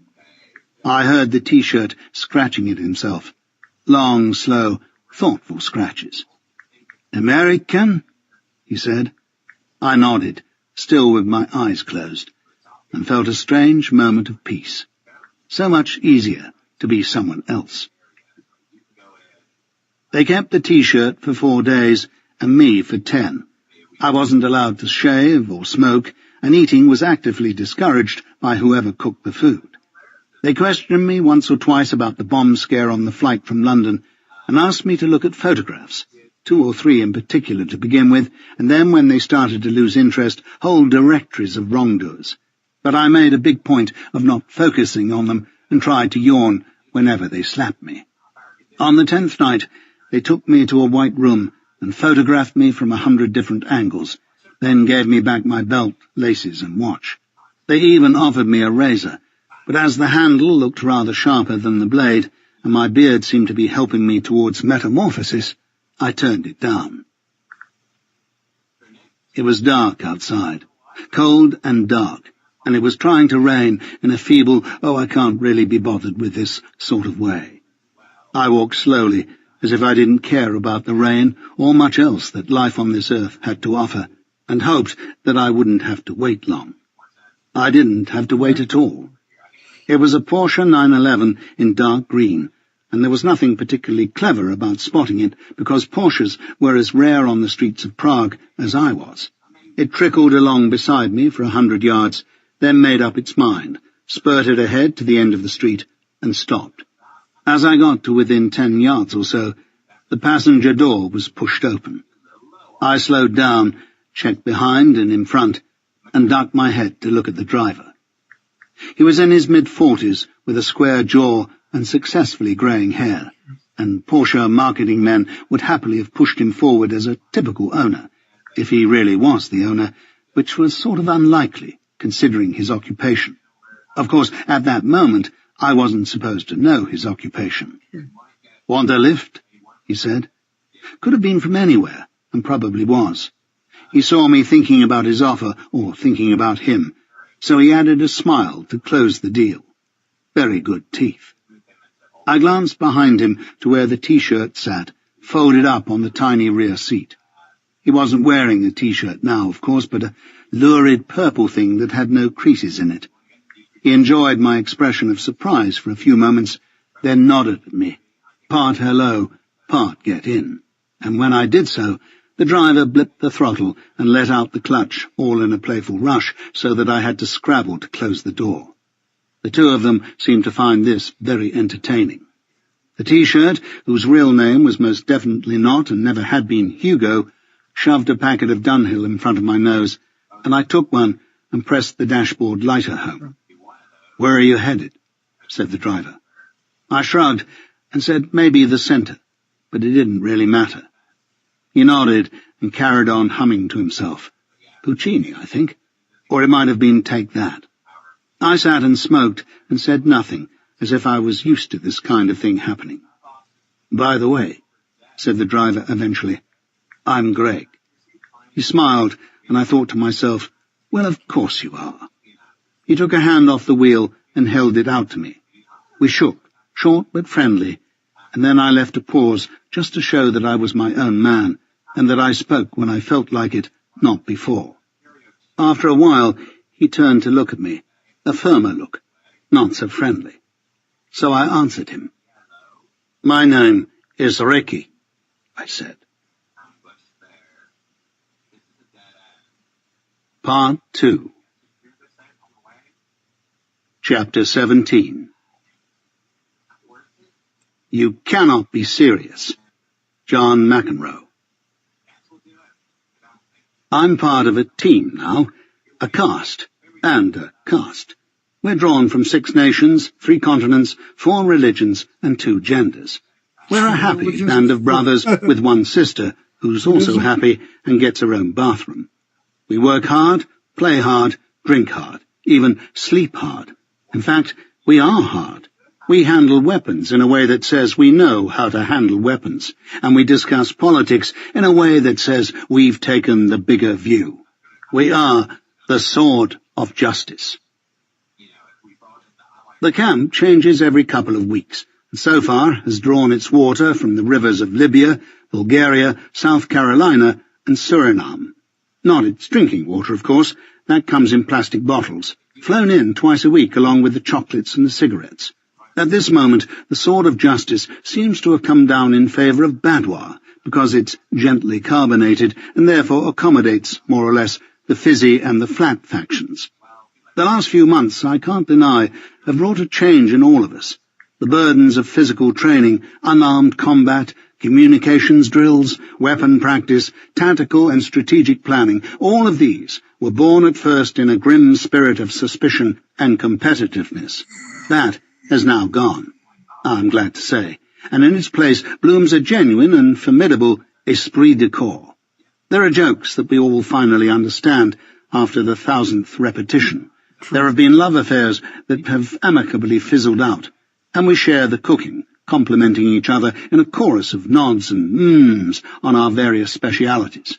Mine, which I do believe is one of the most popular, is hamburgers with potato salad. The secret is the raw egg. It's the middle of December now, and we're about to travel to Switzerland, where we plan to ski a little, relax a little, and shoot a Dutch politician a little. We're having fun, living well, and feeling important. What more can one possibly ask from life? Our leader, inasmuch as we acknowledge the concept of leadership, is Francisco, Francis to some, Cisco to others, and the keeper to me in my covert messages to Solomon. Francisco says he was born in Venezuela, the 5th of 8 children, and that he suffered from polio as a child. Now, I've no reason to doubt him on any of this. The polio is supposed to account for the withered right leg and the theatrical limp, which seems to come and go depending on his mood and how much he's asking you to do or give. Latifah says he's beautiful, and I suppose she may have a point if 3-foot-long eyelashes and olive skin are your thing. He's small and muscular, and if I were casting the part of Byron, I would probably give Francisco a call, not least because he's an absolutely fantastic actor. To Latifah, Francisco is the heroic elder brother, wise, sensitive, and forgiving. To Bernhardt, he's a grim, unflappable professional. To Cyrus and Hugo, he's a fiery idealist, for whom nothing of anything is enough. To Benjamin, he's the tentative scholar, because Benjamin believes in God and wants to be sure of every step. And to Ricky, the Minnesotan anarchist with the beard and the accent, Francisco is a backslapping, beer-drinking, rock-and-roll adventurer who knows a lot of Bruce Springsteen lyrics. He really can play all the parts. If there is a real Francisco, then I think I saw him one day on a flight from Marseille to Paris. The system is that we travel in pairs but sit separately, and I was half a dozen rows behind Francisco on an aisle seat when a boy of about 5, sitting up at the front of the cabin, started crying and moaning. His mother unhitched the lad from his seat and was starting to lead him down the aisle towards the lavatory when the aircraft pitched slightly to one side and the boy stumbled against Francisco's shoulder. Francisco hit him. Not hard and not with a fist. If I was a lawyer in the case, I might even be able to make out that it was nothing more than a firm push to try and help the boy get upright again. But I'm not a lawyer, and Francisco definitely hit him. I don't think anyone saw it but me, and the boy himself was so startled that he stopped crying.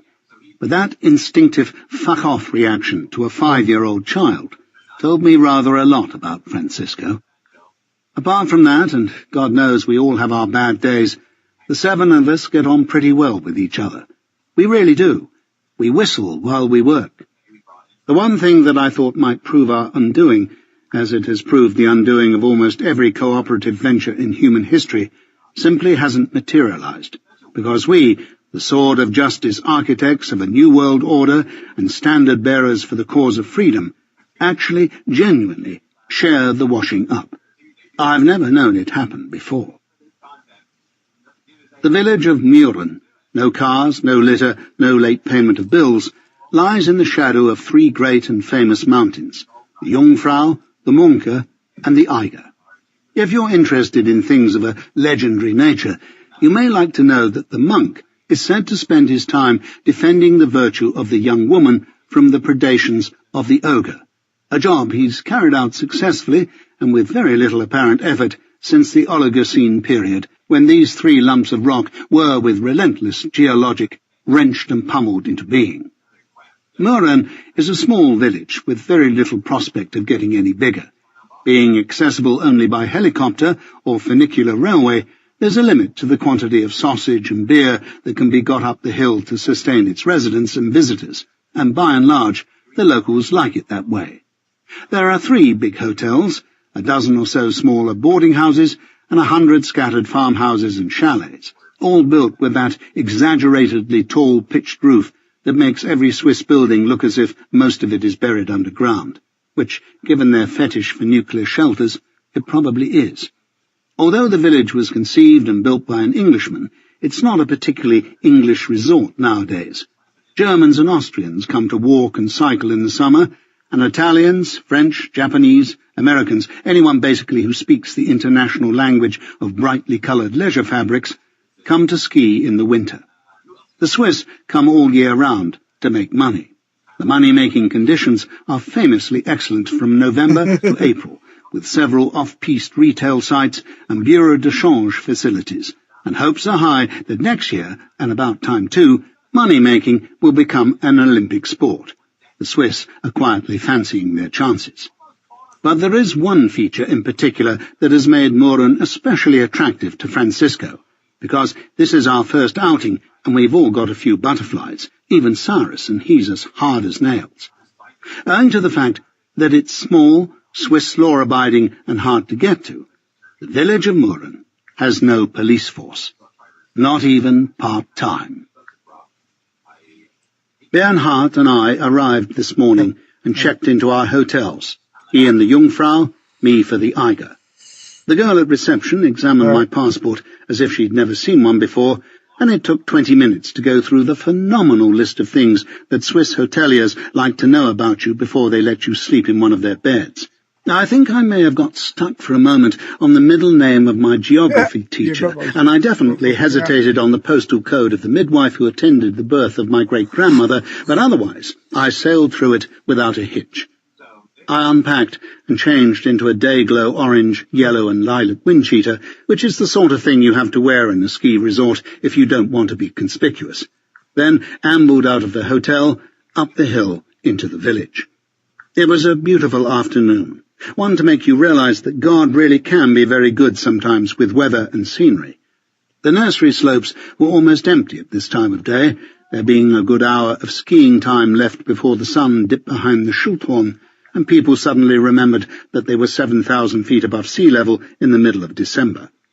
I sat outside a bar for a while and pretended to write postcards, every now and then casting an eye towards a herd of quite fantastically young French children who were following a female instructor down the slopes in crocodile formation, each one about the size of a fire extinguisher and dressed in 300 pounds worth of Gore-Tex and duck down. They slithered and snaked behind their Amazon leader, some of them upright, some bent double, and some even too small for you to be able to tell whether they were upright or bent double. I started wondering how long it would be before pregnant mothers started appearing on ski slopes, sliding down on their stomachs, yelling technical instructions and whistling Mozart. Dirk van der Hoover, in the company of his Scottish wife, Rona, and their 2 teenage daughters, arrived at the Edelweiss at 8 o'clock the same evening. They'd had a long journey, 6 hours door to door, and Dirk was tired, irritable, and fat. Politicians aren't usually fat nowadays, either because they work harder than they used to, or because modern electorates have expressed a preference for being able to see both sides of the person they're voting for without having to lean over. But Dirk looked like he bucked the trend. He was a physical reminder of an earlier century, when politics was something you did between 2 and 4 in the afternoon before squeezing into some fancy trousers for an evening of piquet and foie gras. He wore a tracksuit and furry boots, which is not considered unusual if you're Dutch, and a pair of spectacles bounced around his breasts on a loop of pink string. He and Rona stood in the middle of the foyer directing their sumptuous luggage, which had Louis Vuitton written all over it, while their daughters scowled and kicked at the floor, deep in their furious adolescent hell. I watched from the bar. Bernhardt watched from the newspaper stand. The next day was a technical rehearsal, Francisco had said.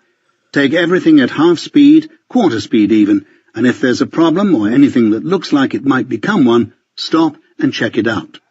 The day after would be dress rehearsal at full speed, using a ski pole as the rifle, but today was technical. The team was me, Bernhardt and Hugo, with Latifa as backup, which we hoped we wouldn't have to use because she couldn't ski. Neither could Dirk, there being very few hills in Holland larger than a pack of cigarettes. But he paid for his holiday, had arranged for a news photographer to be there to catch the careworn statesman at play, and all in all was damned if he wasn't going to give it a try. We watched Dirk and Rona as they hired their equipment, grunting and clumping with the boots. We watched them as they trudged 50 yards up the nursery slopes, stopping every now and then to admire the view and muck about with the gear. We watched as Rona got herself ready to point downhill, and Dirk found 150 reasons not to go anywhere. And then finally, when we were all starting to feel itchy at having to stand still doing nothing for so long, we saw the Dutch Deputy Minister of Finance, white-faced with the stress of it all, slither 10 feet down the hill and sit down. Bernhardt and I exchanged a look, the only one we'd allowed ourselves since we arrived, and I had to turn away and scratch my knee. By the time I looked back at Dirk, he too was laughing. It was a laugh that said, I'm an adrenaline-maddened speed freak who craves danger the way other men crave women and wine. I take fantastic risks, and by rights I shouldn't still be alive. I'm living on borrowed time.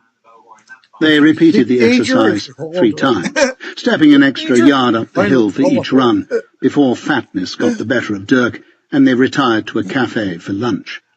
As the two of them stumped off across the snow, I turned back to the mountain for a glimpse of the daughters, hoping to judge how good they were on skis, and therefore how far afield they'd be likely to go on an average day. If they were gangly and awkward, I reckoned they'd probably hang about the lower slopes within reach of their parents.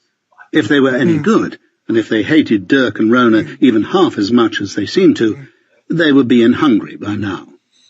I could see no sign of them, and was about to turn back down the slope when I caught sight of a man standing on a crest above me, looking down into the valley. He was too far away for me to be able to read his features, but even so, he was absurdly conspicuous. And not just because he had neither skis, poles, boots, sunglasses, nor even a woolly hat. What made him conspicuous was the brown raincoat, bought from the back pages of the Sunday Express. That's good. Wonderful. Chapter 18. This night, methinks, is but the daylight sick. The Merchant of Venice. Who pulls the trigger? Solomon had to wait for an answer. In fact, he had to wait for every answer, because I was on the skating rink